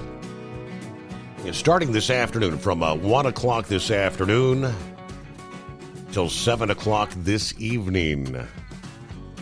And the list goes on and on. 30 to 40 mile. And these are talking sustained winds with gusts up to 60. Going to be the kind of day that the big trucks are rocking and rolling. Now, we also have red flag warnings in place through portions of, it's not usual to see Illinois, Indiana. Well, we have red flag warnings in effect 1 o'clock this afternoon, noon Central Time, until 8 o'clock in the evening for strong southwest winds, low humidity values. This is from the National Weather Service. They're in northern Indiana. They list all the counties, but winds 15 to 25 miles per hour, gusting to 35. Temperatures warming into the upper 70s and lower 80s. Wow, a combination of drought conditions, dry grass, fields, and gusty winds will set the stage for rapidly spreading fires. Burning is not advised Tuesday afternoon. In addition, extra caution should be exercised during harvest operations. So we still have some of that going on, I guess. Okay. Then on out to the colder conditions that we're going to find, a.k.a. winter storm warnings. I'm looking at like Sheridan, Wyoming, Casper and Douglas, Wyoming, Lander. Yeah, we're talking total accumulations, some of the higher elevations, 10 to 15 inches, localized amounts up to 18 for the Wind River Mountains east. On down to the Bridger Mountains, Owl Creek, Total accumulations 10 to 15 inches, winds 20 to 30 miles per hour, gusts occasionally to 40. So we're talking winter storm warnings for Jeffrey City and the population center of Casper, Wyoming. Heavy snow. Yeah, total accumulations 4 and 8 inches, higher totals 12 to 16 on Casper Mountain and Green Mountain. Winds 15 to 30 miles per hour. So things going to get kind of dicey for our traveling friends out there later today. Clear lines at 844-844-3388. In other news, looks like the attacks on shipping continues. Yemen's Houthi rebels said on Monday that they targeted 3 ships in the Red Sea and Arabian Sea, attacks they called part of their efforts to enforce a naval blockade on Israel. Houthi military spokesperson in a televised address said the vessels were targeted for attempting to approach ports bound for Israel. According to the latest data from LSEG, all 3 targeted vessels were Liberian registered. One, identified by the Houthis as Mataro, was last seen off Yemen's western coast in the Red Sea and en route from the Suez Canal to Shanghai. Another vessel, the SC Montreal, was reportedly targeted in the Arabian Sea while traveling to Salam, Oman. The third vessel, the Maersk Kowloon, was tracked by LSEG in the western Indian Ocean, also en route to Salalah.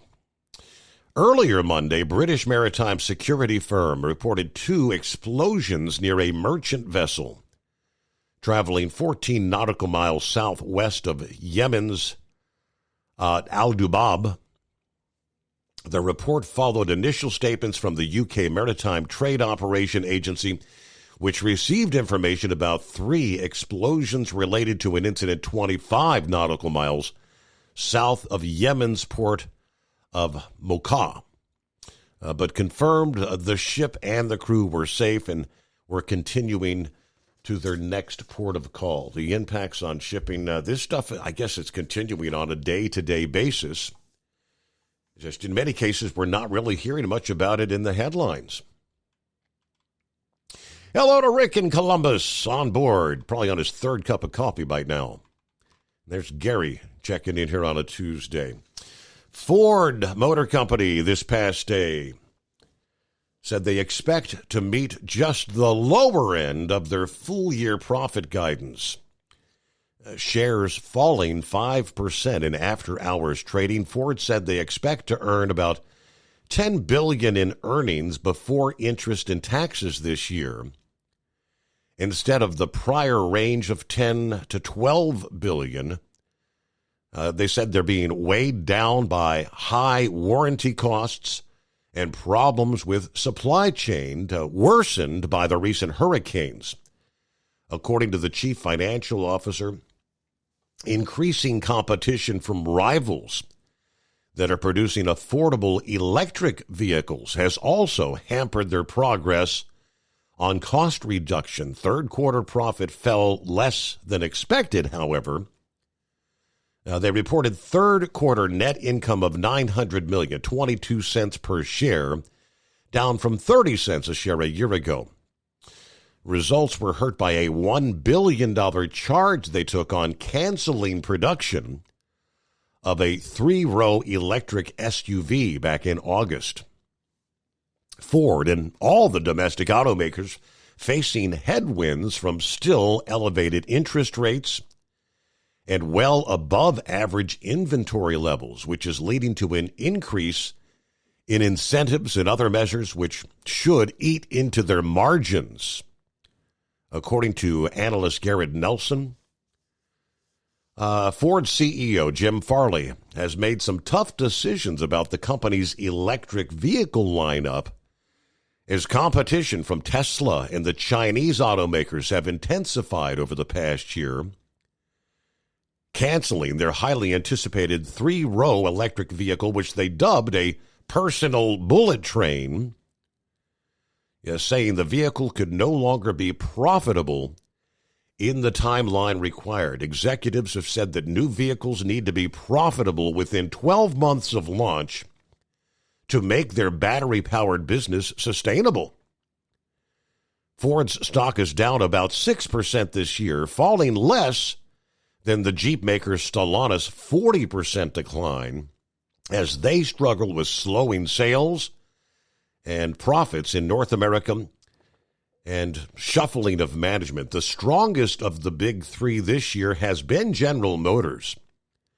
Their shares are up about 47% this year on consistently increased guidance. GM beat Wall Street's expectation when they reported third quarter results last week. Ford, one of the only legacy automakers to report their electric vehicle results separately, is facing around a $5 billion loss on electric vehicles this year. They recorded a loss of $1.2 billion in EBIT in the third quarter on their electric vehicles, bringing losses on that segment in the first 3 quarters of this year to $3.7 billion. They said they made nearly $1 billion worth of cost improvements year over year, but those gains were pretty much offset by industry-wide pricing pressure. The pressure on electric vehicles will remain intense until at least 2026 as other automakers flood the market with new models, they say. It's going to be a very competitive market, and that's what we need to be prepared for. Ford maintained their expectation to cut $2 billion of annual cost by year end from materials, manufacturing, and freight as they work to offset higher labor cost following the latest agreement with the United Auto Workers, the union, last year. Headwinds in the auto industry. It is 844-844-3388. Increase fuel economy up to 7.9% with Hot Shot Secret Gasoline Extreme, the solution to maximize your engine's performance and fuel economy. Whether you're driving a sports car or a daily commuter, Gasoline Extreme is specially formulated with PEA to deep clean. Don't settle for an average driving experience. Upgrade to Hot Shot Secret Gasoline Extreme and go further on each tank. Order now on Amazon or HotShotSecret.com. Hot Shot Secret, powered by science. At Hot Shot Secret, we share the science behind common diesel problems. For example, ultra-low sulfur fuels. Fuel has 2 purposes, combustion and lubrication. Ultra-low sulfur fuels have diminished the fuel's ability to lubricate. Hot Shot Secret Everyday Diesel Treatment with LX4 restores lubricity, protects your engine, and optimizes performance. Everyday diesel treatment is available at truck stops, Tractor Supply, O'Reilly's Auto Parts, and online at HotShotSecret.com. Hot Shot Secret, powered by science. Building relationships with their team, drivers, and customers still matter at IBI Security Transport. Since 1966, IBI and its team of drivers have been leaders and innovators in providing white glove service to its exclusive client base for transporting high-value freight safely and securely. Much of the IBI staff have driven trucks, so they understand both the customers' and drivers' needs. If you're seeking a career that values you as a person, not just a number, and offers great benefits and good home time, then IBI is the place for you. Call 800-582-5912 to discover why we are the leaders in team freight and start building a relationship with you. Attention all truckers, are you ready to own your own truck? Lone Mountain Truck Leasing makes it easy. Our lease-to-own program puts you in the driver's seat. Our inventory is always changing, and we have a variety of rigs, including Kenworths, Freightliners, automatics, and manuals. Once you make your last payment, the truck is yours. No interest, no balloons, and no buyouts. Take the first steps towards independence and financial freedom. Visit LoneMountainTruck.com or call 866-944-0383 to apply today.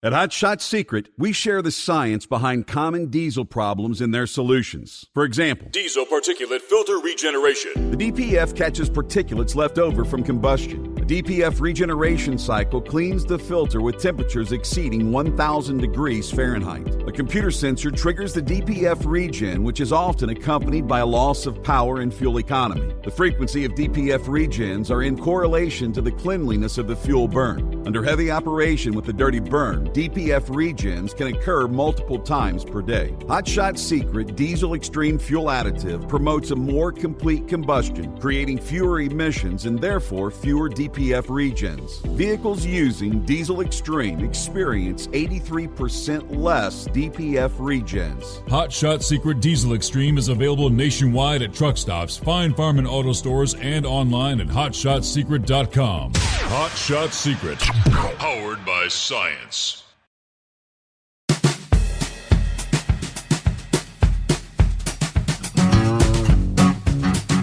All right, well, we're talking auto industry headlines. Truck and Phil just forwarded my way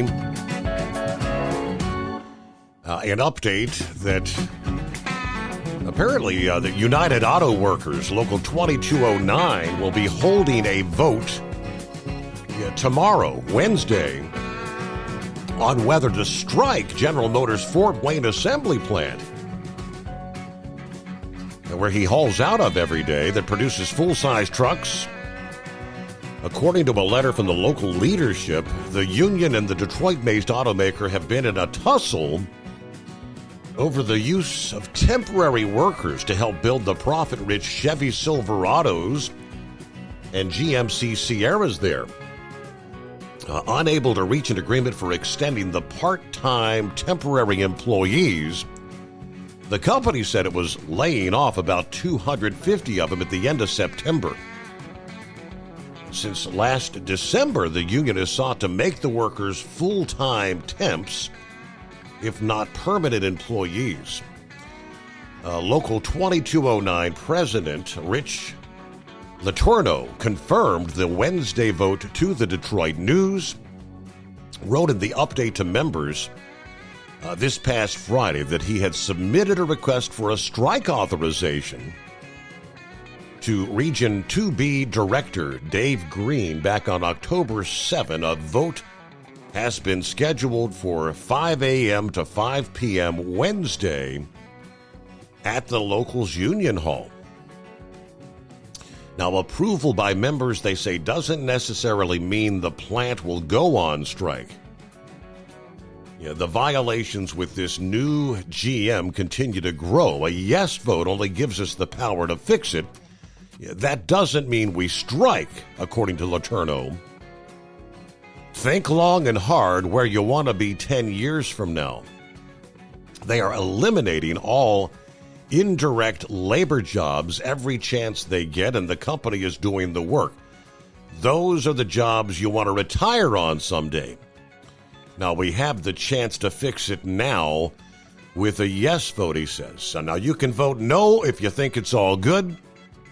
But 20 years from now, when I'm dead and gone and you're still on that assembly line left wondering why, remember, this is because I explicitly, out on October 30th of 2024, and voted no.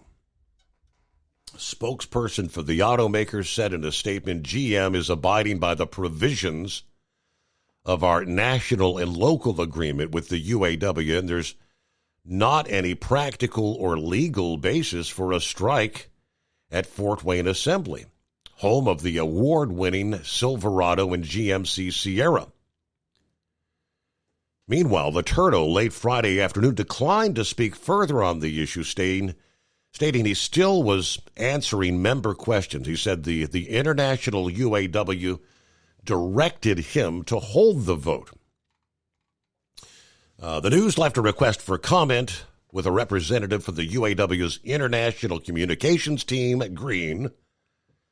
The Detroit-based union is also threatening to strike Stellantis over their delays reopening an Illinois assembly plant. At least 3 locals in California, Colorado, and Illinois have already granted strike authorization, but Stellantis has filed 9 federal lawsuits stating they believe a strike would be illegal under the terms of the 2023 collective bargaining agreement, and that the court should intervene to prevent one.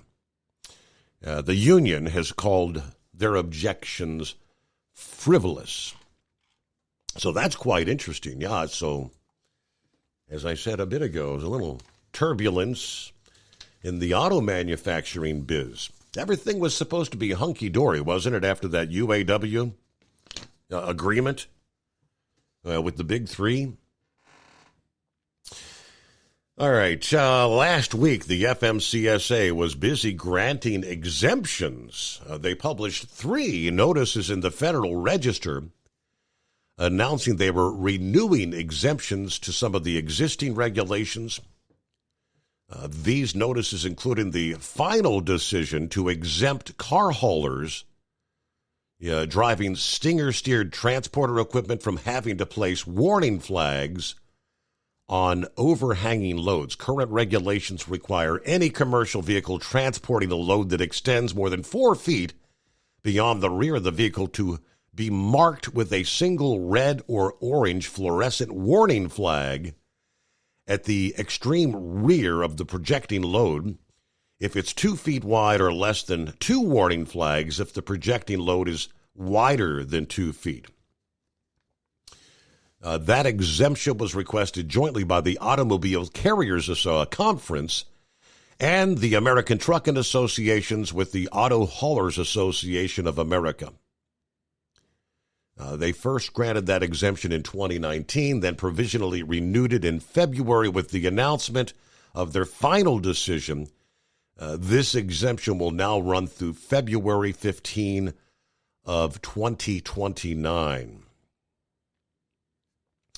According to the FMCSA, they've seen no evidence indicating that providing relief to carriers operating Stinger-steered automobile transporter equipment from the requirement to place warning flags of new or used vehicles in accordance with the condition of the original exemption had resulted in any degradation of safety.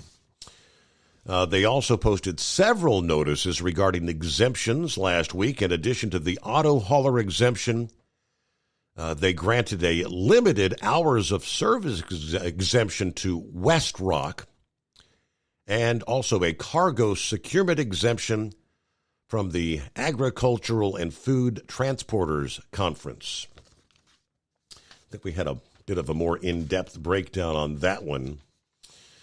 Meanwhile, it is 844-844-3388. We'll get to our California compliance coming up here. Knight Swift Transportation said they are seeing normal seasonal demand trends and that they are capturing rate increases in their truckload business. Tempering the update by saying what happens to demand after Thanksgiving is an unknown that will ultimately impact at least the beginning of next year's bid season. Of course, with all the earnings coming in last week, they announced their adjusted earnings per share at 34 cents after the market closed last Wednesday. They said they will again rationalize both tractors and trailers across their truckload unit during the fourth and first quarters, following a prolonged period of depressed demand, as they call it. Still trying to come out of the down cycle in trucking. It is the Steve Summers Overnight Drive, live from the Hot Shot Secret Studios. From Feature Story News in London, I'm Ollie Barrett. Israel's allies are condemning a vote by the Israeli parliament to ban the UN's Palestinian Refugee Agency from operating in the country. Israel has previously accused UNRWA staff of involvement in the October the 7th attacks and diverting aid in Gaza. UK Prime Minister Keir Starmer says Britain is gravely concerned. US State Department spokesperson Matthew Miller says Israel should not move ahead with the ban. UNRWA plays a critical, important role in delivering humanitarian assistance to civilians that need it in Gaza. There's nobody that can replace them right now in the middle of the crisis. So we continue to urge the government of Israel to pause the implementation of this legislation. Lebanon says at least 60 people have been killed in Israeli attacks in the eastern Bekaa Valley. At least 2 children were among the dead, according to Lebanon's health ministry, as Israeli strikes against Hezbollah continue. More than 150 people have been injured in the South Indian state of Kerala after a fireworks explosion at a religious festival. Thousands were in attendance for an annual ritual, as Ishan Garg reports from New Delhi. Sparks from a firecracker fell on a stack of fireworks, creating a massive explosion. Many were injured by the blast itself, while others got stuck in the resulting stampede. Thousands were gathered in Kerala's Kasaragod district for the annual festival of Kaliyattam. Visuals circulating on social media show a firecracker stall being engulfed in a fireball. Locals say more than expected people had come to attend the event, which resulted in poor crowd management.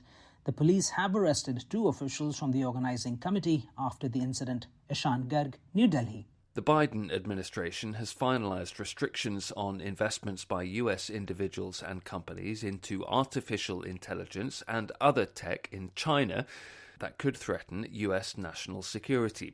The rules ban some investments into those industries and require the U.S. government to be notified about others. Laura Westbrook reports from Hong Kong. The rules come after more than a year of deliberation, with the final framework taking effect on January 2nd.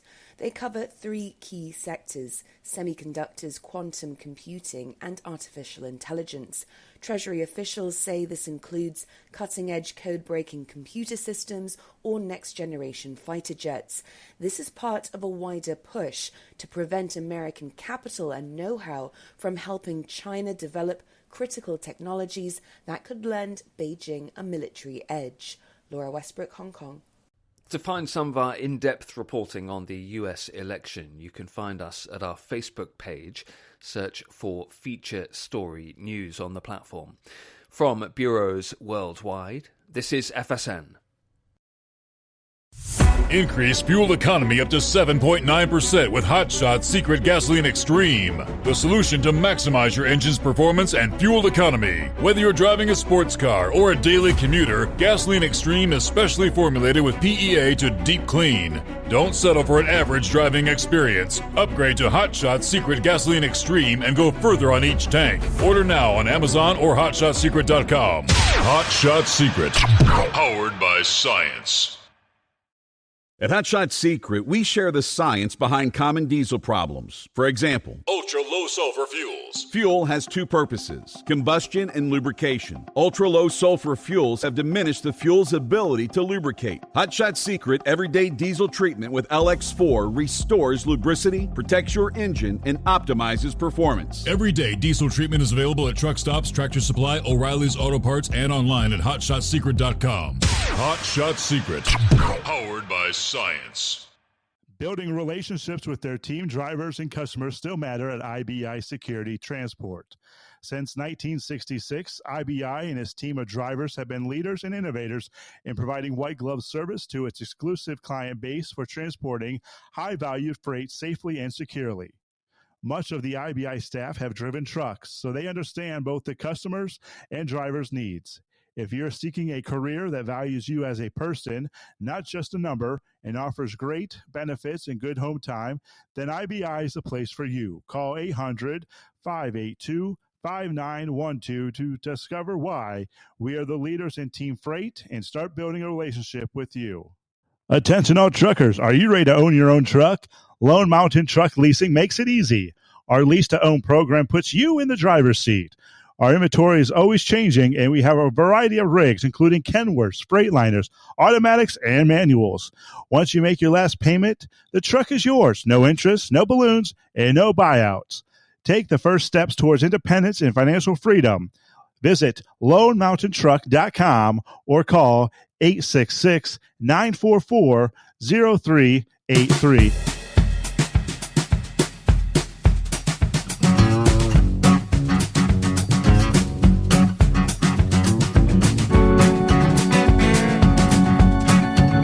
Congratulations to the 5 finalists who earlier this month were named for the 2024 Transition Trucking Driving for Excellence Award. That's given to veterans making the transition to a career in trucking. The U.S. Chamber of Commerce Foundation's Hiring Our Heroes program. Kenworth Truck and Fastport partnered to present the annual award, which, I mean, it's not too shabby. This year's winner will be handed the keys to a brand new Kenworth T680 on December 13th at the U.S. Chamber of Commerce in D.C. This is the 9th consecutive year Kenworth is donating the Transition Trucking Grand Prize. Kenworth, proud to participate in this program that celebrates the accomplishments of military veterans transitioning into professional truck driving careers. All right, the runner-up receives $10,000. $5,000 awarded to each remaining finalist. So each of the top five know that they're at least getting $5,000. These finalists exemplify how skills developed in the military seamlessly transfer to successful careers in trucking. The Vice President of the U.S. Chamber of Commerce and President of Hiring Our Heroes. He said their dedication and resilience continue to play a critical role in keeping America's supply chain strong. So the five finalists this year, Douglas Couch, representing the U.S. Navy, now driving for Rail Transport Incorporated. Brian Ferguson, U.S. Army and U.S. Army National Guard, driving for Melton Truck Lines. Sean Haley, U.S. Marine Corps, driving for Varaya Trucking. Billy Taylor, the U.S. Coast Guard, driving for Werner Enterprises. And lastly, Corey Troxel, U.S. Army, driving for Stevens Transport. It's a pretty cool program, though, but imagine the thrill of being handed the keys to a brand new Kenworth T680. Not having to make those thousands of dollars in monthly payments, right? So good luck to all. Congratulations to making it to the final five there. And, of course, when the time rolls around, we'll share who the winner of this year's grand prize is. I believe it was Vic that brought up on the program Monday morning that the Army is investigating the death of a 23-year-old sergeant as a homicide after her body was found inside a dumpster at Fort Leonard Wood in Missouri. In an update late last week, Army Fort Leonard Wood announced in a social media post that a person of interest had been taken into custody in relation to the death of Sergeant Sarah Rogue. Sergeant Rogue was a daughter, sister, friend, and soldier who chose to serve our country bravely and honorably. Major General Christopher Beck and Fort Leonard Wood's commanding general, in a news release, 23-year-old Rogue was first reported missing on Monday of last week after her family and chain of command couldn't contact her. On Tuesday, the base announced the 23-year-old's body was found in a dumpster near the barracks for single soldiers. Officials declined to say who found her body or whether there was a suspected cause of death. But in the announcement, it's with a heavy heart we informed the Fort Leonard Wood community that our missing soldier, Sergeant Sarah Rogue, has been found deceased. Rogue was from Legionnaire, Indiana, served as a bridge crew member and a mine dog handler with the K-9 detachment of the 5th Engineer Battalion, according to base officials. Now, they're investigating this, obviously, as a homicide. She enlisted in 2020, attended basic at Fort Leonard Wood. Her awards and decorations included the Army Commendation Medal, National Defense Service Medal, Good Conduct Medal, and the Army Service Ribbon. Beck said her death had caused a tremendous void in their team. The Maneuver Support Center of Excellence and Fort Leonard Wood team is deeply saddened by the devastating loss. We send our deepest condolences to the family, friends, and fellow soldiers. Again, simply body found in a dumpster. She was a daughter, sister, friend, and soldier. Her passing has caused a tremendous void throughout our team. While there are no words to ease the pain, we continue to provide care, resources, and support to those who are affected. So this continues to be under investigation by the Department of Army Criminal Investigation Division. That was the latest update I could come across in regards to that. So, yeah, Vic was kind of interesting, of course, being in her home state of Indiana. Meanwhile, Sunday, it was Madison Square Gardens. You notice how that's garnering the headlines? Yeah, the left going bat crap crazy. Yeah, the Nazi and Hitler connotations about Trump. Dr. Phil was one of the special guests there. I guess Elon Musk was there. Yeah, bunch of, I think Hulk Hogan was in attendance. But yeah, the one and only Dr. Phil of the Dr. Phil primetime fame spoke at the rally. A packed crowd about who was truly doing the bullying when it comes to the former president. Dr. Phil couldn't have been more clear in his explanation as to why Trump is not a bully. He explained, I may not be an expert in politics, but I am an expert about bullying.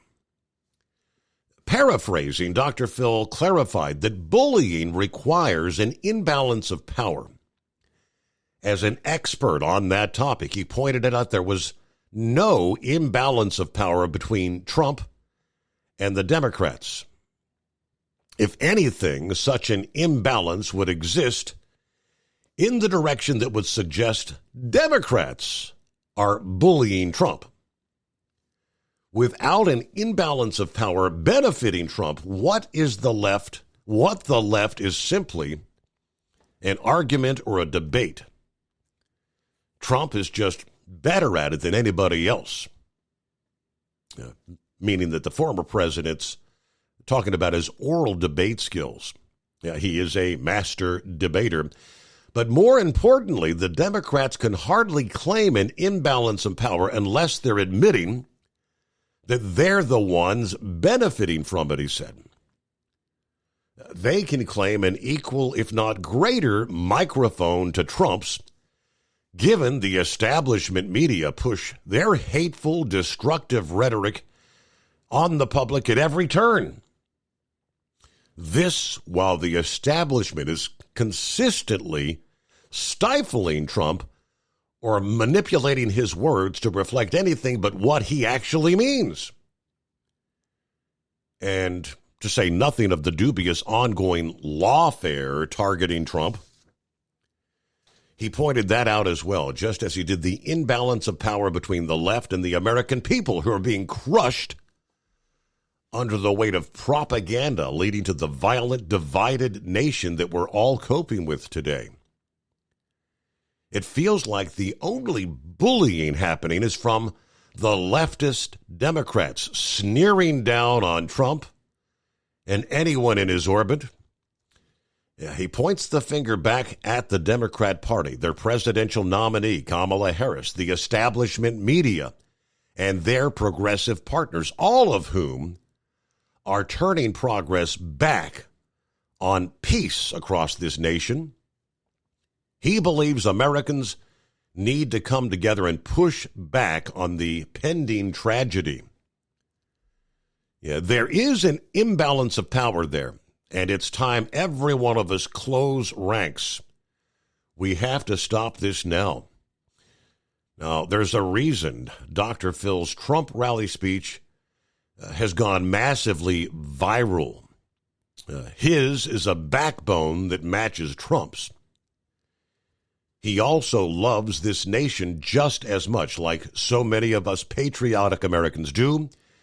He would go on to explain that is the reason he launched his new media company called Merit Street Media. He and his wife, Robin, were tired of all the spin coming from the establishment media. Just as Trump has faith in Americans' intelligence, Dr. Phil does too. He wanted to create a media outlet without all the spin, one which encouraged viewers to think for themselves. He said, you guys aren't dumb. You don't need to be told what to think. You just need the facts. And you're here because you have the facts, right? He furthered on that the establishment media has lost their moral compass, using deceptive practices, vapid endorsements, and the promotion of infighting to curb free speech, and plenty of Americans are noticing that as well. He encourages bystanders to become active against the bullying that's happening across our nation, instigated by the left. Like a true Texan, he cattle prods voters into action through words that motivate the support of Trump in the 2024 presidential election. He invites them directly back into the fight for freedom. Is it any wonder that Dr. Phil's speech from Madison Square Garden's rally indeed is going viral? And of course, they say it's easy to see why. All right, with the massive maze of rules making it near impossible to stay compliant in California, the Air Resources Board announcing they're going to provide a free seminar to try to explain and discuss the various truck-related regulations, 9 a.m. to 1 p.m., November the 7th. Truck drivers will have a chance to discuss the various trucking regulations with agency officials. It'll be free. It's intended for fleet managers and operators to learn about clean vehicle technology. They will discuss the clean truck check, the advanced clean fleets, transport refrigeration use, TRU compliance, truck regulations, upload, compliance, and reporting system. Now, hosted by Donahue Truck Centers, the compliance seminar will take place at Body Shop Plus in Santa Maria. Now, truckers may want to take a passenger vehicle to the seminar. George O'Connor, Director of Communications with OOIDA, expressed concern about the location as the area doesn't appear to be too accommodating for tractor trailers. George said a quick Google search provides better options for reaching your target. If they really wanted to hear from truckers, they'd actually make this the simple effort of meeting their audience where they are. But in addition to learning about staying compliant with CARB rules, seminar attendees will have access to vendors, food trucks, and raffles, they say. But they will delve in depth to the advanced clean fleets regulations, the clean truck check that requires all trucks operating in California to submit emission inspections. This applies to nearly all diesel and alternative fuel trucks weighing more than 14,000 pounds that operate on California's roads. Now, that includes out-of-state trucks traveling in California. If you have zero direct emission trucks, you're exempt. Starting January of next year, trucks will need to submit a passing emission compliance tests. Those tests must be performed by a CARB-credentialed tester. Passing tests can be submitted up to 90 days before the vehicle's compliance deadline. That'll be something new starting next year. And again, that's for any truck, in-state or out, that's going to be operating in the state. Then they've got the true compliance, TRU compliance. They also regulate refrigeration units, more commonly known as reefers. Essentially, owners' refrigeration units are required to attach a compliance label to the trailer, like Clean Truck Check. This applies to all TRUs operating in California, regardless of where they are based. Compliance labels are good for 3 years before they have to be renewed.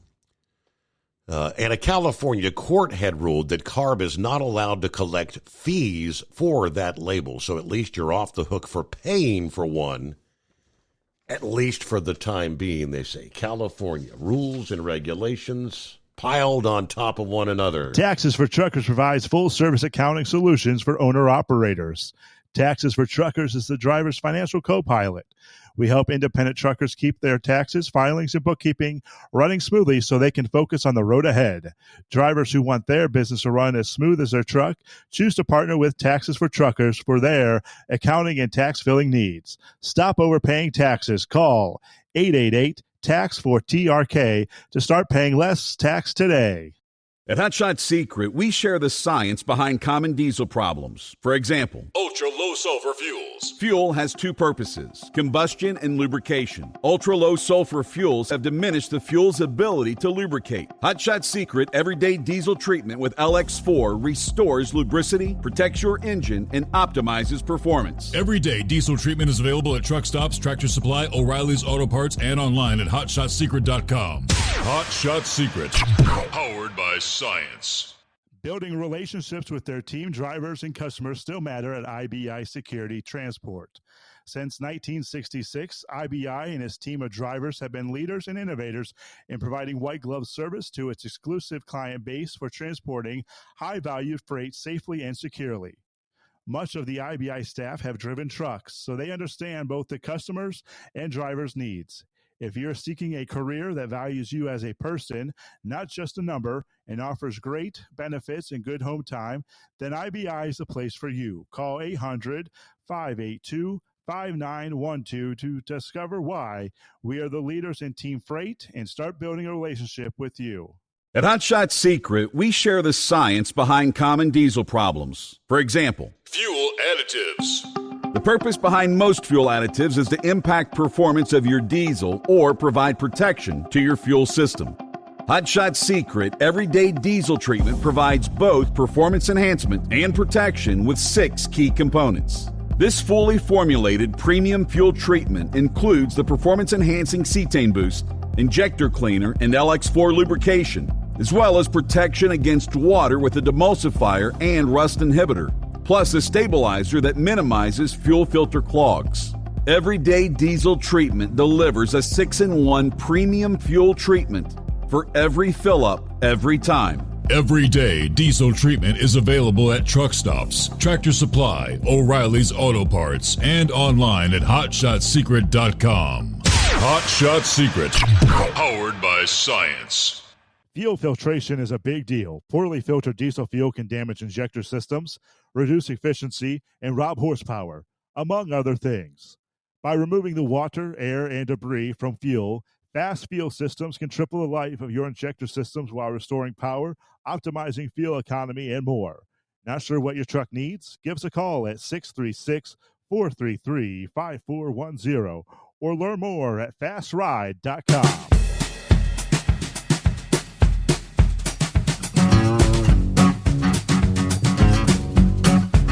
Of course, we all recall at the height of the COVID pandemic,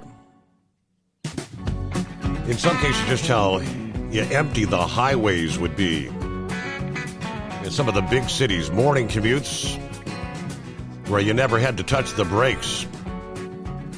Speeding became a big problem out there. All that reduced traffic, people doing 100 mile an hour. Vehicle traffic plummeted with all the stay-at-home orders. Well, here we are 4 years later, and apparently we are back to the status quo and then some, with traffic congestion worse in all but 2 metro areas in the United States, according to the new report released by the transportation data company Streetlight Data. They looked into how vehicle miles traveled and traffic congestion has changed since 2019. The short answer is we are driving more, generating worse traffic conditions.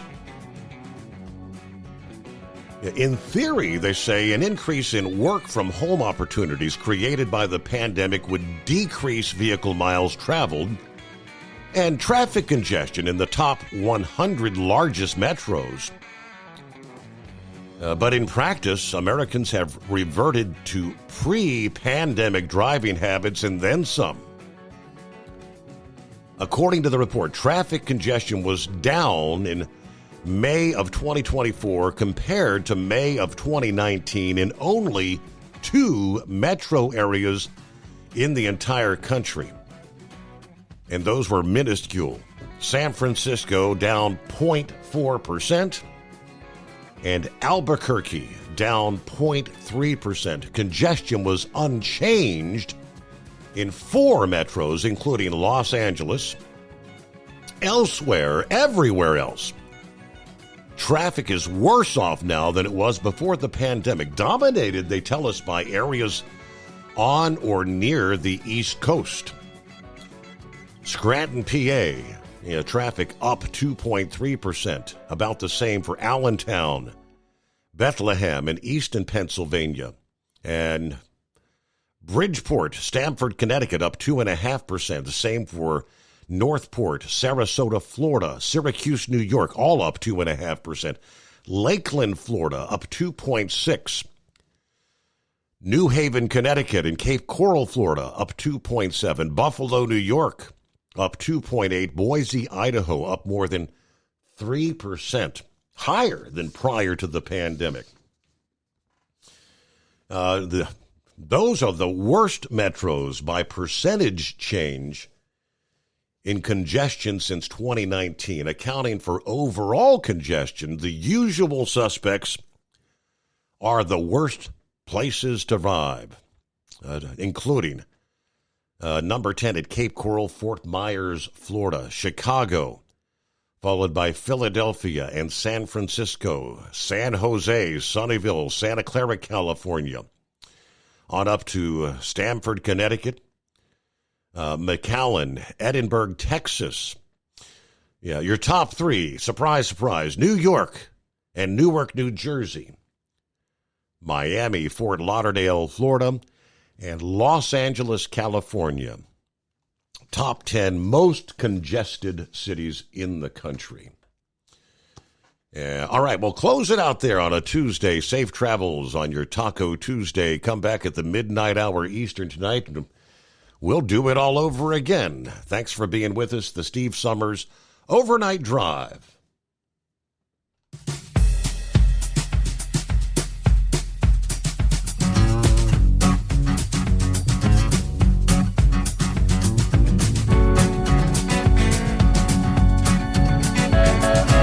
You never guess the places that I've been. You never guess the places that I've been. 'Cause everything is like a dream, yeah, but only in that dream that I live in. I'm never gonna let the day begin. Never gonna let the day begin. 'Cause everything is like a dream, yeah, but only in that dream that I live in. Oh, don't wake me up before you go, and I'll just make this bed my home. Oh, darling, please just let me sleep. Give me my dreams.